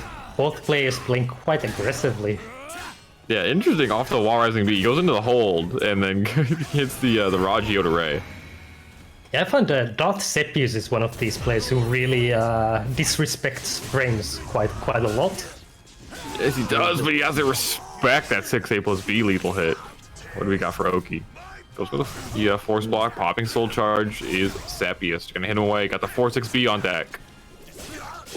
Doesn't get punished as bad as it could have for whiffing. That was the loaded version of the stand slow, so no punishment. Yeah. Oh wow, there's some interesting teleportations happening. And Hayate takes it to a decisive round. Yeah, the 6-6B does retract when it wants to with as Grow. When it wants to. Yeah, it either retracts like crazy or it goes completely the other way, but the A+B lethal hit, what a huge call out from Sepius. Yeah, really big life lead there from just one combo and a little poke. Okay, Hayate making a comeback. Will anime mode be engaged? Of course it will. Yeah, like the soul charge here from Hayate gonna knock him away. This is where Gro's at his strongest. Oh wow, that was unfortunate that the Gro's teleportation break attack didn't hit fully, and he kind of got punished for it. And there's the 2A+B to finish. That's a fantastic lethal hit that Cervantes has. If he's able to read that you're gonna button, try and take your turn back, Stage of history. obliterate you with a big chunk of damage. Yeah, it lethal hits against light attacks, I Yeah, believe. counter hit light attacks. Yeah. It's safe. And Cervantes definitely have a character that can enforce that kind of frame trap, right? Which is one of the, I think, few lethal hits in the game that functions as like a frame trap, right? Or like a counter hit tool against light attacks. So it's a really more unique tool that he has, and it's really, really good.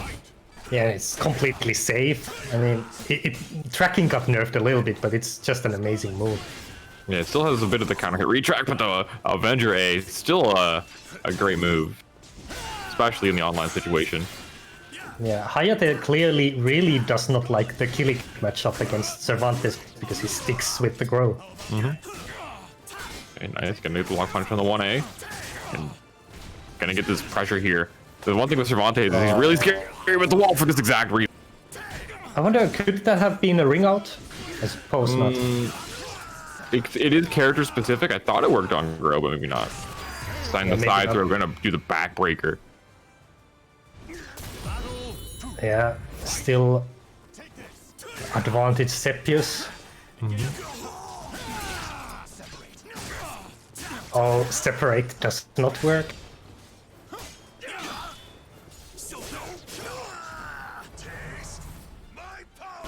And soul charge being popped. I expect a counter soul charge, to be honest.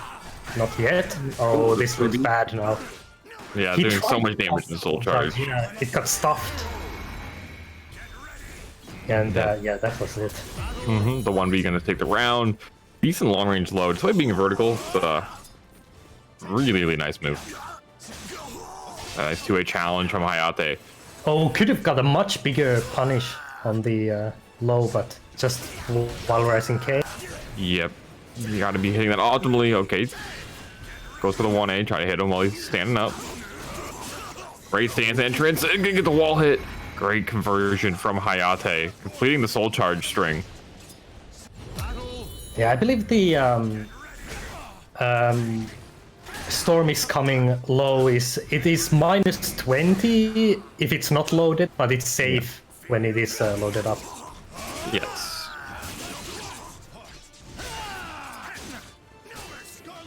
Okay. Oh, he went for the A+B afterwards because the Cervantes players after wall rising A like to do GIs. So that was a attempt at a call out there from Hayate. Oh wow, interesting situations. That's not quite going to kill, but really bad situation for Hayate. Yeah. Oh, great block on the 1A. Huge GI. Oh, what a call. Wow. Yeah, really, really clutch from Hayate. He knew exactly what was going to happen there. And the thing is Gro's post GI like on like the regular hit isn't that great. So if Sepius had just kind of ate that, like risked the 3B, he would actually still been alive in that round. Yeah, I think so. And now this is going to be extremely close, almost even on life decisive round. Oh wow, gets the back throw. Doing big grip damage. No.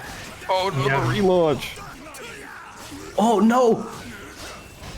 That could have he been could have got so a much bigger worse. punish. Yeah, Yeah, it could've oh, been. it's death anyway.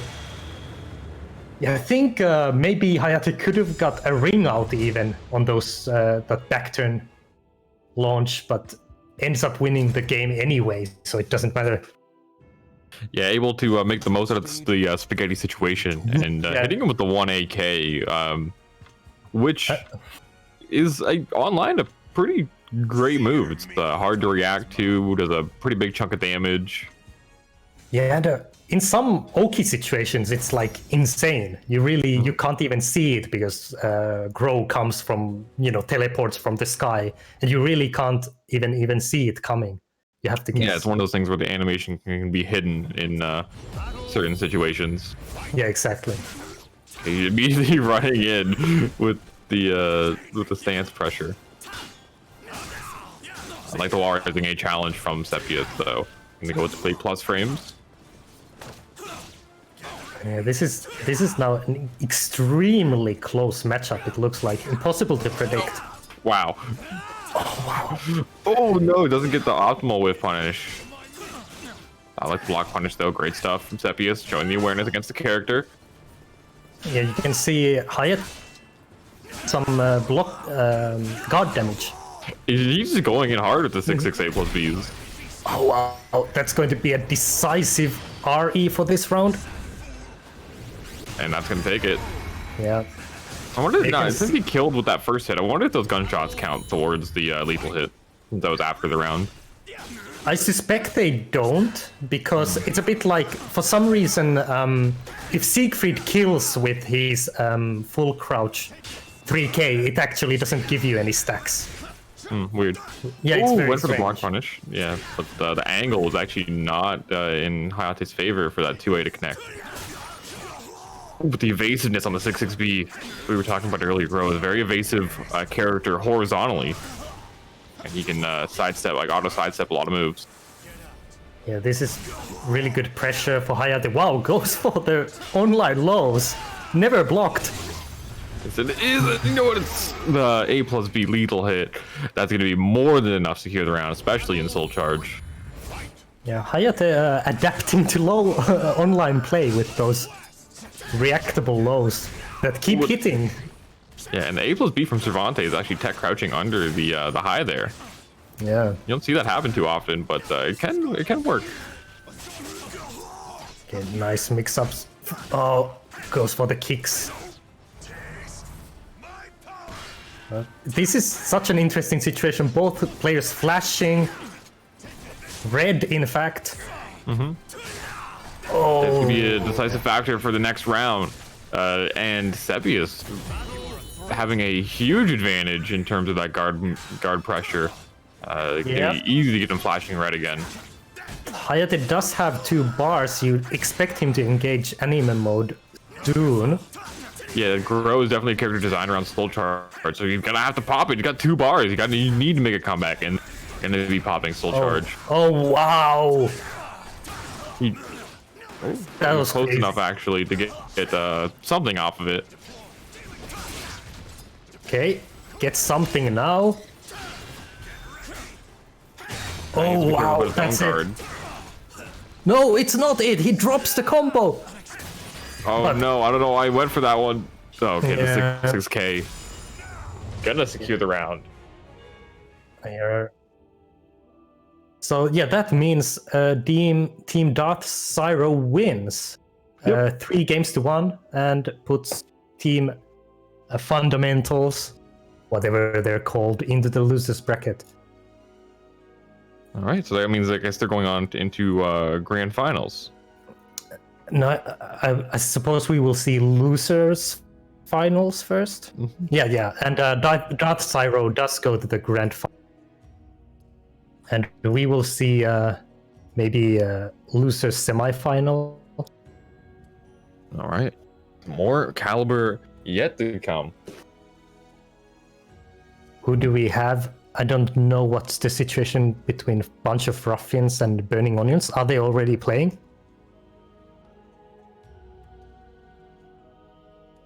They might be already playing, but I'm not sure. All right. Either way, we were talking about this earlier because talking of news for the game, Evo was cancelled. Yes. But there is going to be an Evo online tournament. Do you have any insight on like how are they actually going to do it? Because I have no idea how they plan on doing it, because Evo is normally an international event, right? Yeah, So, exactly. I've heard speculation that maybe they're going to do like a regional type thing. That would be the only thing that makes sense, right? Because can you imagine Evo Grand Finals for all the games being some dude from Japan against someone from Europe or USA on a 1-bar connection? with Yeah, 1 second delay for every input. Oh god. Or it's just like a tool-assisted bot in grand finals versus another tool-assisted bot. Yeah, how can you even control for that? Yeah, that's another good point. Right?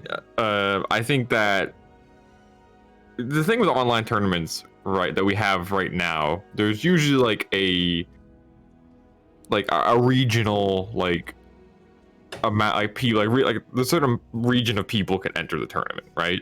Yeah, And especially with what we're doing, you know, like in NA, we do like East Coast, West Coast tournaments, right? Just to try and keep the connection as good as possible. But in a situation like this where it's Evo, who knows where your opponent could be? So I'm not if how they're gonna like use their resources to make it happen. Yeah, exactly. Because it's also it's like even if you do region control it, do you check everyone's IP? What if they're using VPN to appear that they're on one continent? Maybe to do like ping tests or something. I'm not sure. It seems like I mean I'm sure that they'll figure something out.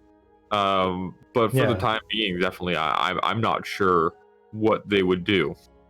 Yeah, I mean at this point we don't even know if the tournament is going to have entry fees and what would the prize pot be and stuff like that. Yeah, it's definitely a situation that we're just gonna have to wait and see how they're gonna go about it. And hopefully next year, Evo 2021, Soul Calibur's there, and things kind of go back to the way they were.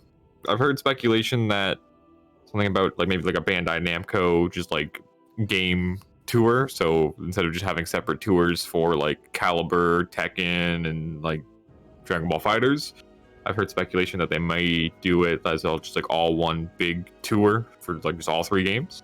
So that'd be kind of cool. That would be cool, and it would be cool. I hope Soul Calibur does get season 3 if this happens, so that would be amazing. Maybe finally we see Aeon, Olkadan, Patroclus, you know, like I can't wait for that to happen.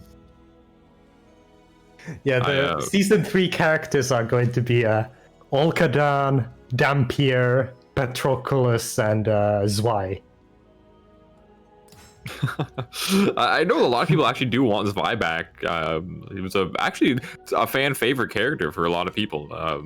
Just a shame that he wasn't very good in his entrance to the series.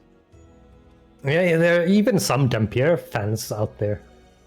Yeah, you know what's funny? Dampier was actually better than Zwei in Soul Calibur 5. A character that was supposed to be a joke character was better than Zwei.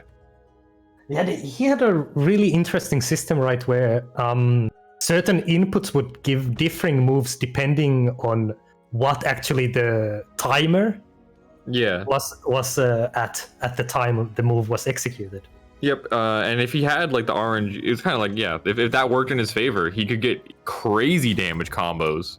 With the up kicks that he had, if you got all the just frames, which you could easily just mash out. So it's kind of funny that Dampier was actually a semi-usable character. Obviously not like one of the best characters in the game, but by comparison to what Zwei was definitely a relatively good character by comparison. Let's do this. But okay, here we go. This is now losers semi-final. Algernon against Baddie. I saw this custom that he made on Twitter earlier. He did an even more anime version on some sort of anime ninja thing. I don't know.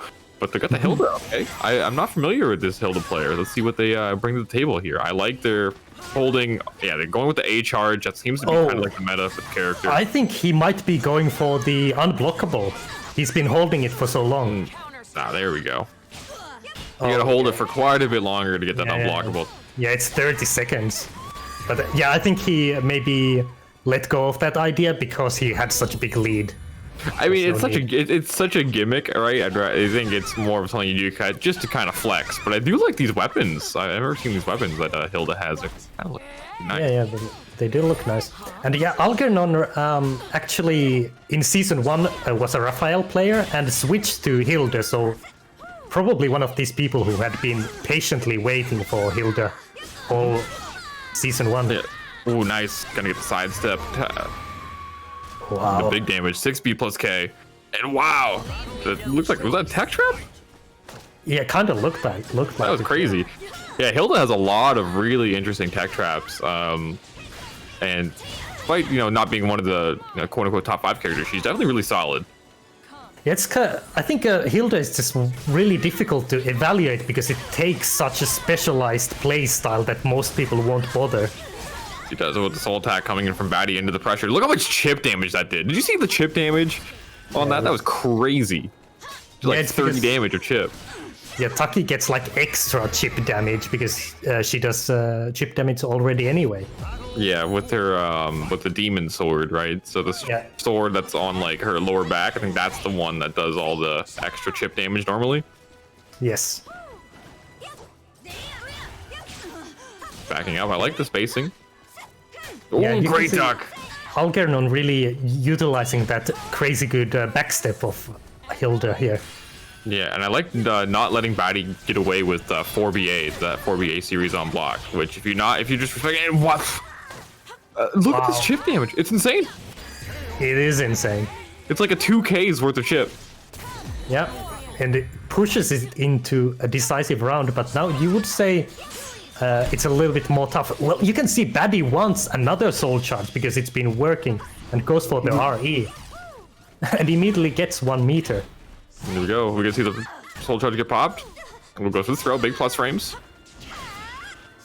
Oh, jumping over. But you gotta be careful here. The guard is flashing red. Yeah, really dangerous now. Correct. And just like that, Batty loses the advantage that he had. Yeah, yeah.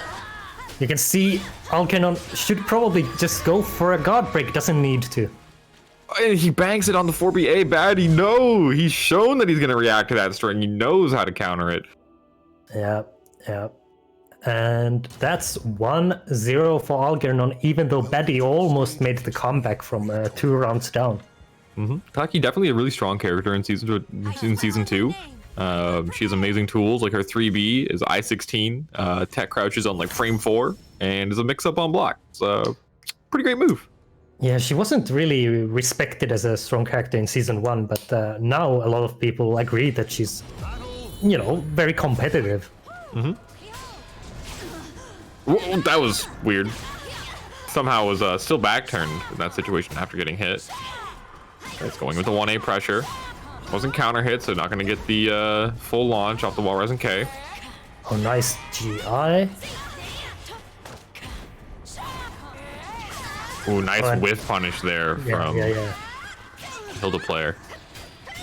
It's punishable. Nice, good job from Batty. Going into pressure. Oh, and the cancel. I like it. Wow. Batty Yeah, does that, take the first round. Yeah, that A plus B from Taki is definitely one of the best A plus Bs in the game. I think it has to be the best one. Yeah, it's incredibly fast. It's very wide. It's like Yeah, only weakness is that you can jump it, but that's a big read. I think it's fast enough, especially online where it's in like that unreactable range. Unless they like do A plus B and A plus B, you're probably not going to get it. Yeah, the jump reacting is just a lot more difficult than low block reacting to something like that. Hey, Mata. Hey, into the guard pressure and flashing red again. Oh, Yeah, the lethal hit! He was still back turn, trying to press a button. Yeah, not quite dead yet, but really bad position. Yeah, I like the 2A challenge. And there's the block punish. Into the throw mix up, 1 hit away. Oh, I think he tried to do 6K, but didn't get the full input. Maybe triple tapped it by mistake, but the A plus B gonna come in clutch. Yeah, that was some spaghetti from both sides. Yeah. Looks a lot like Batty is a big favorite to take this to a decider now. Wow, this is gonna be a lot of damage. Does he know how to tech it? I think the wall may have been in the way, so he wasn't able to tech it. That's a lot of damage. And not over yet. Oh wow, Algernon really trying to go for those GIs, but it's not working. Not a great 2A challenge into the 3B. Oh, boots to the face, one hit away. He's got to be very careful, and guesses wrong on the 50-50 there. Able to secure it with the mid. Yeah, it's 1 game all. Yeah, great comeback from Batty, keeping his composure, and able. I think the slightly smaller stage there with the walls did play factor. Even though that first stage was really small, the Astral Chaos with the walls, I think, is the smallest stage in the game. Yeah, it's. I think it didn't allow Algernon to really try to space and use that Hilde backstep, and that put him in some trouble. Battle 1. A little bit larger stage. Yeah, this is, in terms of balance, one of the stages I actually like, because it's not buggy and crazy. Yeah, it's really consistent, which is nice. Oh, but the string! The hell sweep! Holding the trigger on the spear art there. Spear regalia. Able to catch Batty out. All this string pressure right now from Batty. The Hilda player not able to really recognize these strings. Algernon has a huge life lead, no more. But Does there the it whip is. punish. Yeah. Yeah, that 2-2B is really, really strong from Hilda. It's a fantastic whip punisher.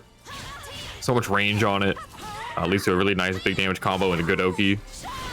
Yeah, a lot of Hilde's verticals are really good. They are just only weakness perhaps is that she doesn't have high range horizontals to sort of balance them out. Yeah, she has to be. She's hard. She can't really kill step at range. Yeah. Probably weakness to the character, and I like Batty just backing up with his life lead. What is he gonna do with this situation? Obviously, Hilda has the more range, but Hilda has to come to Batty in this situation. And I like the backing up and gets the 3B whip punish. Great stuff from Batty. This is what I like to see in this situation where you have a huge life lead. Wow, that soul attack does a grip of damage. Yeah, that actually utilizes that mechanic with the chip damage quite well. I wonder what it's in on block, Taki. I think they're all safe, so it's probably at most like -6, I think. Yeah, but Siegfried's is not really safe. It's like quote unquote safe. Yeah, you can't guaranteed punish it, so yeah.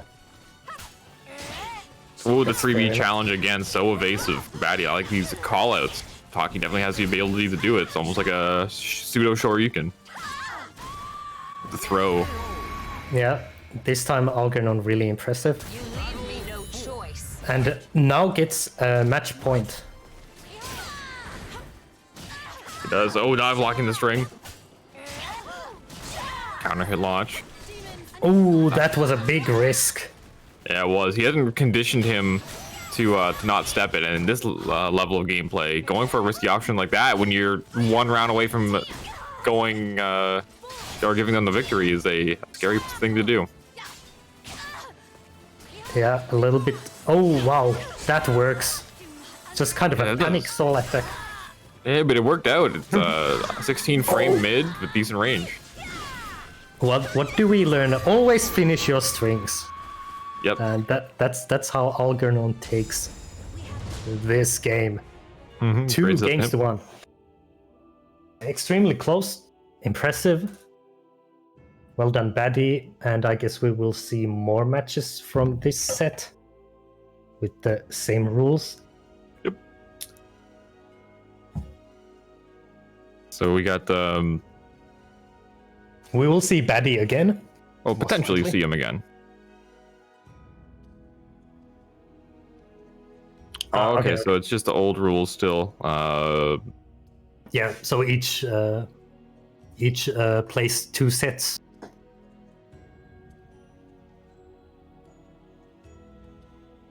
I think some of the matches have been played off stream in that case. Oh, okay. Yeah. But do we have another match for the loser semis, or are we going right into losers final?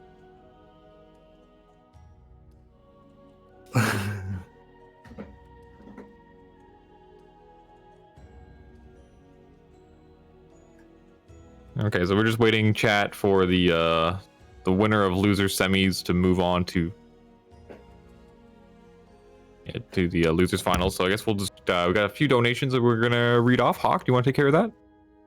All right, let's see what's happened on the Matrina page. We have in total $113.50 donated. Nice. Thank you very much, everyone, and everyone who has used coupons. Even still, I think they are available. We've had Edge, Monkey King, Rookie, Stray. Well, Stray gave a $10 direct contribution. Thank you Nice. very much. Thank you very much.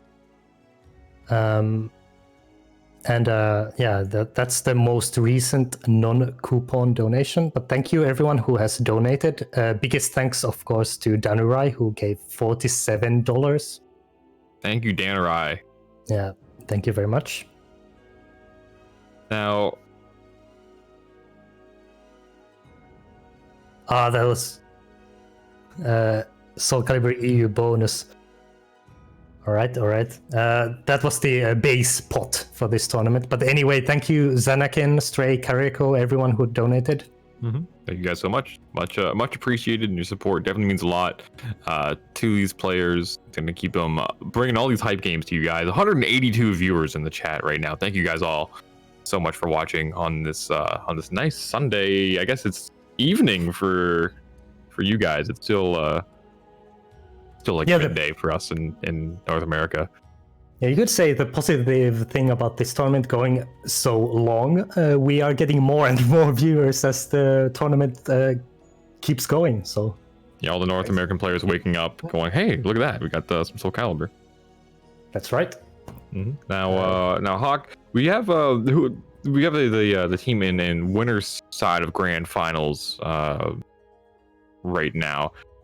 What do you think in terms of just the basic standings on that team? Do you think that they are in a good position to take the tournament? And Darth Syro. Well, yes, I would say at this point they have to be the favorites because I would think Honest Fundamentals with Hayate, DTN, and Yin was one of the favorites, but Darth Syro managed to beat them. So Okay. I don't see anyone being stronger than them at this point. Yeah, Actually, definitely, I'm a little bit surprised even that they made it to the grand final straight from the winners bracket. oh, okay. Yeah, they have definitely having they have some really strong players on their team, so it can be really hard when you have fate is Andy Roo as the final boss of the team, right? Yeah, Andy Roo and Silas is, yeah, I mean, to be honest, they don't have any weaknesses because all three players are really, really, really strong. Mm-hmm. I remember I lost to Darth Sepius 5-4 in European Team League final Okay. a couple of weeks ago after dropping Lethal Combo. I'm not salty. Not salty, by the way. Not salty. And our team lost. Damn, not salty, but if I didn't drop that combo. Exactly. Can you guess, by the way, what kind of a drop it was as a Siegfried player? You probably dropped a AGA or something. No, I dropped A Slide B. Oh, A side B. Yeah, that makes sense. Came out as A plus B. Of course. But Yeah. you've never experienced that, have you? I've never dropped a single A plus B in Tilted in my entire life. It's never happened one time. Yeah, never happens. It never happens at least once a game. It never happens when I need it to not happen. It never happens when I'm like, man, I really need this to win the round. It never happens. I'm just that good. I just know exactly when to buffer it. I know exactly how to buffer it perfectly every single time, Hawk.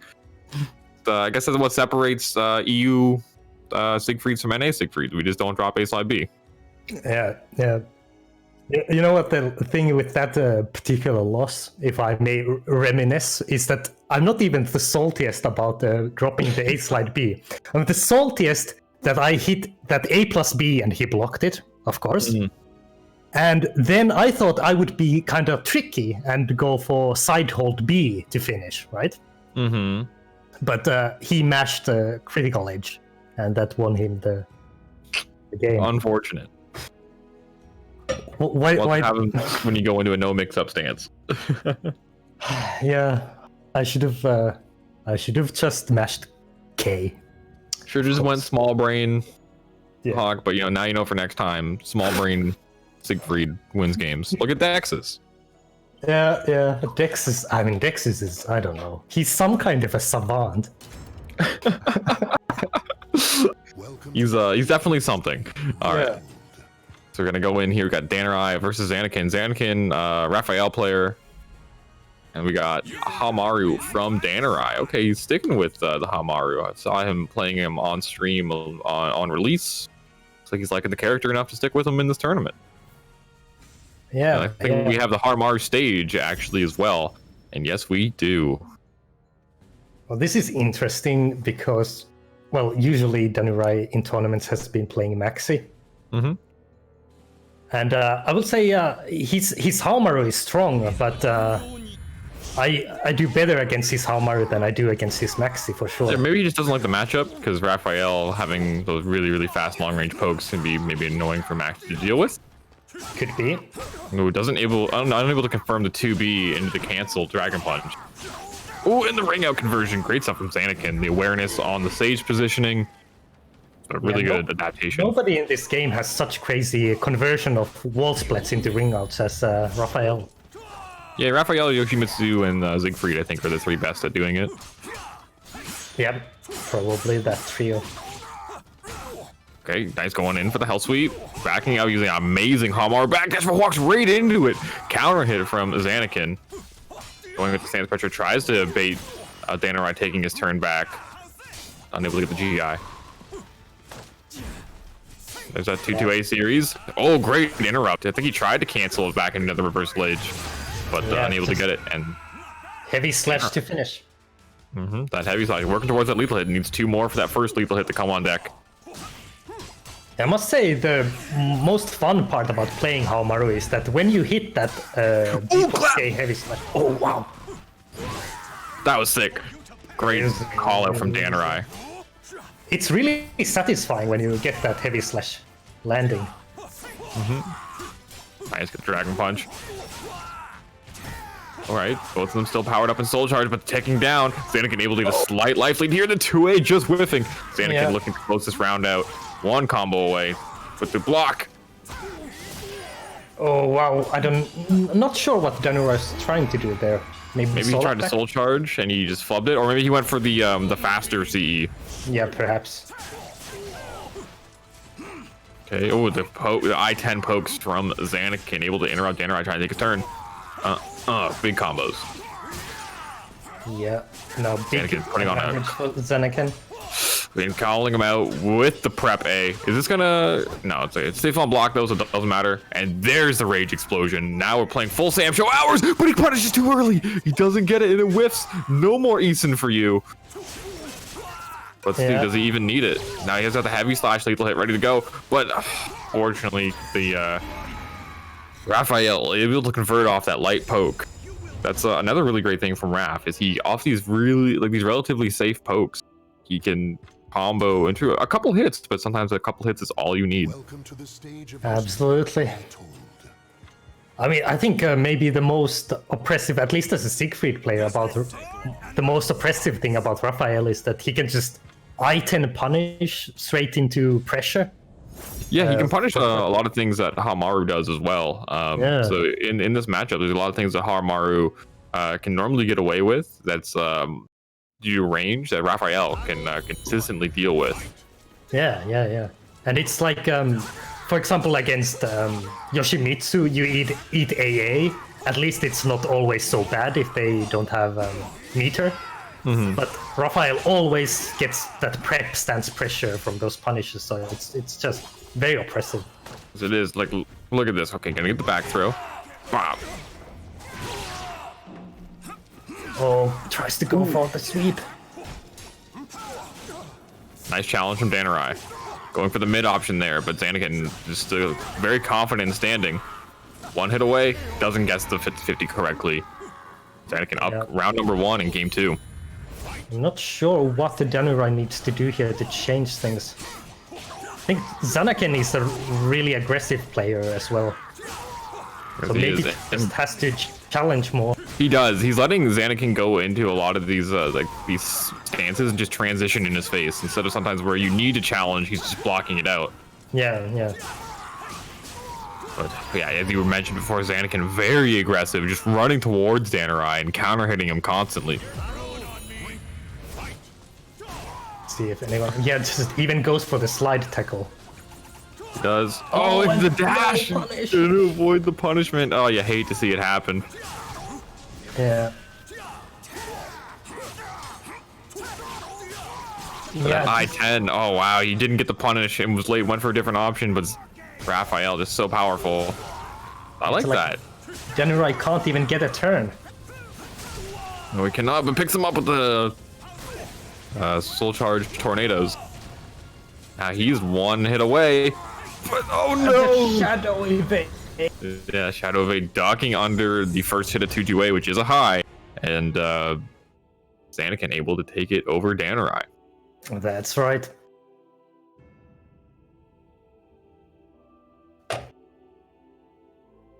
That's it for this set. Yep.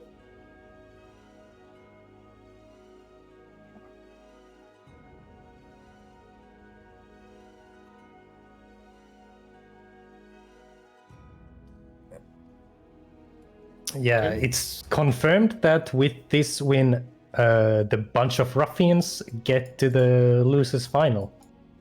Yes, they do. So They will play great stuff. Honest Fundamentals. Trying to get into that grand finals.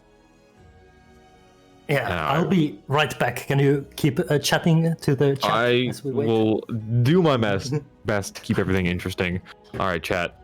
So we're going to be going into losers finals. I think we're going back to the previous format where the team has to win with every member on their team.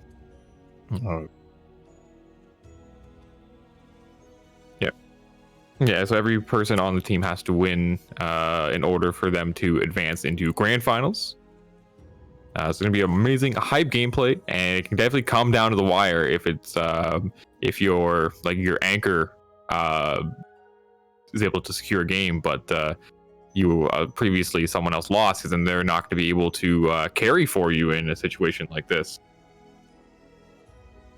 And then they're gonna have to fight the team in grand finals, which is definitely looking extremely powerful. Having Andy Rue there, Sepius, and it's just a very, very scary team. So you have to go against Andy Rue, having such amazing Zaz tech, able to get you on these huge callouts. And if he sees that you're not trying to counter the quote unquote fake combos that Zaz has, like the sleeper traps, he goes for the tech traps as well, as where you see some ZazML players just kind of go for the easier stuff because they don't think you're going to tech. Andy Rue, as we saw earlier, was getting a lot of tech traps out of it, for less damage, but yeah, making the correct read and able to convert it and get his team into grand finals. So the great stuff that we saw from Andy Rue earlier on. And then, I'm back. Welcome back, Hawk. What are you talking about? We were talking about the team in grand finals and how they are a very scary team to go up against. Yeah, I would say so. Mhm. I haven't played Andy Rue besides just once in the European Online Tournament, and I actually lost. I mean, as I tend to do in a decisive round, in a 1-1, 2 rounds all situation, which is that's my my style of losing. That's your calling card. Yes, always losing. 2-1 in a decisive round. Fair enough. Well, hey, sometimes it'd be like that, and you just gotta hold it. Yeah, I like to think of myself as a moral winner. Well, how much money do you win by being a moral winner? I don't win any money, but Well, then I guess it doesn't really matter. but I win the respect of all. Do you though? I mean, you do play Siegfried, which that's definitely like a major hindrance in the people respecting you department, and I know all about that because as someone who also plays the character, it's definitely like a respect minus, just for selecting the character, especially when you select them against European players because they refuse to lab that matchup, right? So that's even worse for you. feel like your baseline respect is so negative that even though you have a moral victory, it still is like a negative respect situation for you. Because even if you say something like you could like run into a burning building, Hawk, save some children, and then like on the news reporter, they'd be like, "So you play Siegfried online? You want to talk about that?" It's pretty gormless. You are not incorrect, but I would say that Siegfried is unfairly maligned because he's actually I think he's quite difficult to play. Because sometimes I randomly on casual matches against some friends, I've picked other characters I've never played as, like Raphael or Aswell, and I find I only need to do 6-6B, 3BB, or 3B hold B, and Axlow, and I win matches. Yeah, Raphael's Axlow is known to be a very good move that he has, and they spam it consistently. So I think that, you're just going with those couple moves that are really strong with Raphael. It can be frustrating for your opponent to deal with, Hawk. And I think that Raphael players using the Axlow is the reason why Raphael players are almost on par in terms of degeneracy and negative respect as Siegfried players. Exactly.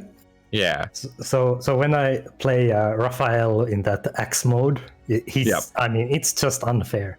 Yeah, well, it's interesting that they gave him an axe out of the rapiers as well, right? So he has the rapier, and he also has an axe in his back pocket, which is a hidden stance that he has. It's a little hard to execute, but when he does get it, it's a very, very annoying low to deal with. All right, so coming up, we're going to have Zanarkand versus Dan the Nightmare, more like Dan the Raphael. Speaking of Raphael, negative respect to Dan the Nightmare for switching off of his namesake and going to the best character in the game. So he's all in a even higher negative in terms of like respect than Siegfried players because he has a character name in his name that he doesn't play. And that's like maximum like the maximum like amount of low like respect you can have like in the negative. So like the lowest amount, because that's how that would work in terms of math. I wonder how much he hears about that he should change his name to DTR. I would imagine DTR, probably constantly, at least once a day, I would imagine. I would imagine. I think I've already said it 3 times today, so I've already met that quota. But the good thing is we're going to get a Raphael mirror, so... Sorry, this is... You know what? I think I'm gonna just. That's it for me, guys. I don't want to commentate this match at all. So I'm gonna go. And Did you just see that Axlow there? Yeah, it's pretty great stuff. Oh, and the bleed. It's just. It is wild. Wow. Okay. Zanarkand is just crazy. Yeah, that's aggressive playstyle for him. A little in that first round, overwhelming Dan.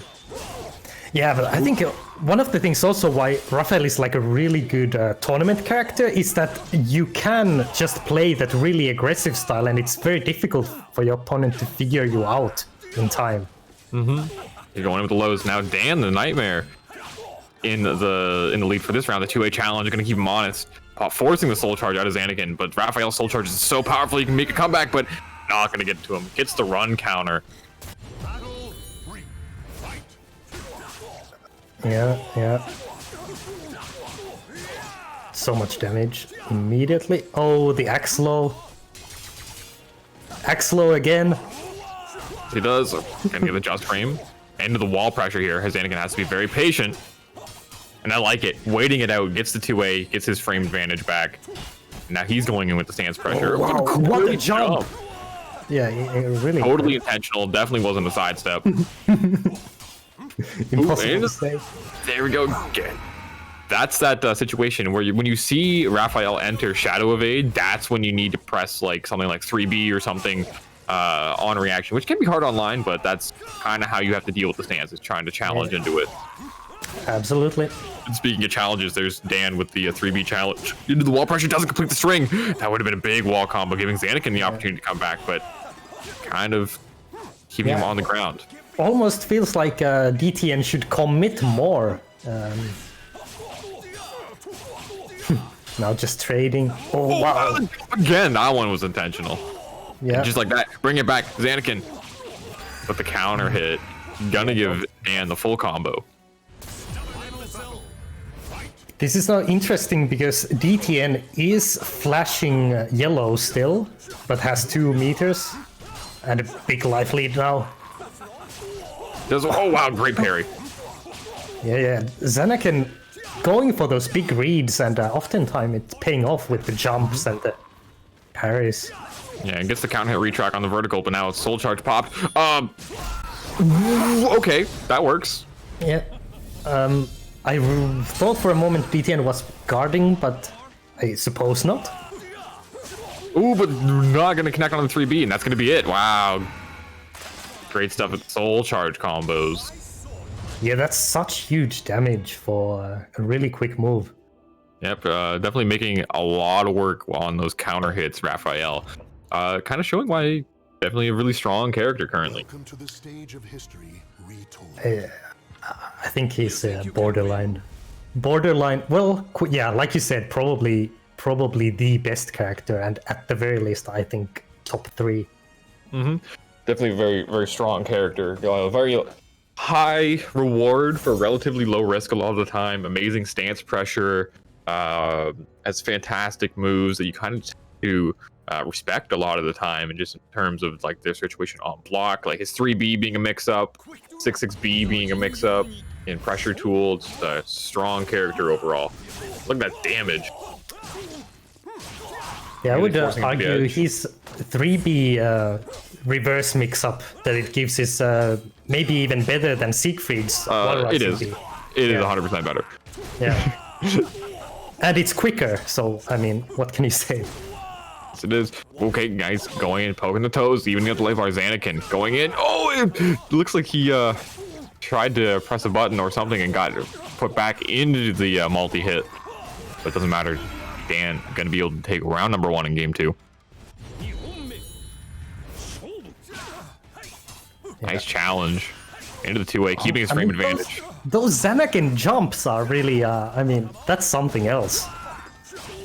They He's are. jumped over so many lows. So those JoJo poses are kind of nice though.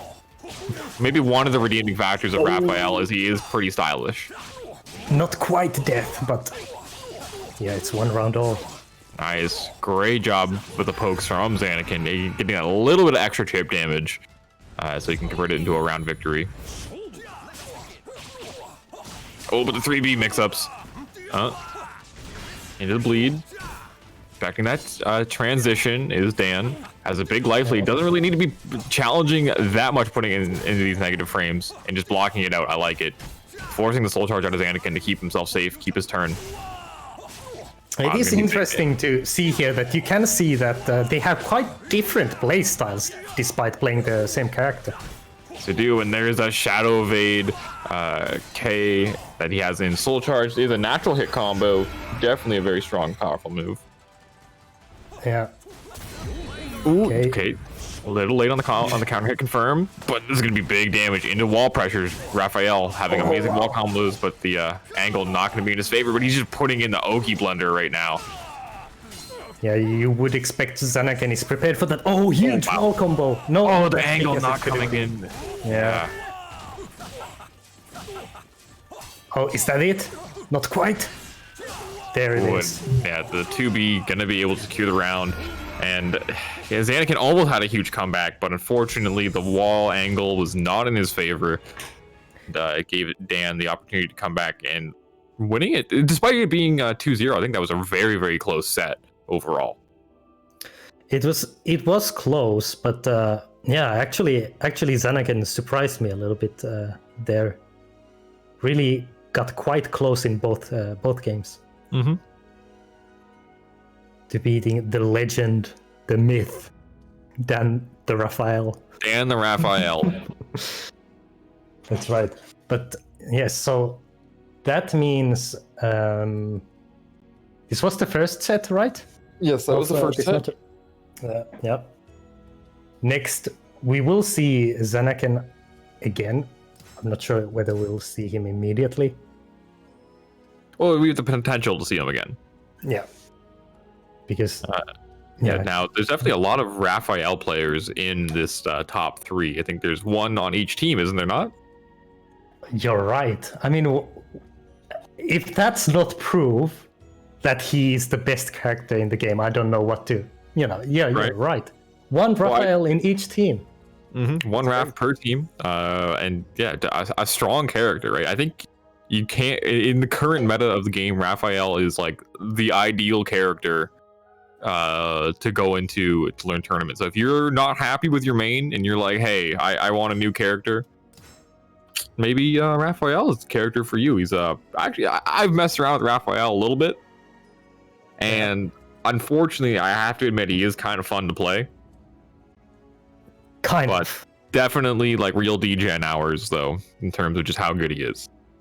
Like you have to sell your soul to become a Raphael main, right? Like there's like there's a contract you have to sign and everything. You're like, hey, are you willing to just be an absolute, just true DGen of a player and pick this one? And you're like, yep, I'm willing to do it. And then you sign the contract. You give your soul over to Inferno, and then he blesses you with being Raphael main. Yeah, and you get an extra adoptive daughter from France, also called. No one wants a daughter from France. Okay, it's a known fact that there are no daughters at all in France. There's not a single one. Well, there's not even children. You just wake up and you're 18 in France. Yeah, exactly. Your adoptive daughter is going to be of age. So all right, Hawk. All right. You know what? We're going weird places. I'm just gonna stop you right there. Welcome to the stage of history retold. I was just going to say that it's going to be legal to put your adoptive daughter straight to work. And yeah, I mean, that's what we were going with for. You can legally put her in a fights to the death for no, not fights to the death. I mean, to earn money by working at a job. I mean, a legal job. You're trying your best to save this, Hawk. I wasn't trying very hard. Great GI from Hilda going in with the. Yeah, this is now also interesting because once again Hayate picking Grow instead of Killik. So he has actually played way more Grow than Killik in this tournament now. Yeah, Grow definitely a really great online character. Some of the weaknesses of the character having slower lows kind of get erased while being online. But we have Alger putting in all this pressure, has it from right up against the wall, but disrespect from Hayate. Gonna get the knockdown. No block punish. You got to be a little bit faster to get that. Hell sweep. Ooh, with the string on the 1K. You gotta respect that.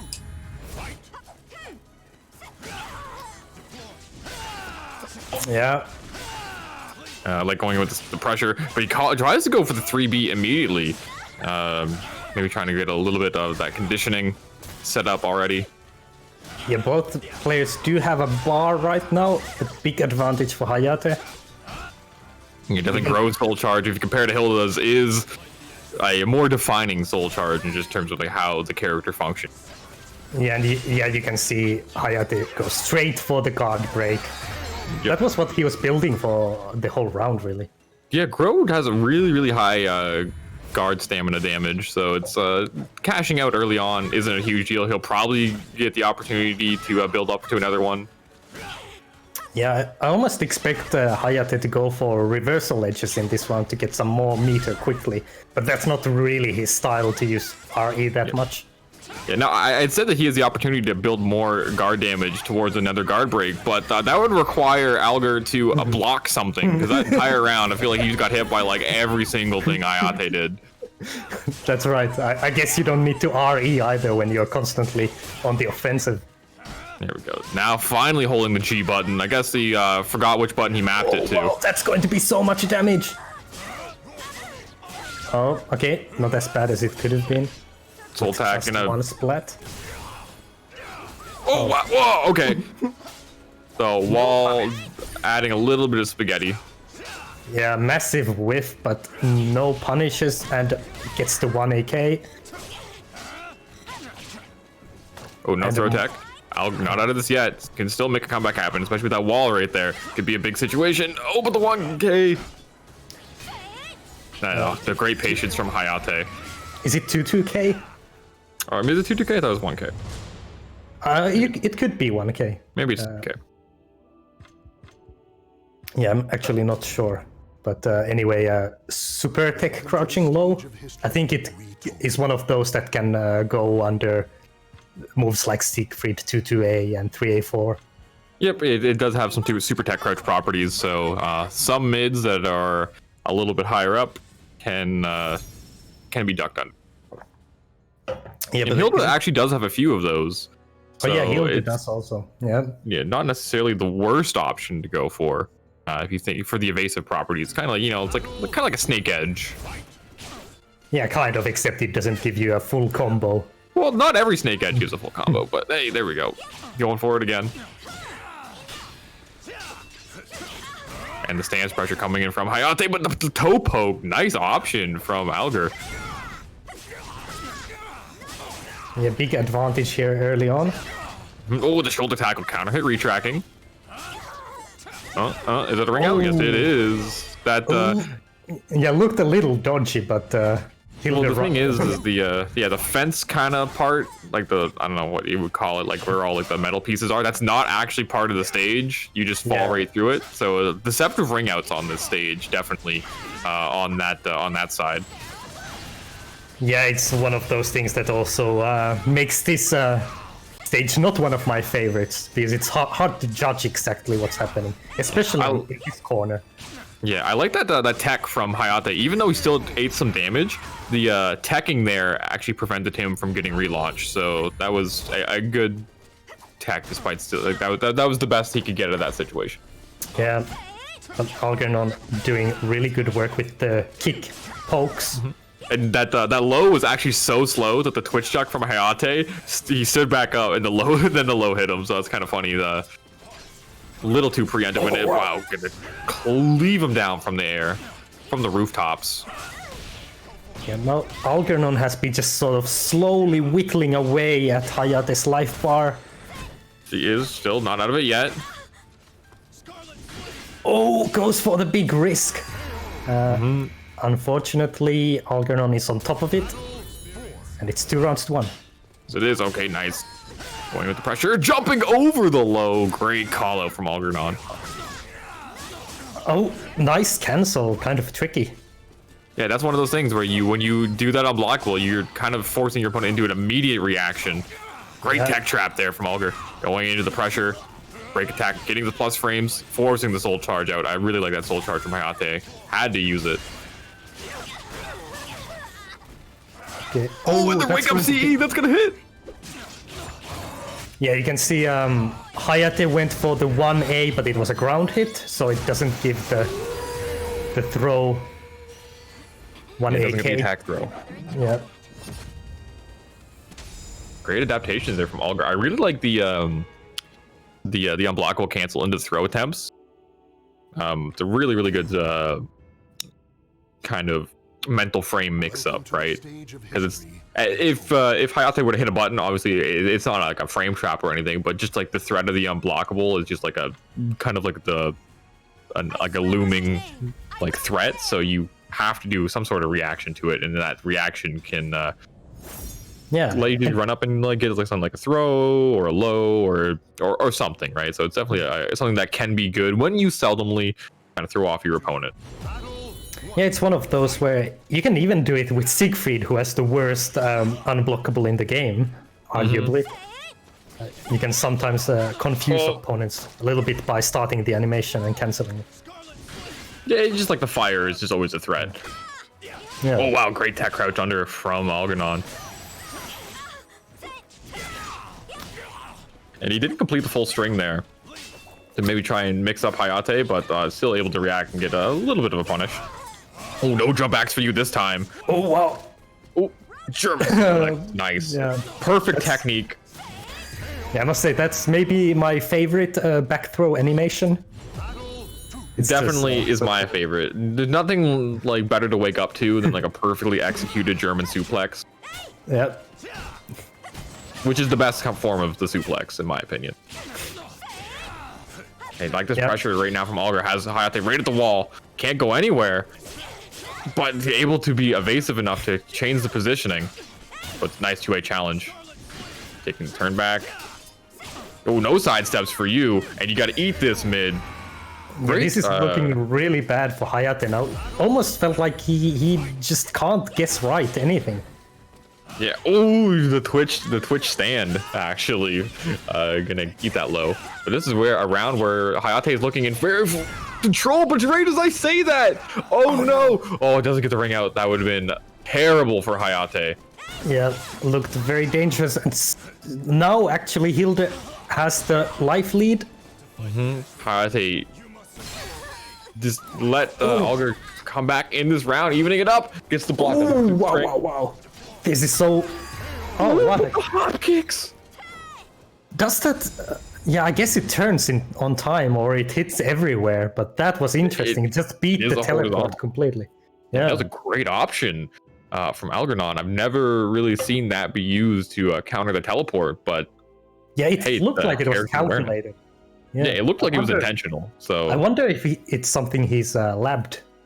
it could be. It looked like a really great option to go for in that situation. Because yeah, if you just react to the teleport, and it's a move where she jumps in the air as well, so it may be high enough to hit the B out of Suit of the Night, and definitely a really awesome sequence from Algernon, able to really convert a lot of situations where he had the advantage in terms of positioning and frames, and kind of just forcing Hayate to make these riskier decisions that were in Alger's favor. Where we had where he had Hayate pressed into the corner, and he was just doing these relatively safe options with the charge horizontals from Hilda. Yeah. Which in that range, Hayate couldn't back up to make them whiff, so he just had to kind of eat them at that range, and it was really great positioning from Alger. Good stuff. Moving on, getting that victory for his team, so they'd only need one more, I think, right? No, I think because Or was that the DT other- and DT won Oh, the they're on first, so different it's 1-1. Oh, 1-1. Okay, well, keeping his Yeah. team alive then, Yep.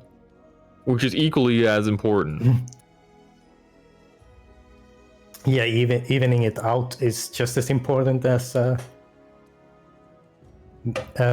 extending the lead. I would say. Definitely.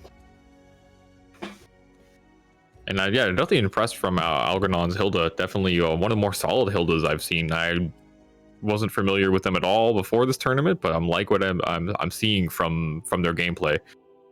Yeah, I don't know. Do they have Hilda players in North America doing Yeah, we well? have a few of them. We have a few Hilda players. So we have like people like Signia, who's known for Yoshimitsu, but also has a really solid Hilda. Omen from New York. There's Happy Color from like Central Canada, and there's also like Boom, who messes around with the character, and there's Kixandra as well from Hilda players that I know. So she's a more popular character than you may think, despite not always being seen in tournament. There are quite a lot of Hilda players that are around North America. Yeah, I suppose at one time in Soul Calibur 4 she was very popular. Until she got banned, yeah. Well, actually, I don't think she only won. I think she only ever won like one major, from what I recall. But I wasn't really around in Soul Calibur 4, so I could be wrong there. Yeah, it could be maybe even back then the specialized play style. Well, I think limited during that amount of time, players. yeah, I think during that time it was a so worthwhile to like kind of have that specialized play style, because she could pretty much ring you out from anywhere. Yeah, exactly. Even earlier in the stream before you joined, like, there's, one thing is to say that some characters in Soul Calibur 6 are stronger or whatever, but some of the earlier Soul Caliburs, they had things that would be completely unacceptable today in the world of frequent patches.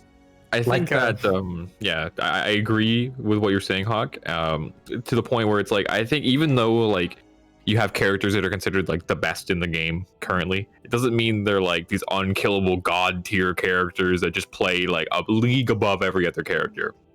Right. Yes. If you look at characters like we saw Hayate with Grow, who's considered to be one of the less strong characters in the game, still able to put a lot of work in. And you have players like Icy Chains who also make Grow, have a lot of really good results with Grow. So despite the characters not being quote unquote the best, they are still completely viable, which is one thing I think about Soul Calibur 6 is really awesome, is that there's not a character in the game that can't win. Yeah, exactly. It's because I saw the other day video from Soul Calibur 1 where the loaded up Bull Rush by Astaroth did 80% life. And he wasn't even like the best character in Soul Calibur 1. So I mean, I don't think there's any character in the game currently that has just such a bad time just functioning in the game. So where they just can't win, right? It's not like a Soul Calibur 5's Vi where the character just didn't function. And then we go with Maxi, the character with some of the best Oki in the game with the 1B. yeah. Actually, both of these characters have pretty good Oki. Yes, they do. And Maxi going in Yin got that insane Oki pressure from Maxi. Yeah. That almost looked like Zanakin wasn't even pressing buttons, just got perfected in 5 seconds. But now it's the other way around, and oh no! This is ridiculous. Oh, what was that? Yeah, I don't know, he's going in hard right now, Zanakin. Poking at him. Great evasion against Maxi, but it doesn't matter, gonna get wrung out. Oh That no. was absolute robbery, because it looked like he was going to get the ring out, but the invisible wall that has destroyed many dreams destroyed the Zanakin's dream. The dude just blocking it out. Oh, the jump stomps over the 1B. I guess that's one way to deal with that move. The move is terrible to deal with. There it is, that Oki from Maxi with that 1B pressure. You just have to kind of eat it. Ooh, going low, but no, Soul Charge is gonna get out of it. Yeah, good soul charge. Oh, not an optimal punish, but it's something. And now this is really messy, quite. Oh, Heaven's Guard. Thank you for playing. This is why, we right now on screen we have a matchup of my 2 least favorite characters to play against. I don't know what your opinion is, but I really do not enjoy playing against either one of these. I think that both these characters do extremely well versus Siegfried. For different reasons. I think Maxi, his 1B, is just so amazing versus Siegfried, because Siegfried can pretty much do nothing about it on hit or block. Like, he just has to eat the string mix up afterwards, which is why no guaranteed punishment at all. yeah, his backstep is just not good enough to deal with it. And there's that 888 from Maxi, gonna lead to a big combo. Hitting him up, goes for the stance loop instead, and working out for him. Zanakin standing up into the low. Ooh, clash, but not going to be able to get the confirm. Not quite in time. Oh, nice GI there from Yin, but Zanakin keeps coming back. Could make a comeback here. Oh no! Huge sidestep from Yin. Great awareness on that move. Yeah, really good. Nice. So it doesn't get the counter hit. Not gonna be able to get the combo. Still has a frame advantage, but Zanakin disrespecting with the sidestep. Great movement option from him. Yeah, we're going quite back and forth here. He is, and Yin, oh, use that great 2A, but not going to be enough. Zanakin going in with the pressure right now. Oh, 6A counter hit from Yin, going to get the combo. Forcing Soul Charge out of Zanakin, trying to stay alive for the wall combo. This is going to be so much damage. He is probably dead. Death. Oh, no, scaling. No, not quite. Not quite. Would have needed, I guess, Soul Charge to make it a deadly combo. Oh, counter hit. Oh, I think he dropped a combo there, but maybe going for a reset instead, making the most of the situation. And there we go with the Oki from Maxi. Heaven's Guard. No, plus on whiff. Let's go. You trying to block or whiff punish Maxi? Not in this season. Yeah, and it's so tough to also actually whiff punish the Heaven's Guard itself on time. You have to really like expect it that, okay, there's going to be Heaven's Guard, and time your punish already, you know, before it happens. It is. It's really hard. Well, great wake up counter hit again from Yin, using 6A so much, making so much work with it. Nice challenge. Into the stance sleep. Went for the Heaven's Guard that time with Zanarkand. Slight delay. Gonna be able to hit him out of it. Yeah, that was a nice timing. Finally punishing Heaven's Guard. Yes, it is, but speaking of punish, that whiff punish from Soul Charge Maxi is gonna obliterate Zanarkand's life bar. Yin gonna be taking it over him. So making it 2-1 for his team. Yeah, that's it. When in doubt, 6A plus B if you're a Maxi player. Mm-hmm. A little bit like, you know, us when we are in Dark Legacy. Yeah. But yeah, Maxi definitely a very strong character in season 2. Got a pretty some sizable buffs that made him really good. So obviously, Heaven's Guard is just a fantastic move all around. It's just incredibly good. You can disrespect your opponent, call them out, parries everything in the game. And the buffs that he got to his 1B, making it a fantastic Oki tool. Because a lot of characters on block, they don't get anything. They have to actually just hold the mix up. And even still, a lot of characters that have options against it, it can be semi-inconsistent because of the loop situation that he goes for. And a lot of the time, you're almost better off just staying on the ground and getting hit by the 1B, just so you don't have to deal with the loop afterwards. Yeah, because I mean, of course, you really usually don't want to wake up crouching against or in an Oki situation against Maxi or any character to be. Well, yeah, especially if you're a character like Talum or Siegfried that have like these terrible backsteps. If you even block the 1B, you can't counter it, right? So the loop situation, your backstep is not good enough to get away from the loop, and you actually just get counter hit by the what is it? I forget the stance name, but it's like the AK or you usually get hit by that. So it's something that can be very difficult to deal with. Yeah, absolutely. We are going to see Hayate back. Yeah, Hayate, and we are waiting for the opponent, who is Jabber JJ, who we haven't seen yet on this stream, but now we do. Okay. By the way, about the Raphael players, like even on top of all the top 3 teams having a Raphael player, there was also Burning Onions, who had one of the best Raphael players, Habaduba, in it, and they got I think a top 5 placing. So I've heard good things about Habaduba. He beat Dexys in one of the online tournaments recently, I believe, right? Yes, that's right. But I think it is partly about the matchup, right? It's so difficult for Siegfried, in my opinion, to deal with. Oh yeah, definitely. Raphael has such amazing tools where it can be hard for really any character. I'm not really aware of any matchups where Raphael loses, because he just has so many amazing tools. But yeah, Habaduba lately has done really well in the European online tournaments. Oh, nice walk up delay BB from Hayate, kind of going back to his current main, still in the Huang waiting room.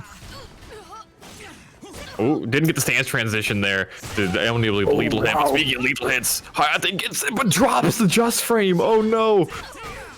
Yeah, that's unfortunate. A lot of damage. Kind of a bad situation. I don't remember ever seeing Jabber J play at all, but interesting to see another Tira player. Yeah, Tira definitely another character that got some sizable buffs in season 2. Oh, nice blocks. But too late. That move is negative 16. Is not 18 like the Tira 3B. Yeah, that's an unfortunate drop of a lethal situation. Okay, nice. Going in with the 4A. Like it. 2. Count it up. Thank you, Keelik, for counting your lethal hit, so I don't have to. Does he need one more for the lethal hit? Yeah, one more to get the lethal hit. Oh, but it's not gonna matter. Securing around with the 6B. Hayate is putting in so much work. Yeah, it's actually not a bad idea to do it a couple of times just to make your opponent think about the fact that there could be a lethal hit. Oh wow, great delay from Jabberjay. Calling out the GI. Ooh, nice wake up again before soul charge. Keep take his turn back. Okay, nice. Well, how we take those? Not sure if that was a call out or what, but it works in Jabberjay's favor. Big damage. Oh, just 1A again. Oh, and now just keep pressing buttons. Not quite, but yeah, just enough. Huge comeback by soul charged Kilik. That's one of those situations where if soul charge Kilik is at that really low life point, if he's able to get those big damage combos, his life's not really ticking down anymore, and then yeah, that soul charge Kilik doing so much damage. So it's one of those situations where I think Jabberjay tried to soul charge and like force Hayate away, but I think he just didn't have the frames. He maybe did it too late in the situation he tried it in, and actually got counter hit out of it, so wasn't able to get the soul charge explosion. But now switching to the Ivy. That's how it looked. Okay, interesting. So does also have an Ivy, this Jabberjay guy. Let's see. And this, yeah, Team Hayate has a match point. I mean, that's Team Fundamentals. If he wins this game, and they will move on to the grand finals. So, well, great challenge with the 5K there from Hayate going at the low. The stare down, no block punish.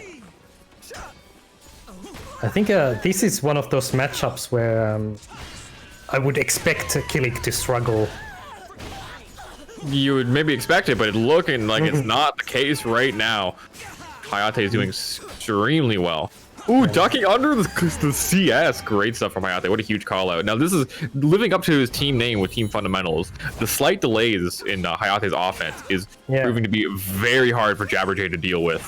Yeah, right now he can do almost no wrong. Yeah, we've seen it a few times already where he'll delay his move slightly enough where Jabberjay will whiff a GI, getting him a free hit on him. So great adaptation.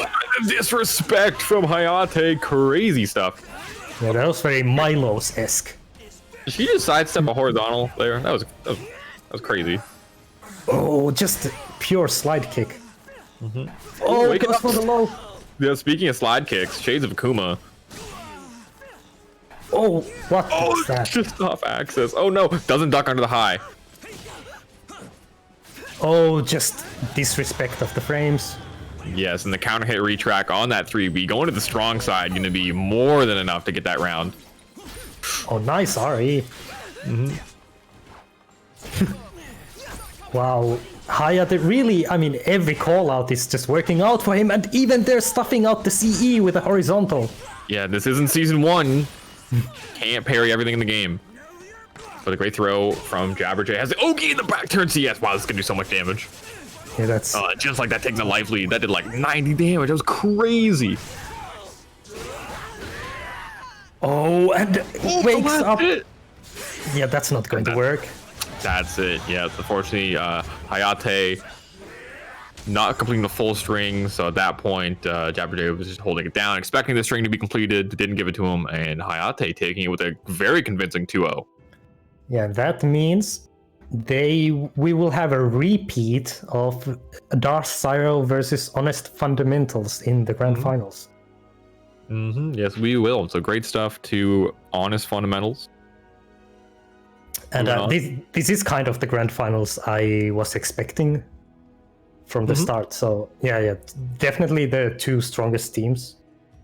Yes, they are. They've been definitely showing it. They have the experience, they have the characters behind them, and they definitely earned their place being in this grand finals, competing for all the match arena money that everyone was so generous in donating. Thank you guys all for watching. We have 168 viewers right now. Thank you guys all for watching. It's so amazing to have all this community support. Your support is so much, it's so meaningful, and possibly even more meaningful than you guys even realize. Having you guys here in the chat talking, definitely makes people running these events want to keep doing them to bring you these really awesome games. Yeah, it's great fun. It definitely is a lot of fun being here. I'm happy that I was invited on to commentate. Yeah, you know, funnily enough, I both commentated and played in this tournament in the beginning. So that was a pretty difficult. That's why you have 5 wins, 4 losses in this lobby. That's right. That's right. It still wasn't enough, Hawk. Unfortunate. Maybe you should switch to Raphael and use that amazing axe stance that he has. I would, but I don't want to sell my soul. Okay. I'm not willing to do that, but I might pick up a different character eventually. Okay. I mean, it's always good to have multiple characters, especially as a playing Siegfried does kind of distort your view on the game because of like how differently Siegfried plays from other characters. So sometimes I've found that just playing a character that plays a little bit more fundamental and kind of more, I guess I would say, like basic to like how like the game functions can actually be rewarding into how you go back and play Siegfried as well. So I notice like whenever I play Cervantes and Mitsurugi or Geralt a lot, whenever I go back to Siegfried, I feel like I have a bit better decision making in terms of like fundamental things like throws and 2Ks. Yeah, you find certain kinds of things, like certain good players, they will struggle more with certain characters than others. And for example, just earlier today, this morning, I played matches in ranked against Dexus in the mirror, and I lost like 5,000 points. Listen, we don't talk about Dexus, okay? Dexus, as far as I'm aware, isn't a real person. No one's ever met him, right? So I'm just saying. For all we know, Dexus is just some sort of like skinwalker pretending to be a Soul Calibur player, which is why he plays like such a degenerate. The D in Dexus stands for degen. He could be actually just deep learning AI, for all we know. Yeah, it's like a Leffen bot, but like for Soul Calibur. This is true. I had not considered this option, but even if it is a bot, I think I may have to find another character to play because the mirror matchup is not working out for me against Texas. And maybe Raphael is the answer. And did somebody say Raphael? It's going to be Raphael versus Raphael to start off. Hey, it's everyone's favorite mirror match. You don't get to play the game, the character. Yeah, let's go. Grand finals. Oh, I got thrown out of the match. I also got kicked out. Well, damn. All right, let's restart.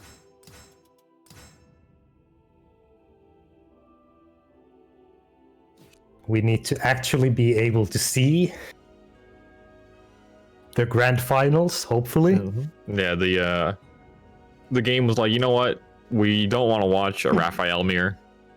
You don't get to see it. Yeah. Maybe we can convince one of our competitors to switch characters.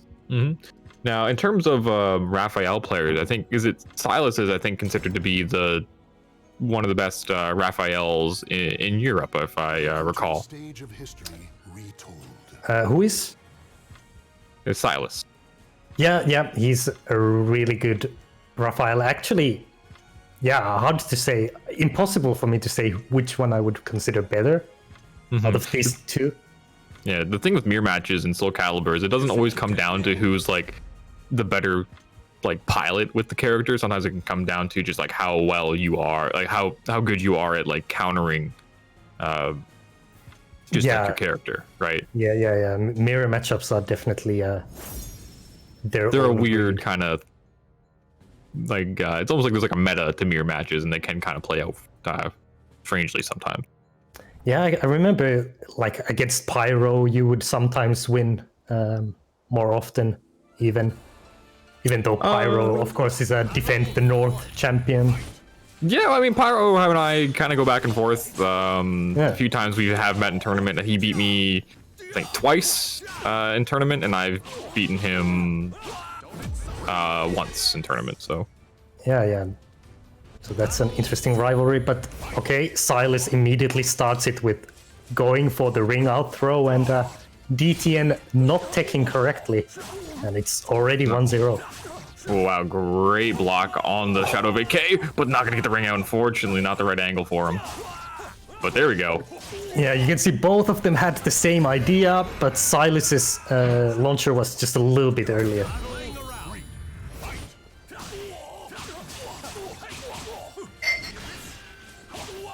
Oh, nice challenge from Dan. Gonna work towards his ring pressure. Oh, not getting the right OP. Gonna give Silas the opportunity to come back in this round. Yeah.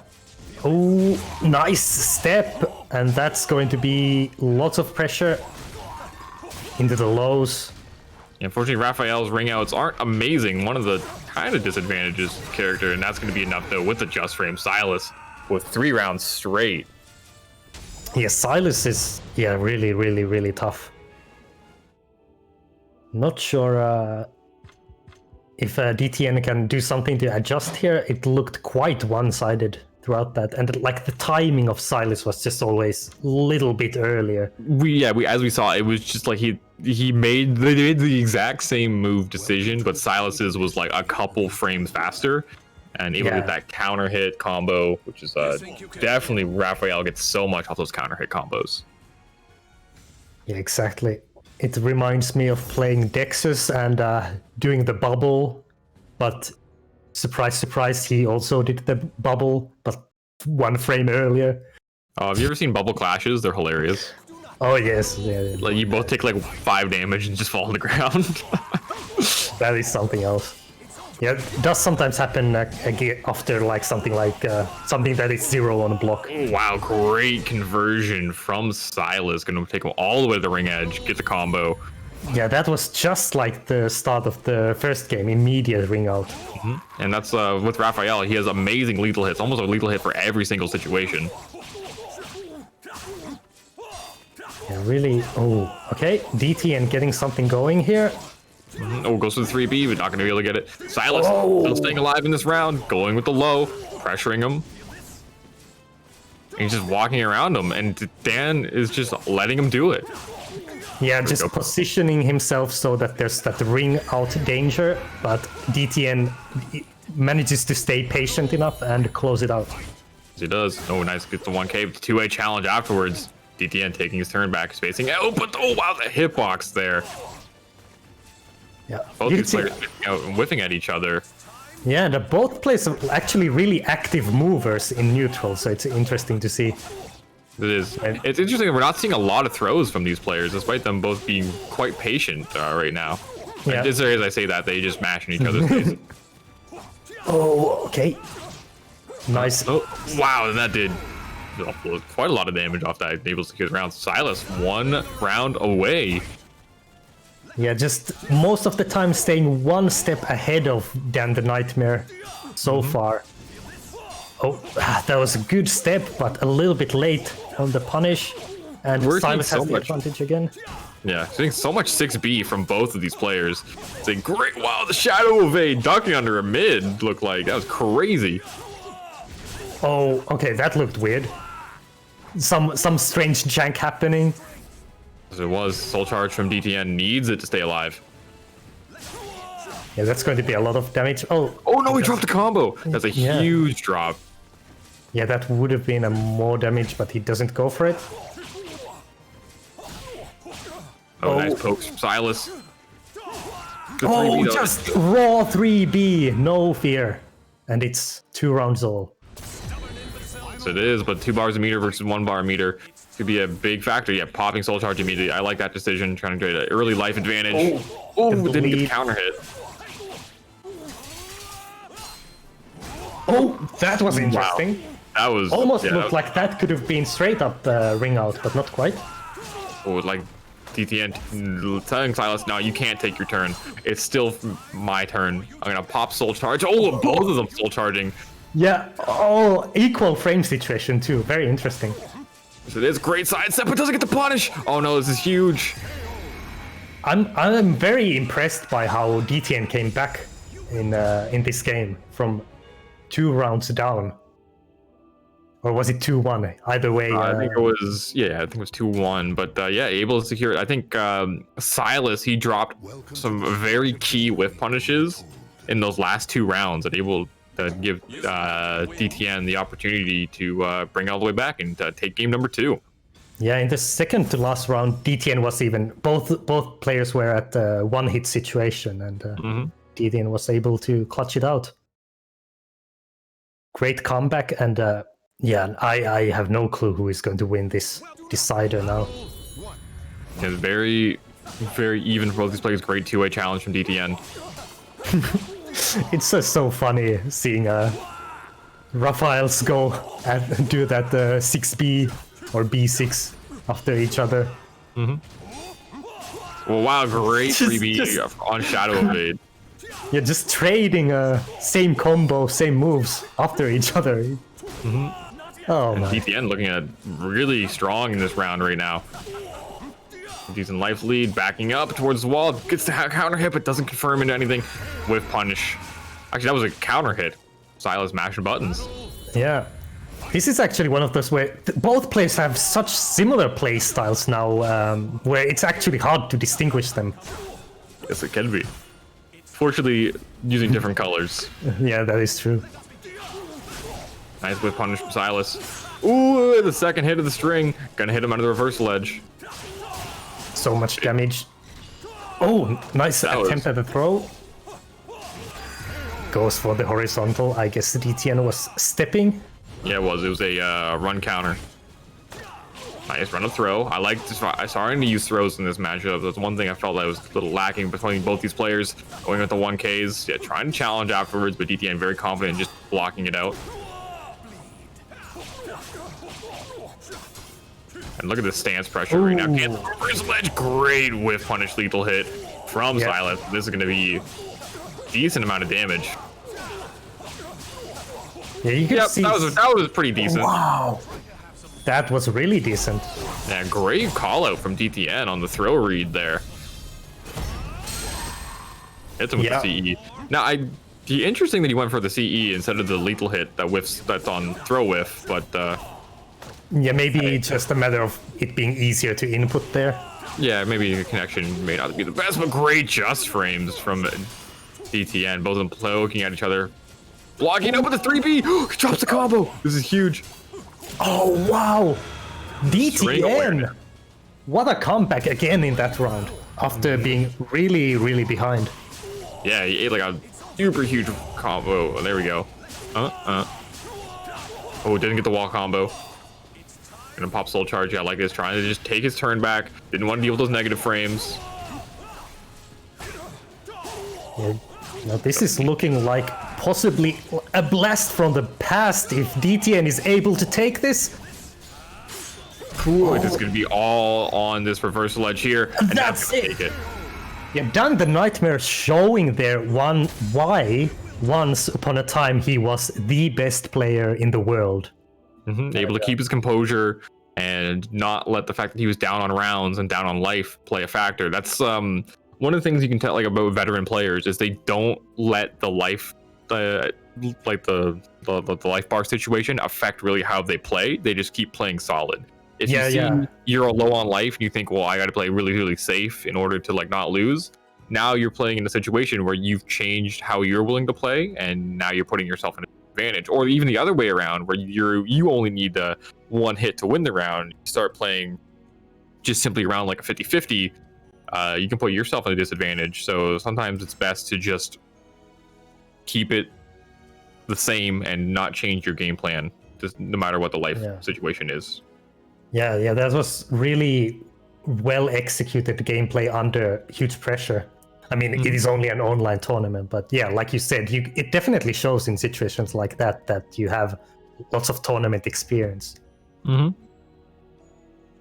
now we will get Darth Sepius. And the opponent we will see in just a moment.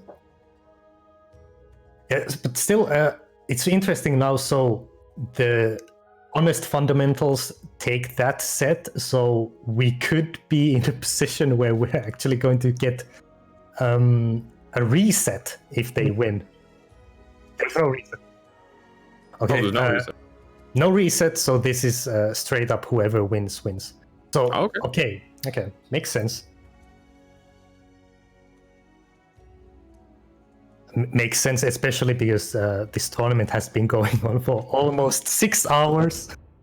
It's okay. I think the people in the chat are definitely enjoying it.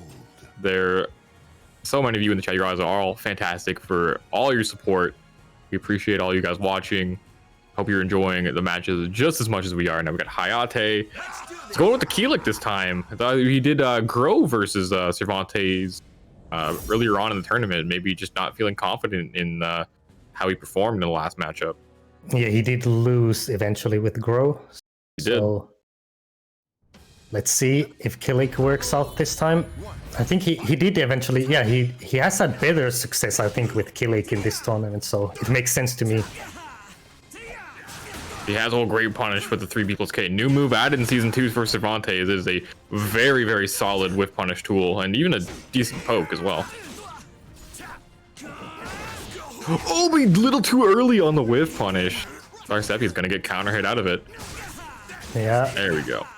Life situation almost equal here. Yeah, and Hayate trying to challenge Seppius's plus frames after that B+K, not gonna get anything out of it. And now the A/B goes unpunished. That's a huge damage opportunity gone from Hayate.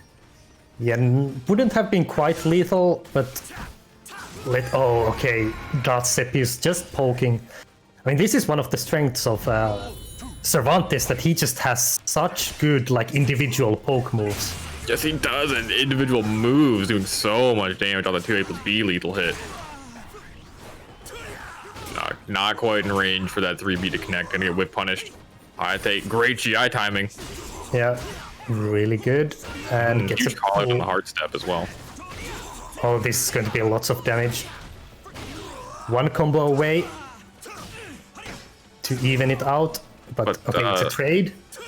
Yeah, Seppius is just not letting Hayate close out this round. He is not changing his game plan, as we were talking about earlier on, and gonna get the guard break. He doesn't get a ton off the. Oh no, able to get the correct distance actually. So with that guard break, depending on the distance, you can either get a huge damage combo like that or nothing.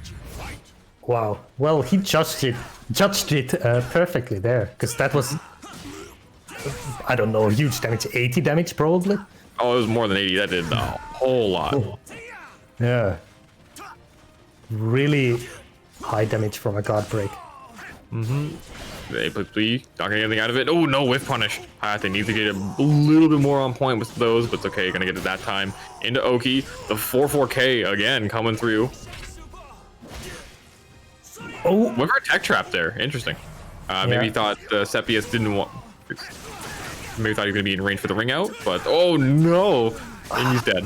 Yeah, I feel bad for Hayate. He always had the life lead, and then Seppius just does the Cervantes combo and bye-bye. Yeah, he banked it all on that tech trap there, but Seppius just confident. He's like, I'm not in range of this ring out.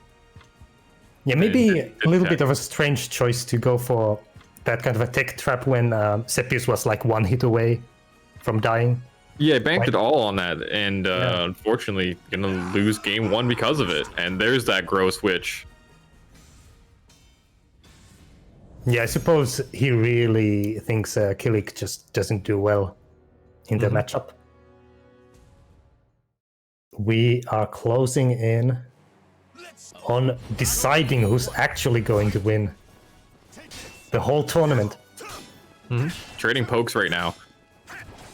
And Cervantes, his pokes are some of the longest range in the game. His 2A is incredibly long range. AA is very long range as well. Going for the A+B. Wow, great call out on the raw Geoda Ray. Due to a big damage situation. Well, wow, that was. I guess since he already used that stun in that combo, which is restand. The restand. That's a little bit of interesting tech in Soul Calibur. If you hit someone with the same stun twice in one combo, you don't get the stun, and sometimes you'll just leave them in a restand. Yeah, sometimes they can even be at plus frames. In that situation, so it's very interesting. Wow. Is that death? Yes, it is. Well, great call out from Hayate, and that's a situation where I think Sepius didn't need to do a Regii, right? He had a huge life advantage in what was he going to eat? Maybe a 3B and eat 30 damage? Instead, Regiis and loses the round because of it. Yeah. Oh, Hayate does prove here that the grow pick really does work better.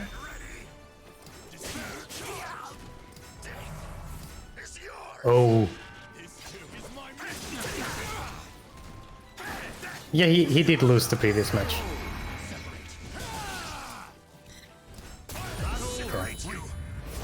Wow, immediately just calling him out instantaneously off the match. Gonna go into soul attack.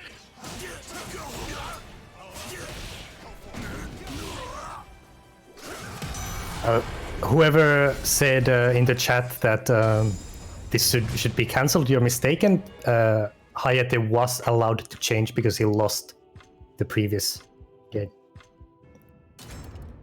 Okay. It was the TO accidentally put the score over the wrong name. So yeah, Hayate was allowed to switch characters in that situation. Did lose game for 1. Yeah, and it's 1-1 and a decisive match now. Yeah, this can change everything about this grand finals. It all comes down to this last round, and this is, I think, okay for Cervantes. Obviously, having these walls, it's a bigger wall stage, but just the walls in general, I think, will favor Cervantes more because he gets way more off of them. Yeah, if Hayate wins, his team will be just 1 win away from taking the grand final and the prize pot. Ooh, drop the K-Slide A there. Usually when you see a single A after on post GI from Cervantes, it's probably they just didn't buffer K-Slide A correctly. Yeah, a bit like the classic Siegfried A+B in weird situations. It is okay, just poking at him right now. Hayate trying to stay alive, but no, the side throw, backbreaker. Yeah, now looking better for Darth Sepius, taking easily the first round. Getting with the JoJo tech, aura. Great 2A challenge there, Sepius, saying like, nah, you can't be doing those slower options out of stance. And getting a lot of mileage out of little pokes, and wow, goes for a big read and gets even more mileage out of that. Yes, it is. Oh, just raw 2B plus K in neutral? You're insane, Sepius. That should be it. Yeah, that is it. Goes for the simple A-Slide B finisher. And Hayate has to make a huge comeback here. He does. Hey, just whiffing. And a 2A plus B. Wow, so much damage. Great Oki situation. I like the soul charge there. Doesn't want to take the mix up. So teleports behind you. Does the personal kid. You should have finished the 1AK for the throw. Well, does this time. That whiff was questionable at the least. And there you go with the 3B on Oki. We're not close enough for the wall. It did look a little bit strange. Oh, wow.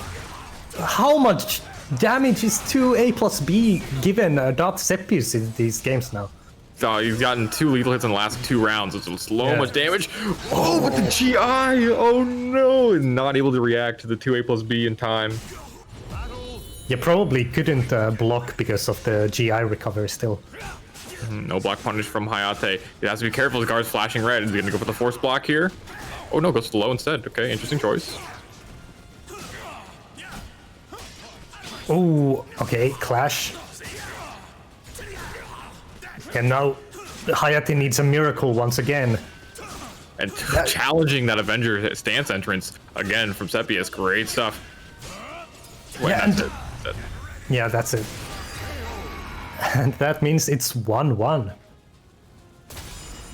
It's really interesting. You could see that Hayate was sort of like, okay, so you're going to 2A after Scarlet Sleeve, so he tried to then go for the fast option, but of course that was exactly the time when Darth Sepius decided to just keep blocking. So yeah, just every time guessing correctly. Yeah, that Cervantes 2A definitely is a very huge boon to have in your kit. One of the longest range 2As in the game. It's able to do things that some characters can struggle against. So that has farther spaced A plus B into stance. Cervantes, if you do a slower option, you've got that covered. Yeah, I think it is the longest range, at least that I can think of. That's definitely one of them. I think Maxie's is also quite long range. And Yeah. those two probably maybe have the farthest range 2As in terms of like standard 2A. Yeah, of course there's also Like Astaroth, who has like technically the longest range 2A in the game, but it's not standard. Yeah, it's not I-12. Give Astaroth an I-12 2A and we'd enjoy this game even more, right? Yes. That would be definitely something I would hate. Okay, next matchup. I'm not sure who haven't we seen yet. It's going to be Yin against. Oh, they're choosing who's going. Yeah. Andiru. So Andiru and Yin yet to be seen in the grand final, but let's see who it's going to be.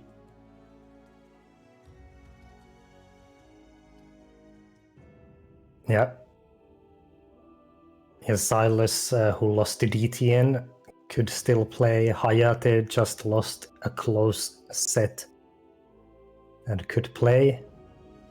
The teams are choosing. It's kind of important to think of the tragedy, which is tragedy, strategy. Yeah. Well, yeah, you have the character matchups and the player matchups, right? Because you can have people that don't like fighting certain matchups or against certain players. So Yeah, absolutely. I think definitely the advantage is on the team with Andy Rue, because I think they have two characters that can be very frustrating to deal with. And there's Andy Rue, and I think the situation in Team Fundamentals is, did they think, yeah, okay, that was a great, I think they thought that they were going to put in Andy Rue and put Yin to deal with it, because I think Raphael versus Maxie's, I think something that Maxie players definitely don't enjoy fighting against. The stage of history. Yeah, probably. This is a situation, this is a another extremely important match, because the winner will be up 2-1 in the grand finals, which is exactly where you want to be. Yeah, I wonder if we'll go all the way to a decisive match at 2-2, or, well, we'll see now. It's 1-1 currently, and Yin against Andiru, and I don't know who to favor here at all. Yeah, we got Yin from Portugal, Andy Rue from the UK. So yeah, pick who you're cheering for. Is it Team EU or Team Party Europe? Yeah, I must say these are two of the most successful players in this tournament so far. Have barely lost any sets. Wow, ooh, going with the 1B again, doesn't pull the trigger on the curse, and these players are just swinging at each other, going in for this loop pressure. Huge GI timing. Oh, goes for the jump, but that's not Gets the correct. 1B air juggle. Nice. And this stance pressure, great call out with Duck. Stacking those curses. Now You can see Andy's kind of fishing for that ring out. Oh, a loop lethal hit. Yeah. And the patience from Andy Rue didn't want to be aggressive with those two curses. Actually didn't work out, giving Yin the opportunity to just loop in his face. And when he did try and challenge, he had that lethal hit ready to go for the ever forward. Yeah, maybe he just started thinking too much about getting that reverse ring out at the end there. But the tech crouch under the full crouch 3K from Zaslamel. Not gonna work out for him. And the sidestep from Yin. The patience as well. Making sure he was fully behind him in the move whiff to get that whiff punish. Yeah, Don't want to get that counter hit retrack. Yeah, that's how you have to do things in Soul Calibur. Especially against Zast.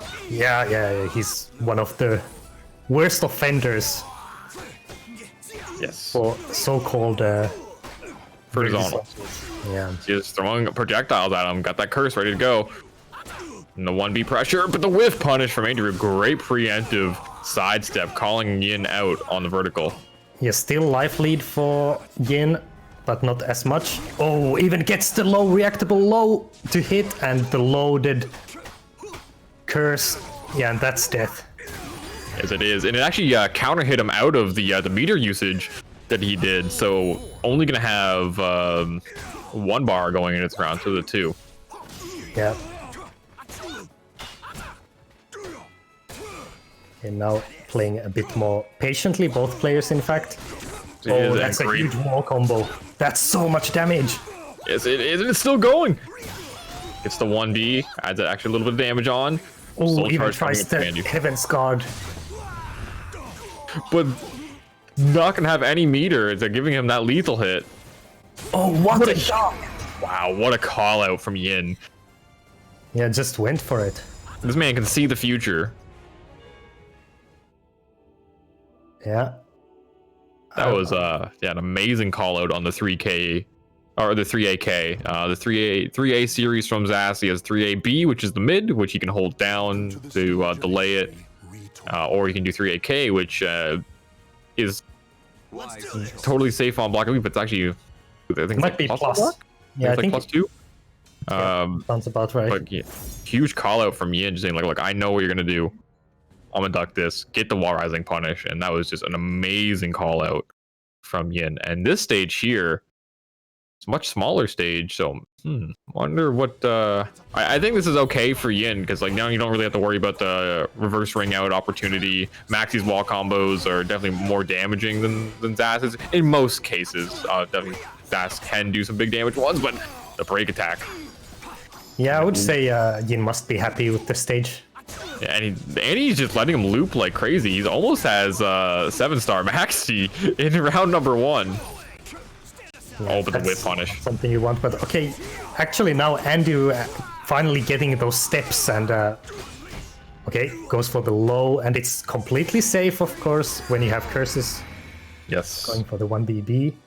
And then able That to was get much more like it from Andrew.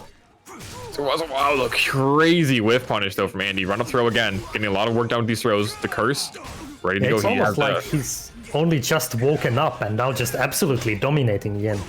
yes, it is, and he's spending the curse to keep himself safe on the 4-6B, but he just blocks it out. Unfortunately, that move will hit you when you're guarding. Yeah. Should be steppable, but that time Andrew just blocks. Popping soul charge, gets him with the low. Nice, that 1A from Zas, and soul charge is definitely a very powerful tool. Oh, but doesn't get it Oh, correctly. nice GI! Oh, goes for the throw. Could have won the round, but goes for this 4-6B. Yes, he does, and he could have made that safe as well, which he did with the curse proc. Nice punish from Yin. He's not saying he's not out of this one yet. Has life advantage. I like him just kind of backing up, resetting the neutral situation. Yeah, and this is really bad now for Andrew. He's flashing and also dead. And that guard damage is going to continue giving Yin a chance to maybe make a comeback here from 2 rounds down. Yeah, already red.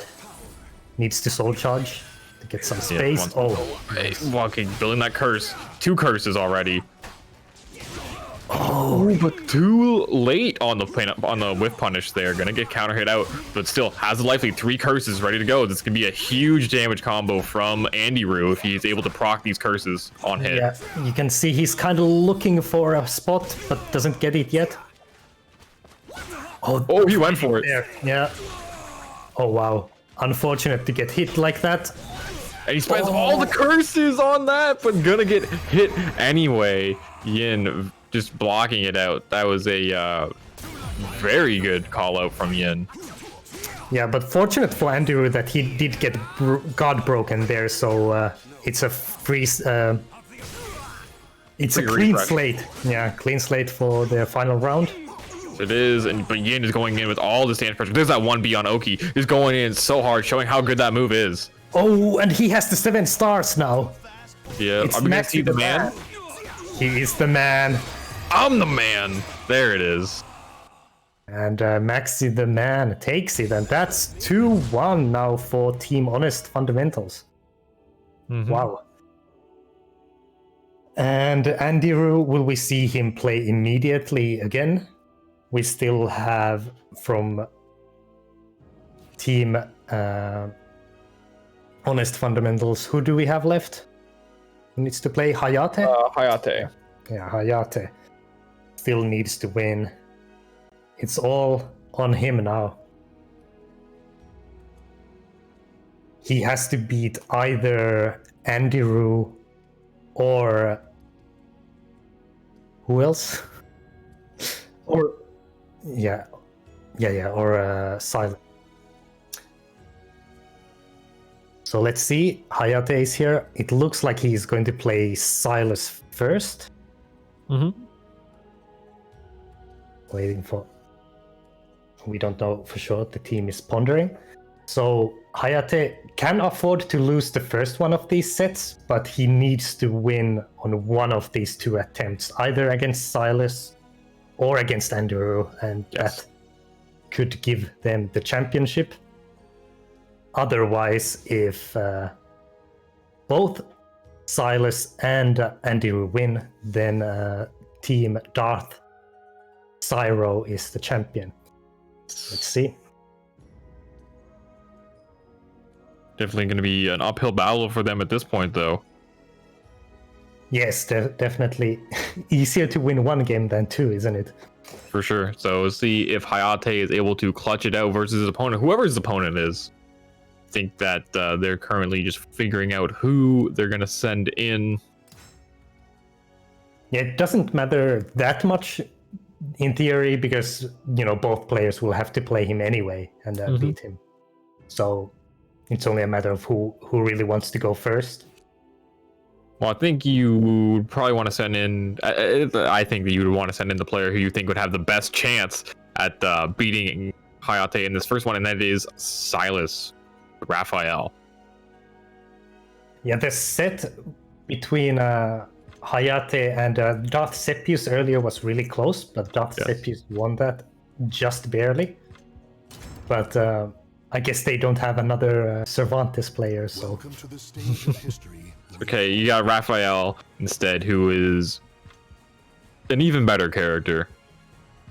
I want to see who Hayate is going to choose in this matchup, because he knows it's going to be Raphael from Silas. Yeah, absolutely. It is Kilik this time. All right. Maybe just, not wanting to go, because with that, didn't want to go with the stance pressure from Grow, because Raphael can challenge that, and he can challenge it extremely consistently. Yeah, that must be part of the reason. Although I would probably, if I had a Kilik or Cervantes, I would pick either one rather than my own main for Raphael matchup. Definitely makes sense. Hayate has the wall pressure right now, but not the life lead, and Silas going in with this string pressure. Yeah. Oh, okay. Silas, huge lead now. Nice, big damage whiff punish, or big damage lethal hit combo on the whiff punish. Hayate still living on a prayer. One hit away, and the 2K from Silas going to take round number 1. Oh, he went for the 2-way, but Shadow Evade just too far away. Is this going to be a ring out? Yes, it is. Wow. That sent him flying out of the stage. That was crazy. Welcome to Raphael. This stage really is so good for Raphael, I think, because his wall damage is amazing and his wall ring out game is amazing. Yeah, I like the soul charge here from Silas. Not going to give Hayate the situation he wanted out of that soul charge. Oh, there we go. Big damage, but the damage was, despite being high, he was losing life the entire time, and now he doesn't have the life lead. Yeah, and it's 3-0 Silas. That yeah, he hit him with that that advancing like multi-hit string, but he pretty much lost as much life as he did to Silas just doing that move. To the stage of history. Yeah, I wonder if we will see a Grow switch, or will he keep? No, he will keep to Kilik.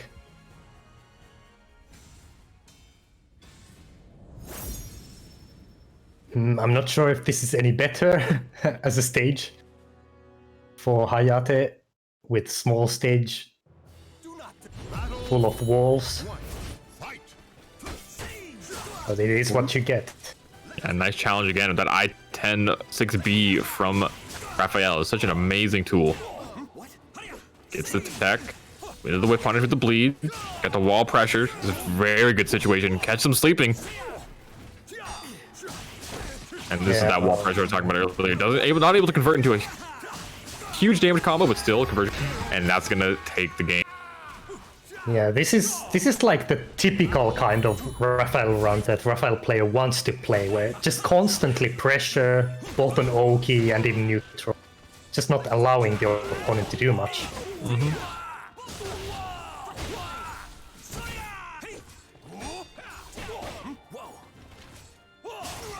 Oh, the 3B.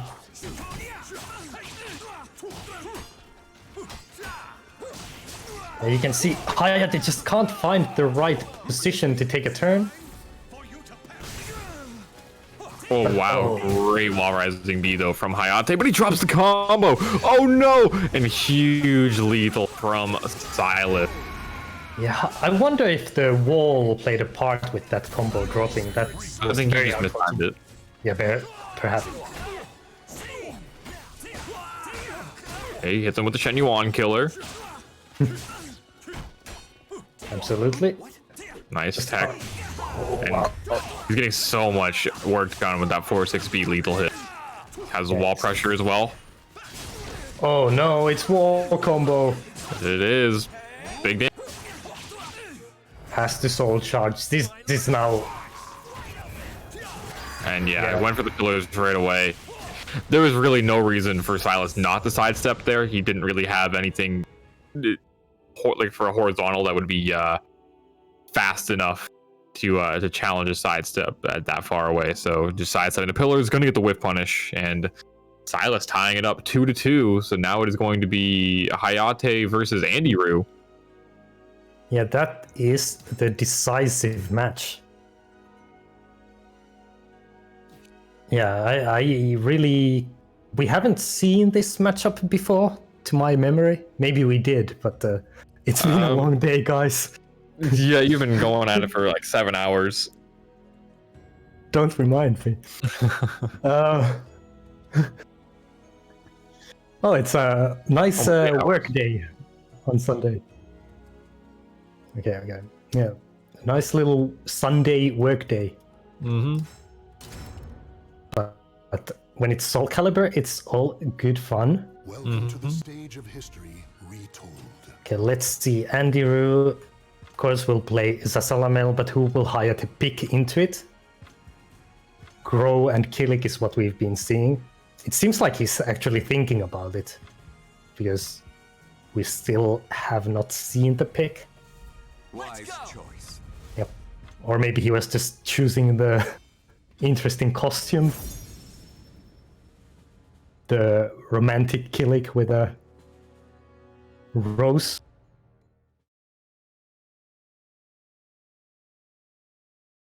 And a tuxedo, white tuxedo. Who knows? Okay, so at this point, it's all bets are off. Decisive match. Who wins this wins the whole tournament and the prize pot. Get ready. Did we lose Zubaz? No, sorry, I'm still here. I just had my boss was messaging me, so I had to respond. No problem. All right, Just going one to the set 3AB. That is a fantastic move on counter hit with the reposition. Yeah. Nice the forward throw there, and the 4-4K hard stepping Andy Rue. Hayate is getting a lot of work done with these 4-4Ks. That's why it's a really great. If you notice that your opponent is hard stepping a lot, like not doing step G, it's not going to matter how slow the move is. It's still a horizontal. It's going to catch him out. Speaking of getting caught out, that wall rising B being extremely evasive from Keeler. Yeah, Hayate doing much more comfortable in this matchup than against Raphael for sure. Early on. Getting the whip punish Andy Ryu. Oh, but it is Oki's decision because he thought he was gonna attack, and Hayate is securing it with the low, flexing the just frames. Yeah.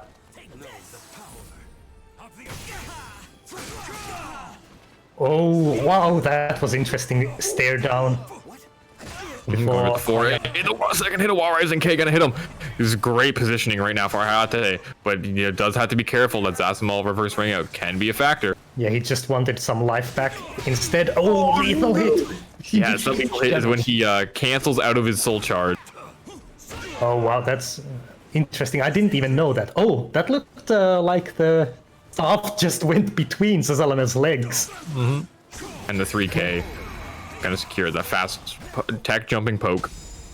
Yeah, but that was very commanding match from Hayate, and just one game away from taking the whole tournament. For Team Honest Fundamentals. It would be quite a day to see actual honest gameplay win the tournament.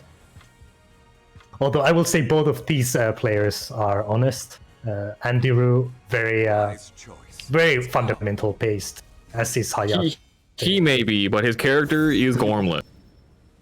This is true, but I mean, Killake is such a gimmick machine in the right hands too. I mean, with all those wake up attacks. I would say that, like, when it comes to, like, fundamental characters, Killake is a much more fundamental character than Zaslamel is. Perhaps. I may allow it. This could be potentially the last game of this tournament. Are you seeing the match? Because no, I got kicked. Oh, me too. All right, we will watch it on a delayed stream through the actual Twitch stream. Fine. I can see that this time Andrew has a big life lead in the first round. But Hayate making a bit of a comeback already. Yeah, impossible to say now. Really patient. Into... Right. Ooh, and the ring out though from Andrew. Yeah. Life situation was about equal, but then Zasalamel ring out. Takes the first round. And again a life lead for Andiru, but okay. Really even. So it is like a very fundamental right now. Trying to take his turn back, but Hayate is being very evasive in this. It's working out to his advantage, and I kind of force a soul charge from Andy. Yeah. Oh wow! What a read by Andiru to get that GI into huge combo. Yeah, big damage situation. Hayate needs to play very solid here. Uses his yeah, just wants a little bit of life to not die out of one hit. Oh, and yeah, he got the round. It's 1-1. Sorry that the commentary is a little bit delayed.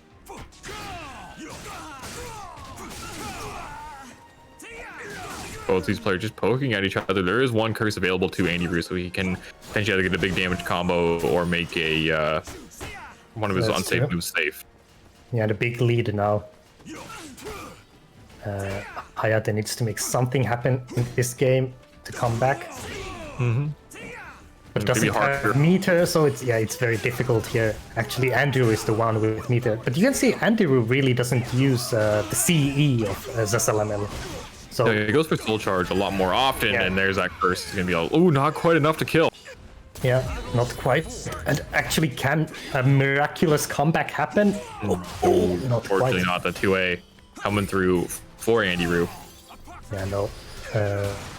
Stream already saw that happen. We're a little bit delayed.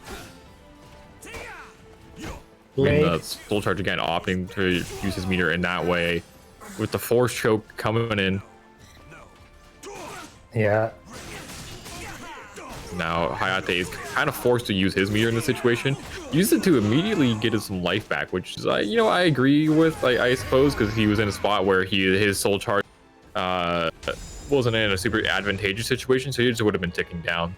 Yeah, it's but okay.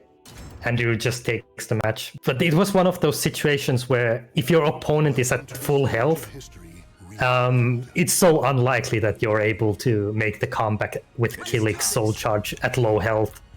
It can be very difficult, especially when you don't have the life lead. I feel like from when I've talked to Party Wolf back when he mained Keelik, and his thoughts, sometimes he would say that like it's almost better to use Keelik's Soul Charge when you have a life advantage, so you can kind of just like work it and secure around.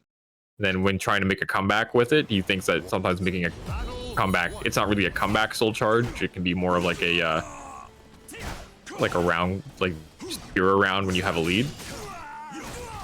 Because that even if you cancel it, your disadvantage is hopefully still pretty even. Yeah, but this is actually now the decisive match for the whole tournament. Yes, it is. Winner of this game will take the victory for their team, but unfortunately just out of range for the 6A+B to fully connect. Doesn't have the curse to get the full big damage combo. But the 3AB gonna be enough to get the round. So Andy Rue up 1 round so far. An immediate 6A+B though from Hayate. What a crazy call out.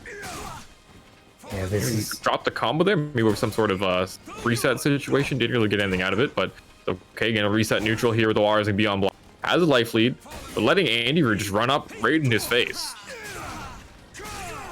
Yeah, really. Ogi pressure, crazy stuff. It kind of looks like trying to get whiffs. Players. What was that? Did you see that, Hawk? That was crazy. I don't even know what to say about that. It looked strange. I'm again a little bit delayed. Oh, is it? Okay, Andrew has 2 rounds already. Yes, he does, but Hayate looking very strong in this round number 3.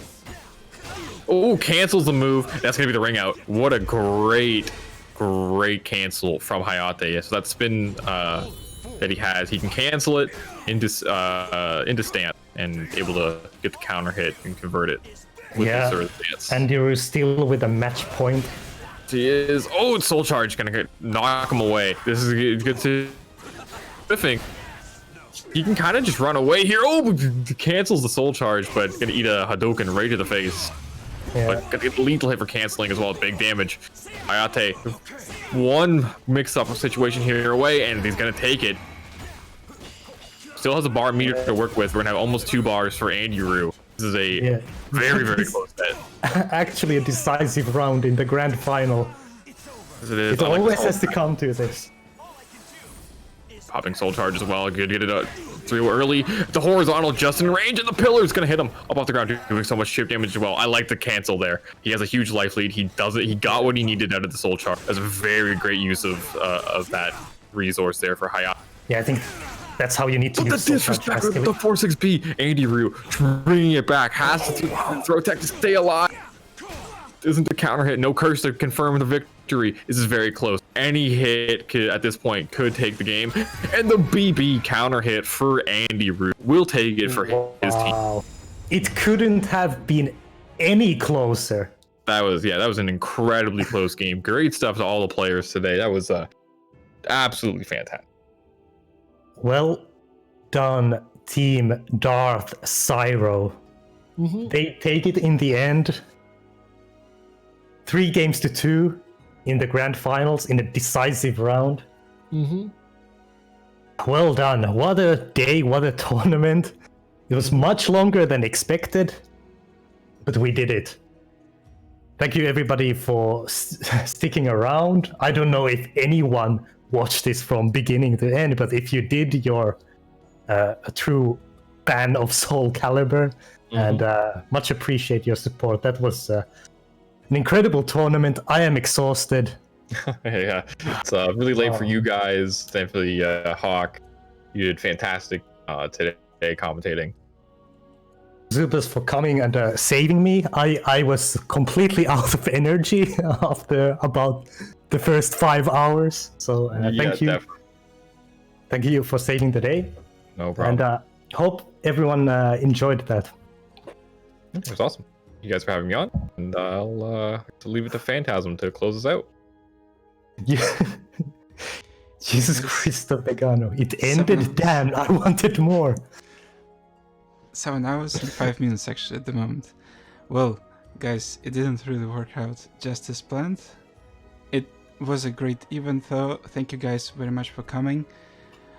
It was a 57 participants tournament. It is the biggest event I did. We ever did as an EOS TO. So thank you guys very much for coming. Of course it didn't go that well, but we managed it in the end. If you really like the format, we'll correct all the mistakes and do it some time again in distant future. I don't know, maybe not me. I think personally, I just think if this is done again, it needs to be single elimination. There are different angles for this. We'll leave that for a different day, because right now we're all exhausted. Thank you guys very much for coming. Thank you guys for donating as well. Like, we've got viewers from Brazil, Odd6 Gamix, thanks for using coupon. Someone use Mitsurugi please. We actually seen one, I believe, today during this very long day. Buff Sig. Yeah, not Buff Sig. Yeah. Only if Buff Buff Mina. Yeah. Buff Song Mina. Yeah, that works. Once Dampier, please never. Once again, play Sophie. No Sophies today at all, strangely. But let's go. Congratulations to Jabber JJ on getting 3rd place. Zanakan, Algernon, the very last minute guys. They signed up like I almost cut out the check-in, and they literally just, here we are, please. And they did really great. Congratulations to them. Algernon. Zanakan, one of the biggest donations today. Only donating to take it back at finals. Once again, congratulations, 3rd place. And thank you very much for donating to everyone. Sumberlane, $5. Where are all the girls? You've seen him up until the finals by the very best. Hayate didn't manage to get it in the end. But Runners up so with my tournament. close. But yeah, that's it. Guys, thank you very much for coming. Thank you very much for staying with us for this whole day, for this crazy tournament. And see you guys next week when the regular European Online Series tournaments will be coming back. Tune in. Yeah. Only 2-point tournaments left. If you're not participating, go participate. We'll see you guys next week. And for now, that's it for us. Thank you. Bye-bye. Bye. Have a good night. Oh, how can we go without saying big thank you in the chat to Hawk of GP for staying 7 hours as a commentator great job, Hawk. and a player and a hero. I tried my best. If my energy fell down towards the end, I'm sorry. I need to sleep. You were great. You were great until that part that you were considering picking up Raphael. That was a bit lackluster, yeah. But thank you, Zubas, for actually coming in the end. Yeah, no problem. So Thank you. heads up. Have a great night, everyone.